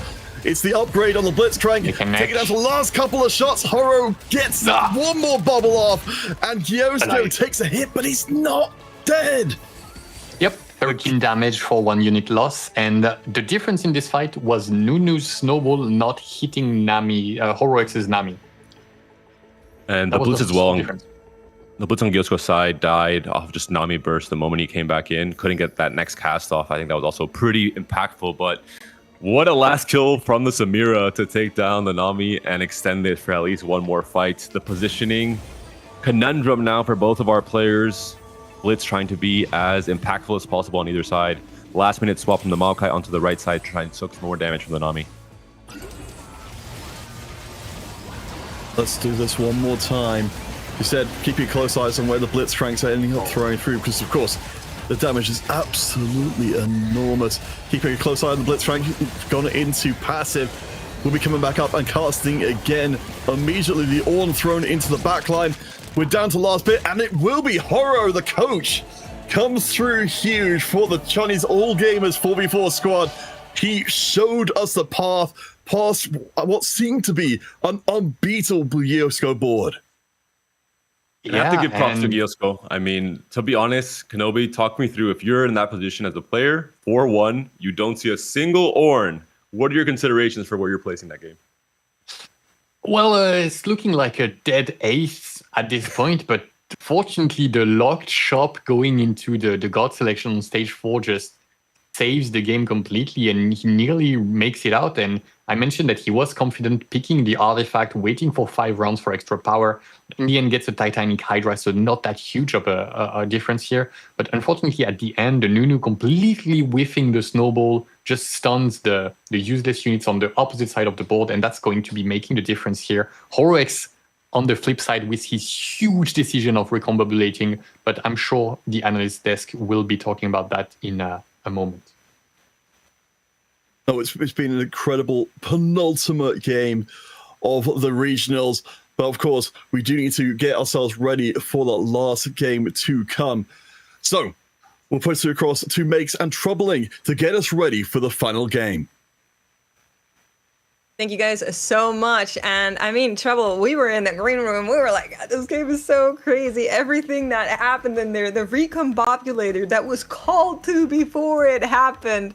It is just a joy to watch. What a fantastic game. But tell me more about how it all went down. You know what? I feel like Kenobi has some clairvoyance in general because he has been sniffing out those augments that come through and then he just speaks them into existence. I have to say for Horo X, what an insane game. I mean, we started with Worth the Wait Mipsy and he's like, what better unit? I've been forcing LeBlanc the entire game and suddenly I've got a 3-star Mipsy on my board that can carry me until I get this LeBlanc. And then Recombobulate comes through on 3-2. And the madman clicks it because he's like, there is no 3 cost that I cannot use to get to fast 9. And it's Space Groove. And it's Ornn. And you know why that sucks? Because it was 3-way contested. There were 2 more Space Groovers in this lobby. One was Wet Jungler and the other one was Giosko. And there were just like almost no Ornns to be found. It was definitely a hard game, but we also were very much tied up by one thing, which is this Radiant Gunblade on the fountain board for Bensac, which we were running the numbers. We were like, how is this winning? It's such a rare pickup on the Radiant, but it's so cool to see it work, right? The fact that this bought the board so much time to actually stack up. Yeah, actually, it makes sense. Okay, it doesn't make sense if you run the pure stats. Gunblade is shit. It's the 5th worst Radiant item out of the entire list. However, on Milio, it just works. Is his actually 4th best item when you got a 3-star Milio, which he did have. It was Fountain, so they were gaining health as the time was going on. So through Milio healing and the health that was coming through the Fountain, it was keeping the board active for longer and it worked out for him. I was absolutely mind blown that he clicked on Radiant Gunblade. It was a crazy move and he landed him in the top 3. Well, let's have a look at our standings because I have the math for you, okay? Listen, first, let me explain, chat. Bear with me.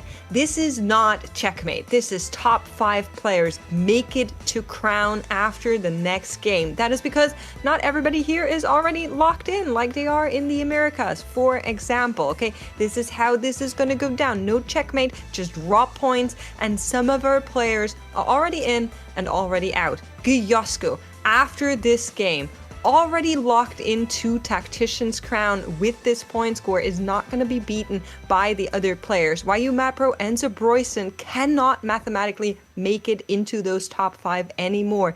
This leaves Wet Jungler, Hypno, Bensac, Horox, and Sappho to fight for those remaining 4 spots. And it is going to be a hard math check on whether or not it's going to become possible for Wet Jungler. Here are Kenobi, Counterfeit, and Impatches Panda for game number 6. Thank you guys so much. The last game of the regional finals here in EMEA for Space Gods, and we couldn't ask for a better matchup. Our top 5 players barely separated at all between themselves, particularly the top 4 overall. I'm here with Impetuous Panda and with Kenobi for the final time this event. We will have ourselves a new regional champion by the time this game is done. And what a difference already for Giosko. Didn't find Ornn until 6-1 last game. Already has one in the very first round of this game if he wants to play for the Space Groove. What you're saying is this is stage 6 already? Is this...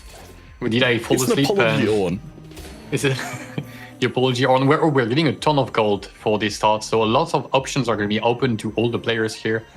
We can see the double Belvet here with the Primordial package being offered is quite a premium way to start the game. even if you don't intend to stay on the Primordials, at the very least your economy is guaranteed here. So just to, again, keep you guys abreast of everything that's going on. So we've got Kiosko currently leading the pack on 29 points, Horo on 28, so they're neck and neck with each other.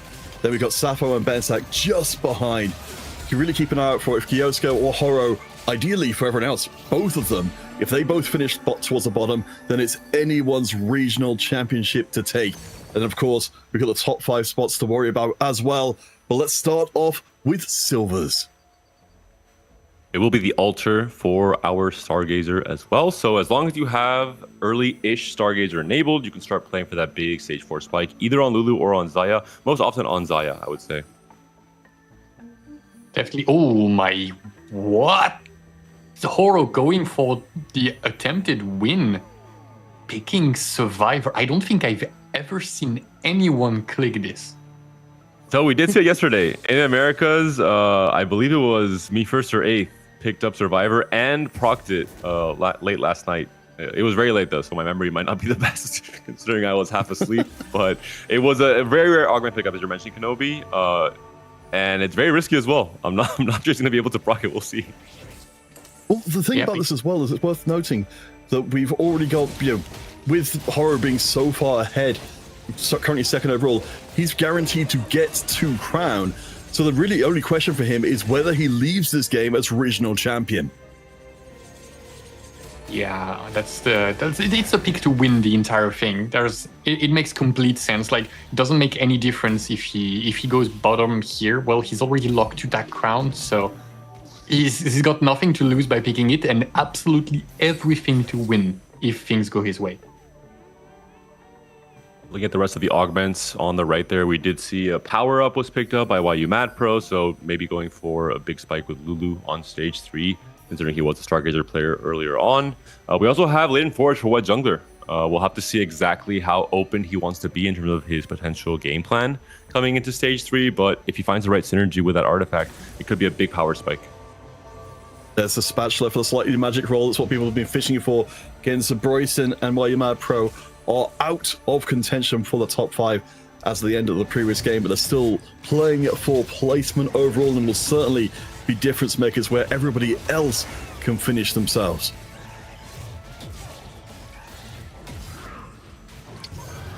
In the meantime, with a silver augment start, it's going to be quite low power, especially because we've got a lot of things that are delayed. A couple of latent forges, the augmented power, the continuous conjuration.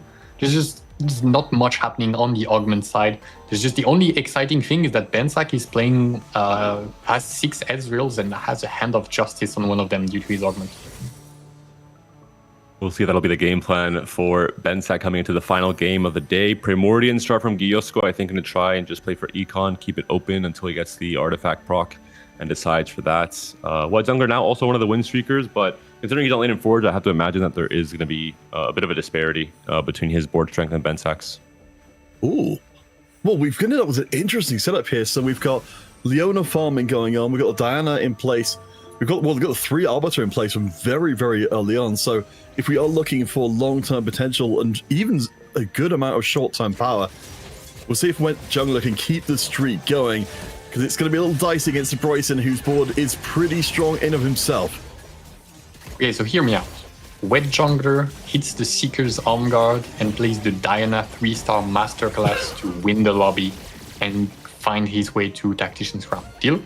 I'm here for it. And then the alarm starts ringing, and you wake up. You wake up. You get ready to cast day 3 of EMEA Regional Finals, because it has all been a dream up until now. You gotta dream big. You gotta dream big. This is the last game of regionals. If there's ever a time for a dream to be realized, it's here and now. For White Jungler on 20 points, you need to dream pretty freaking big for him to be able to come back. As you said before, David, he has slipped off after a great start, and now it seems like it's a 5-way conversation between Hypno, Bensak, Sappho, Horo, and Giosko up at the top to see who will be champion and see who goes to Crown. As you mentioned, Kenobi, with those players who were kind of low tempo for now, waiting for that spike to come later on, the offer of a 4 cost could be pretty interesting in terms of getting direction from that, whereas the win streakers will just try and go for the immediate value off of the kill. We'll see if Sappho wants to sign the TG here. Yeah, on a 3 win streak, I think he kind of has to. wouldn't expect anything other than that for him. Also, pretty funny, 4-player with 100 HP after the first 3 rounds, meaning they haven't faced each other yet, which means streaks are going to be broken in the very next round. And the 4 lost streakers, the 4 win streakers, it's about to be a melee here, and Dreams are about to be disappointed here. Econ is going to be shattered. Wet Jungler going against Sappho. Sappho with a pretty good Thieves Gloves on the Mordekaiser, and plays once again for incredible tempo. But the Pike 2-star here could be a pretty huge issue here, because going to be casting but staying into the backline, and well, don't worry guys, there are no assassins in the game anymore. Smiley face. Well, I'm most interested to see how Sappho, as we see, is going to lose, and Bensak do off of this particular round, because they are both of the players who really just need anything but an 8th in this lobby, and they'll guarantee they're getting through to the crown. So Sappho taking that first loss. Bensak keeps his win streak intact, so we're left with 3 different players on a 4-round win streak. If I know Sappho, he is not thinking about making top 5 and making TAC round. He's thinking about winning this whole thing. There might be, some more or less ambitious players in this top 5 or top 6 rather. Players are still contesting those spots. I don't believe any one of these 5 players is playing for something other than winning the entire event. Like, nobody's going to be playing for top 2 here. All of them have to have winner's mindset just to get into the finals. So I don't expect them to be dropping this now that the stakes are at their highest and everything is on the line. Certainly Wet Jungler, a lot of the player who so many eyes were on coming into the regional finals as well. He has pushed through relatively aggressively. He looks like he might be able to break Hypno's streak here. Again, that Pike has been an absolute menace across the boards, just jumping in and disrupting so much of the backline. The Jungler will make it out intact. It looks like Bensak will as well. And this is especially good news for Wet Jungler. Latent Forge, no augment, essentially, for the entirety of Stage 2, and still you're able to get a 5-win streak off of the early Leona upgrade, plus the Pike playing spoiler now as well. If Wet Jungler is able to continue this win streak until he gets his artifact, and then that artifact gets him even more board strength, or maybe a 10-win streak even, this could be the exact game that Wet Jungler was hoping for. Yeah, so Bensak went for the win streak, and he's level 6 actually. Using the Timebreaker XP to accelerate himself a little bit, and then just spending some extra here, just gunning for a huge streak.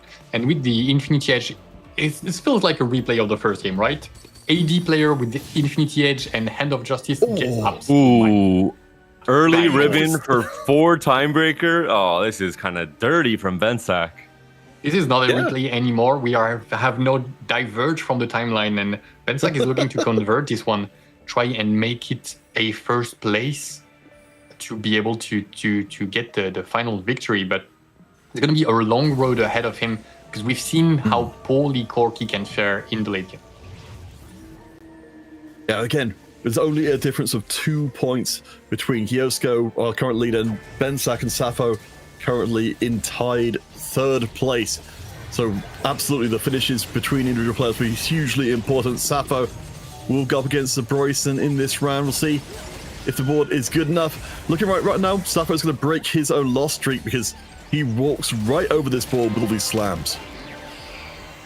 A free-ish round for Sappho. No component ambles opened up for Bryson just set, waiting for his 3-2 augment to decide where his item slams will go, where his direction generally will go as well. Silver's yet again on 3-2, so a fairly low-tempo Game 6 in store for us.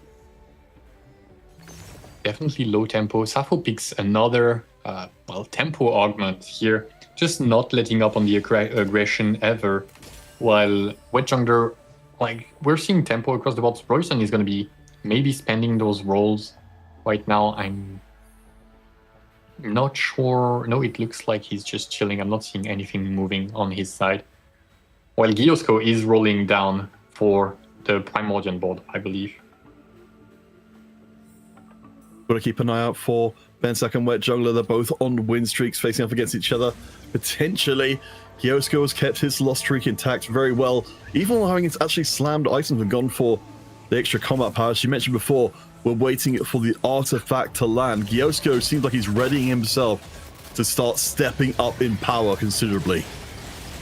And all in all, I think there's going to be a lot of good hits for the Jinx comp. You have both melee artifact users and just general marksman kind of AD users with the Jinx, as well as any tank artifact will be fine. It will be very unlikely to have 4 AP artifacts offered for Giosko here. So I think he's chosen a pretty good comp in terms of the randomness involved.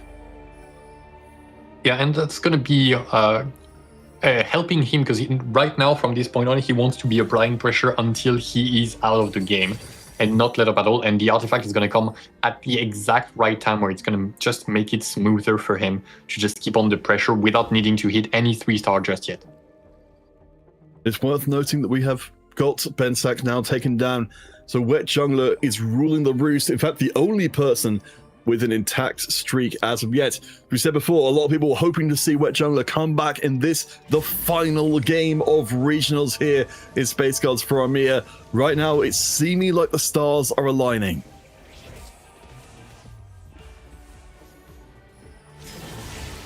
Taking a moment to think. Horo has a long way of rocking the Survivor, and but he's going to be rolling down next round and trying to play towards the space group, hitting the onto and the Samira too, hopefully, but his bench is already nearly there. He just needs to find the Samiras. And potentially Horo might face some of the Artifact Anvil, the Laden Forge players as well. So there's going to be quite a few players who are looking to win 3-5 in particular. It's going to set them up quite well coming into stage 4. Giosko, one of those. I wonder if Giosko won this last fight as well. He did. So Giosko's in a great spot to have this small win streak now, get his Artifact Anvil, and continue kind of spiking with this Jinx comp, hopefully win streaking throughout the start of stage 4 as well, to put him in a good position to top 4. Yeah, I mean, 29 points. It's a perfect position just to ride this one out. Hopefully get a little bit stronger than he would have had otherwise, but Giosko has had a hell of a go of things. Of course, his previous game may well stand out in the long term as being his most impressive, but hopefully we'll see something else spectacular from him in this game as well.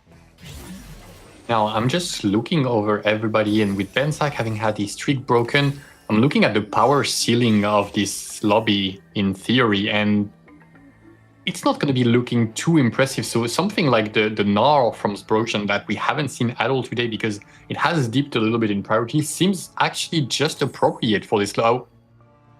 Oh, sir, put the Blitzcrank down. No sudden moves. Sir, I repeat, no sudden move. The Blitzcrank is illegal, Bensak. I mean, if you can find Tiebreaker 4 in stage 3, you can find a Blitzcrank, you can find yourself to the kind of finish that you need to call yourself regional champions on 27 points. Again, we're seeing several players where we're starting to see some unusually strong games developing. We're looking to see the makings of a regional champion. And one loss earlier in the stage for Bensak, but all in all, a very dominant early game for the French player. YU Pro we saw there on the other side playing towards Xayah, or will be playing towards the Xayah, with the red buff built and the altar stacking throughout the first 2 stages of the game. We have to check the artifacts though. There's been 2 players who have cashed out their artifacts. We do have an Acel here already for Sappho, so a great pickup for him. Blighting Jewel for Wet Jungler, Rageblade, Void Staff built, a great entry into LeBlanc. Yeah, and the fish bones for Giosko is absolutely fantastic. It's kind of disgusting, actually. Damn.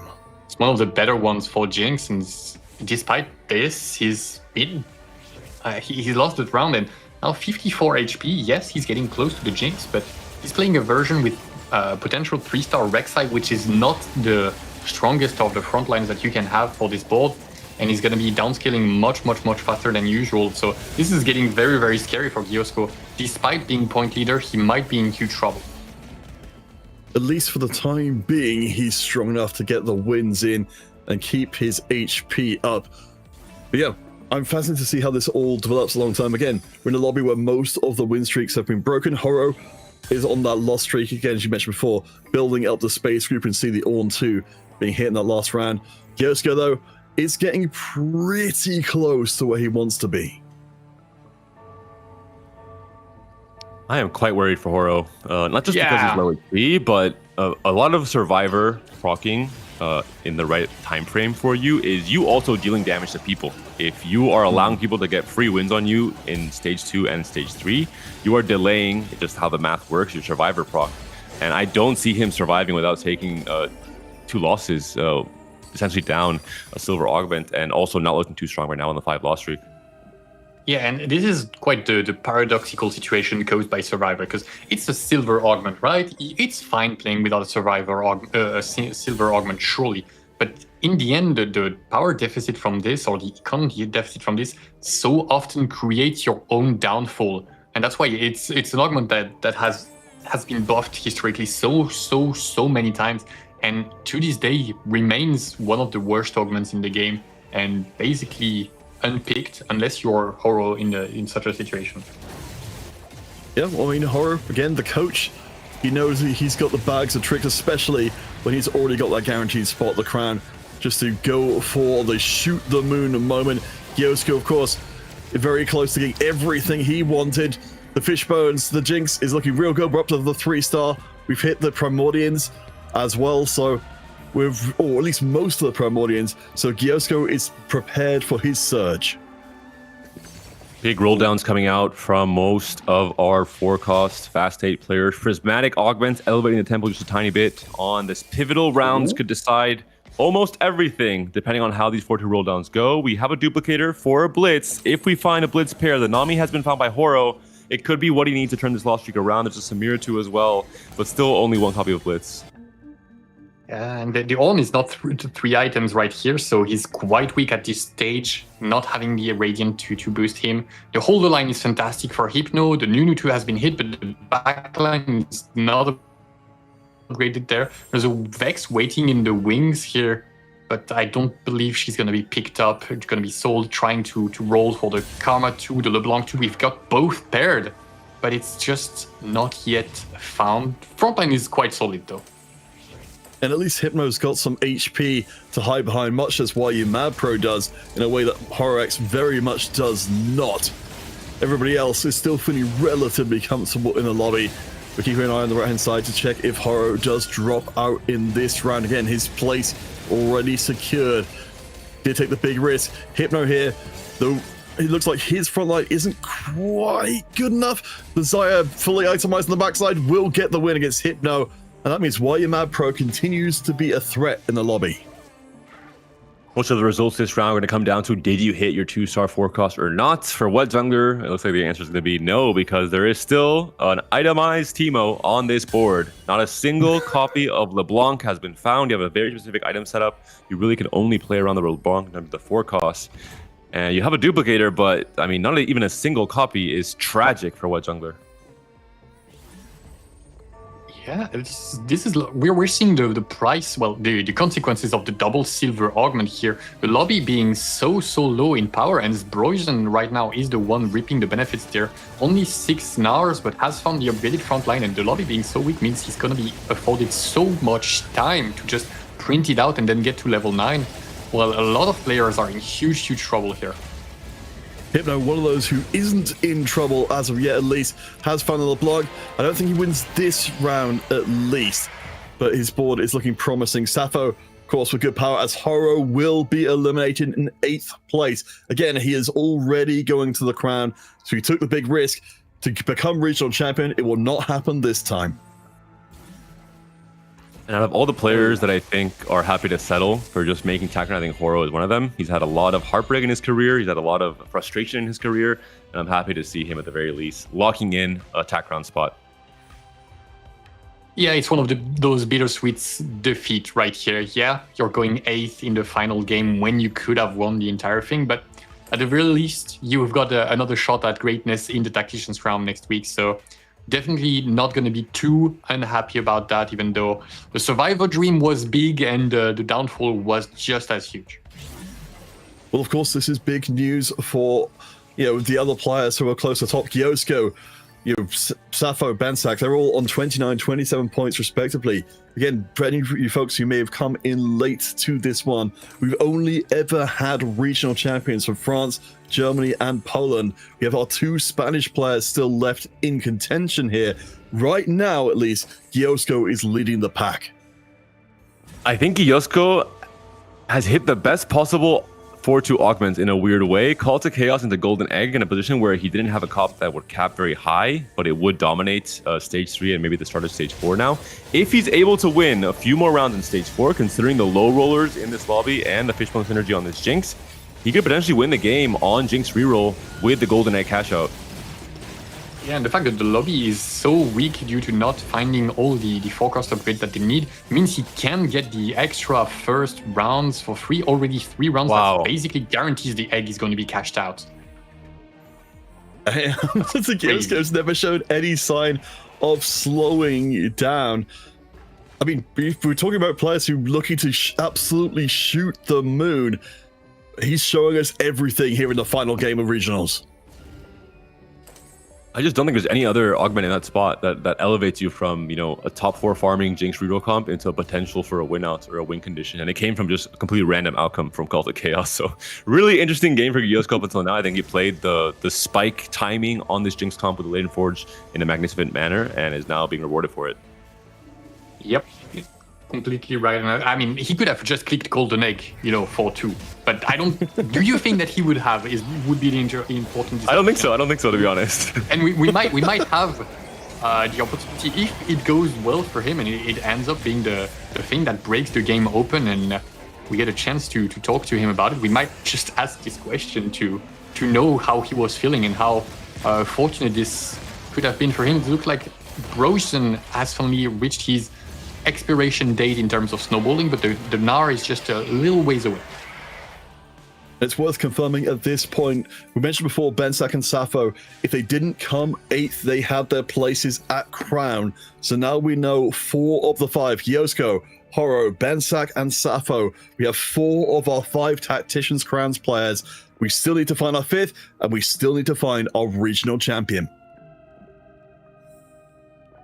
And for that 5th spot, it would depend on Wet Jungler having a monstrous game. So just keep your eye out for Wet Jungler and what he can do in terms of finishing maybe first, I think, or maybe second might be enough. We're looking at the LeBlanc that has been found. It is just paired for now. We have a duplicator, but like I said, Wet Jungler has to play for a crazy result. I think he cannot just duplicate the LeBlanc. I think he has to save it for a 5 cost potentially. Indeed, and the upgrades are finally coming all across the board. Hypno has the stable LeBlanc board, but feels like it's 4 rounds too late, 4 rounds later than you would want it.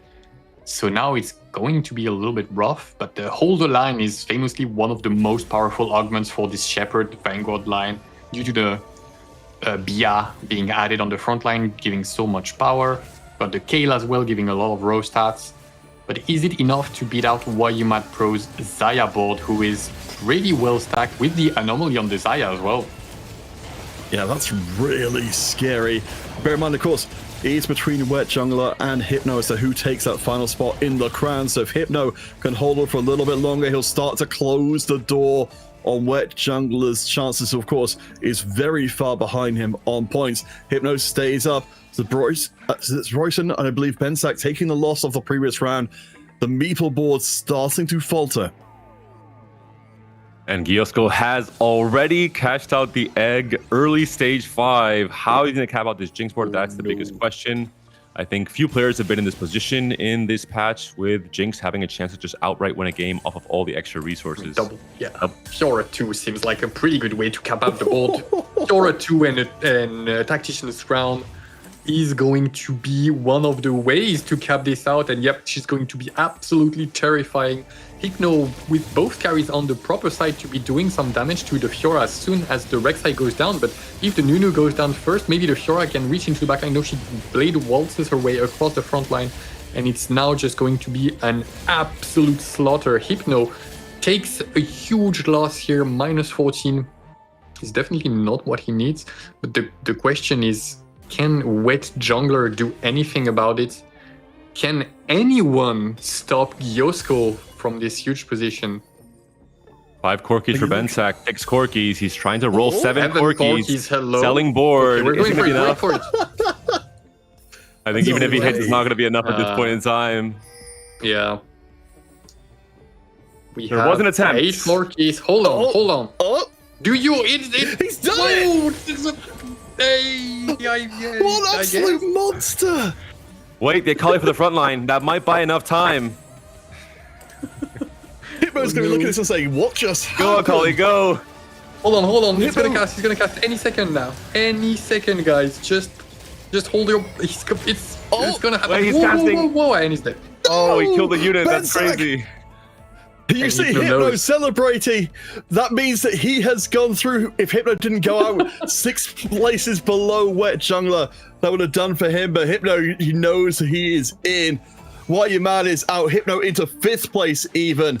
You can see he's very pleased with how things are going. So the question now becomes, who will be regional champion? Well, we got the Corki 3-star, but unfortunately, needed just a tiny bit more frontline to hold on. But good attempt from Bensack. I believe he was losing every round up until that point, so he just tried to give it a go. Came close, but just a tiny bit too late to make a difference here. But Hypno, big winner in terms of tag crown spots. Now the question becomes, who can make Giosko fall from his throne?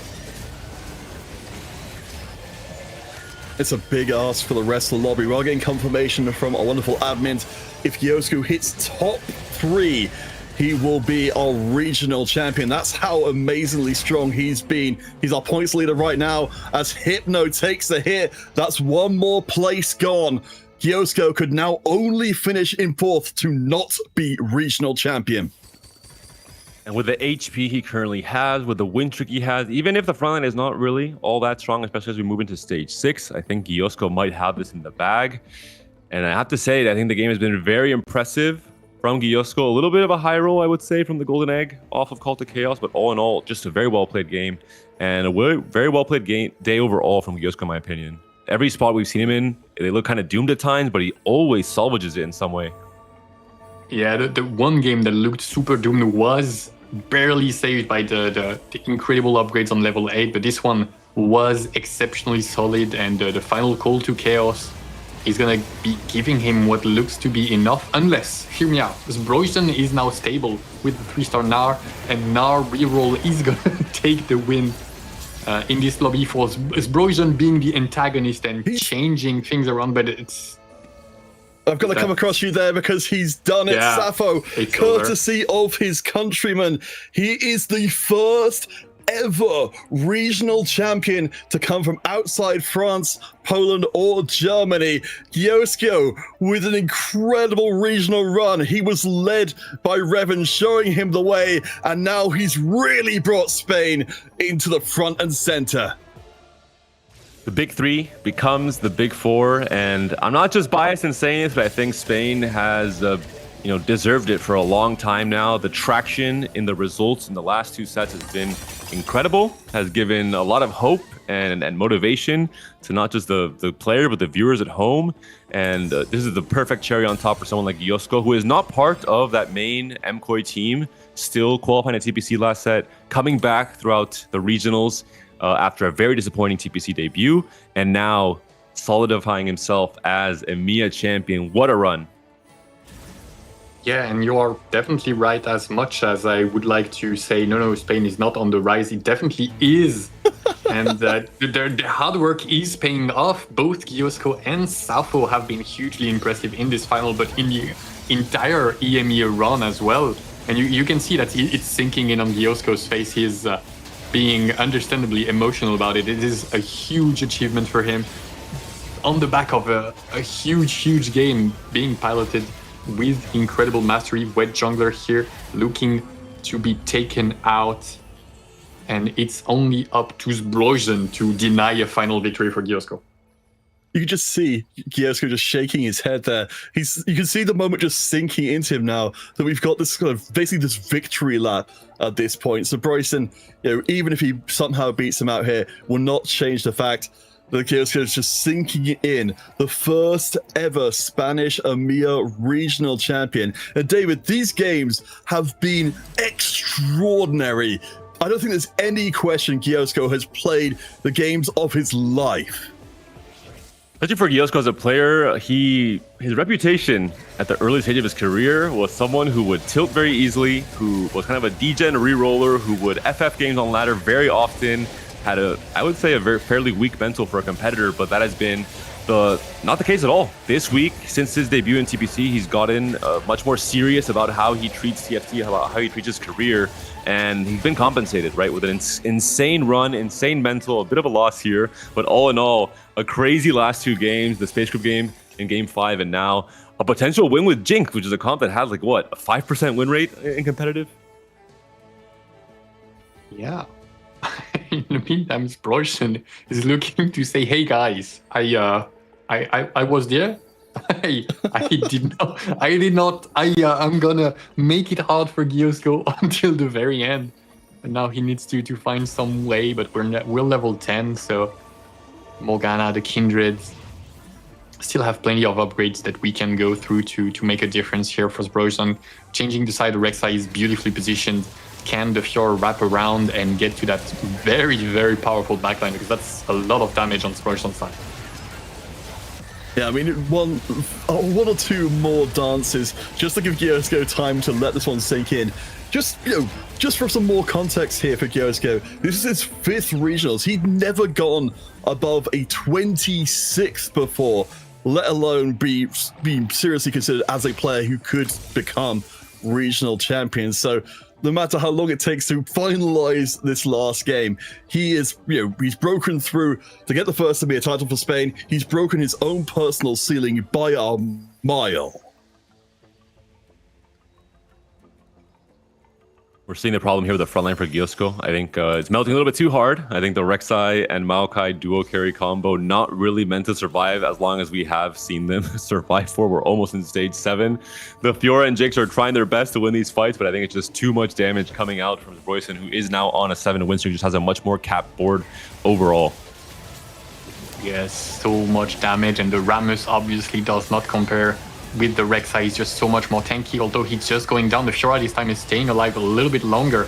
The front line is looking much better for Giosko this round. Sproisen is going to be taken to his final life, and Giosko just trying to make it stick here, just make a point in front of all of EMEA.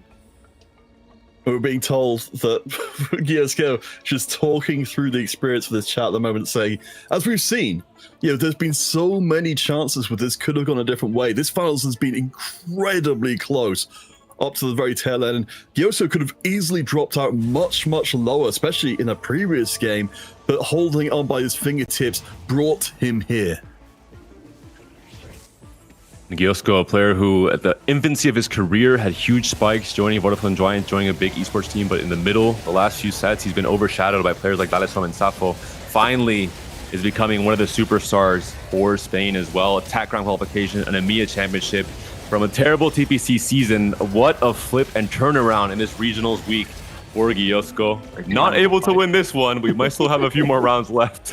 Giosko is really getting... Sproisen is not done. Sproisen switching sides properly, getting the Nars boomerang, hitting the Fiora, because she just dances around the Rammus, and Nars boomerang hits the first unit there. So gonna give us one more round, going all the way to stage 7 just to make it sting a little bit here.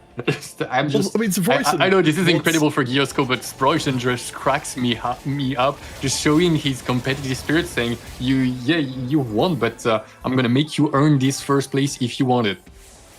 Well, I mean, at this point, he's saying, you know what? If I can say I beat the regional champion in the final game, that's worth something. I mean, of course, as we look at the field overall, we've got to, of course, take 6 seconds to recognize players who did not make it. Of course, the Bryson, and the YMR Pro unable to as of this game. But Wet Jungler finishing out in 3rd place. He was so close to be able to come back and at least make it to crown, if not contest, for a 2nd regional title. Let's go perhaps one more time and see if the Bryson can have the last laugh. time. The Fiora seems to be in a much safer position. She's on the right side, the Rammus going down, now the Morgana being under threat. But the Fiora is already taking aggro once again. It's looking much better with the final upgrades coming from Giosko's, and he's got it. He does it in style for the final victory. He is your regional champion for the very first time from Spain. Incredible job there. He didn't need the first place to be crowned champion, but he seized it anyway. The very first time in the entire history of competitive EMEA TFT, a Spanish player has taken the top spot. David, you said, this is going to be so incredibly meaningful for every player, for every fan from the region. Especially because it is Giosko the one that's doing it. It's not someone like Sapo, it's not someone like Dalesom. It's not just the usual suspects that have been grinding and having results the last few sets. So just a fantastic display from Giosko, a much-deserved win. He has transformed himself entirely as a player, and I'm happy to see it. And honestly, it's beautiful having another country taking the mantle of EMEA champions, because as a region, we're the region with the least Tacticians rounds victories, and now we're getting even more potential players that can contend with the APAC region, with the EMEA region, and I'm super proud to see them just stepping up so much and showing off everybody else in the region that they have to keep stepping up if they want to keep pace with Spain. All right, well, the formalities must be observed, so we'll hand you across to our desk to formally close out the game and the tournament for today. Again, congratulations to Giosko, incredible run. Let's see what our desks have got for us as we bring things to an end today. Thank you guys so much. And of course, we're here for the end of the day, but don't leave yet, because we have, of course, a winner's interview coming up momentarily as well with our new EMEA champion, which we're really excited about. But before we go there, let's talk a little bit about this game. We were treated once more to a prismatic augment today, this time as third one, that took things for a little spin towards the tail end, but I feel like it was almost written in the stars here, Trouble.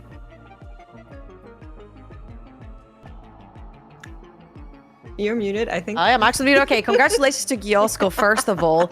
And I feel like we had so many just different approaches to the game. HoroX was hungry. He wanted the win. He wasn't just satisfied with making the crown, right? So he took Survivor. We don't usually see this augment. If you look at the winner of that augment, it's really hard to make it work. But if you do make it work, you can very easily win out from that point onwards. And he needed a big win. He took the risk. He ended up 8th. That's what it mattered. That's what it means to take a risk. Bensak going for the 3-star Corki, but no other units on the board to try and hit that. And what I'm mostly surprised by is that we saw a Gnar. Zabroyson going for the Gnar reroll right there, which we haven't seen almost the entire weekend. Ever since its nerfs, it hasn't really been a unit that people click on.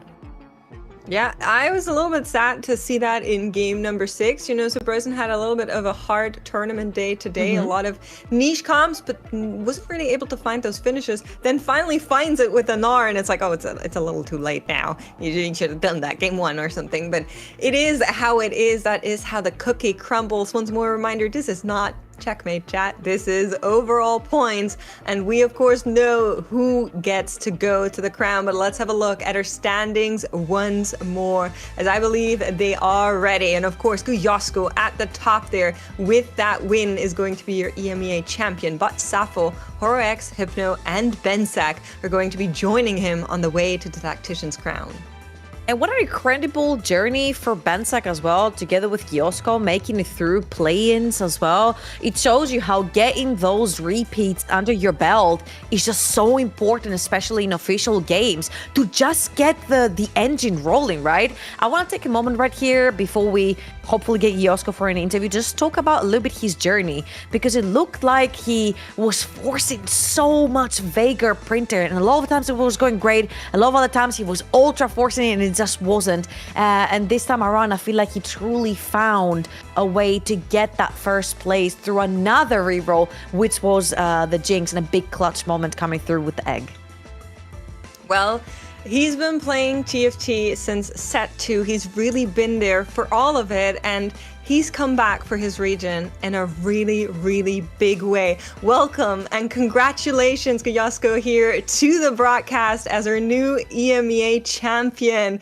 What an amazing feat for you.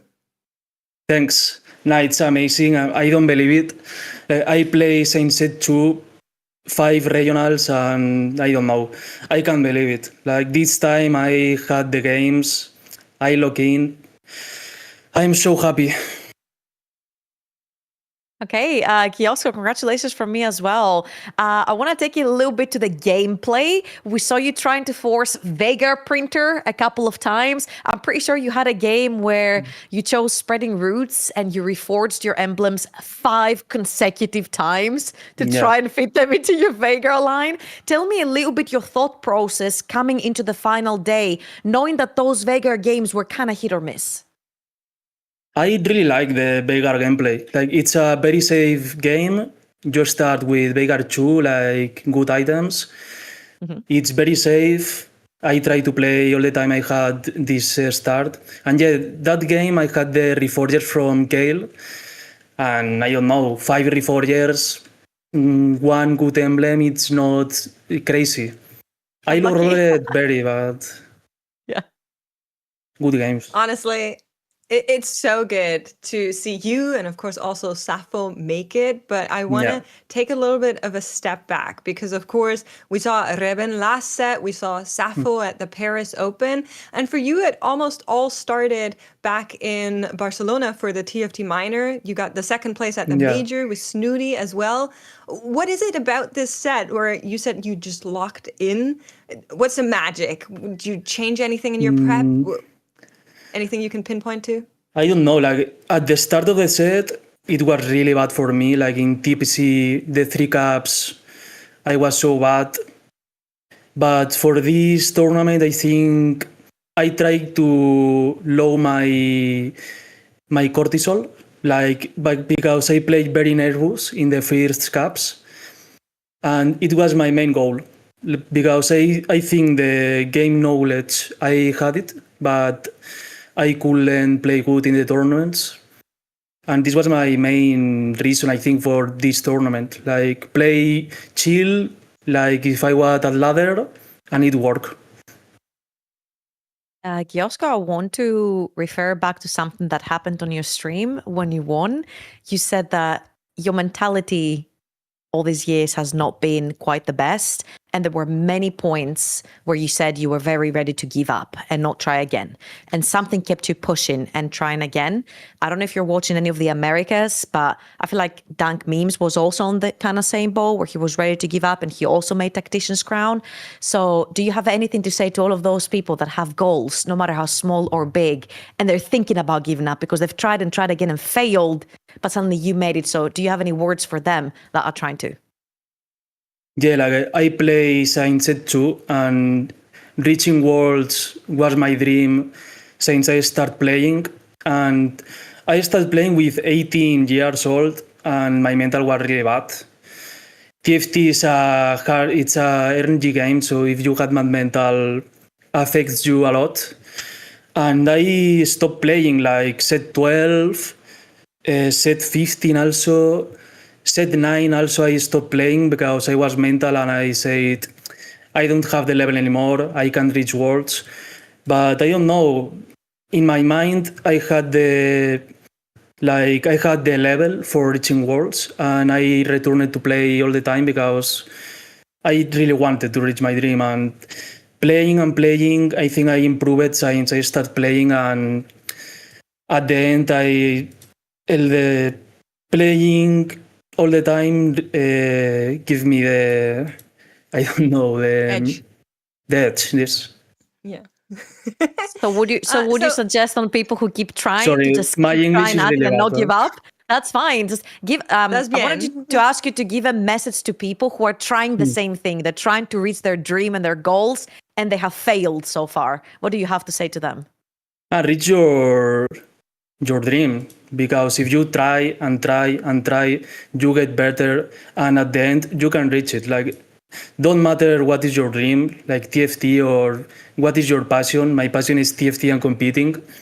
If you try and try, don't matter the years, the time give you your reward.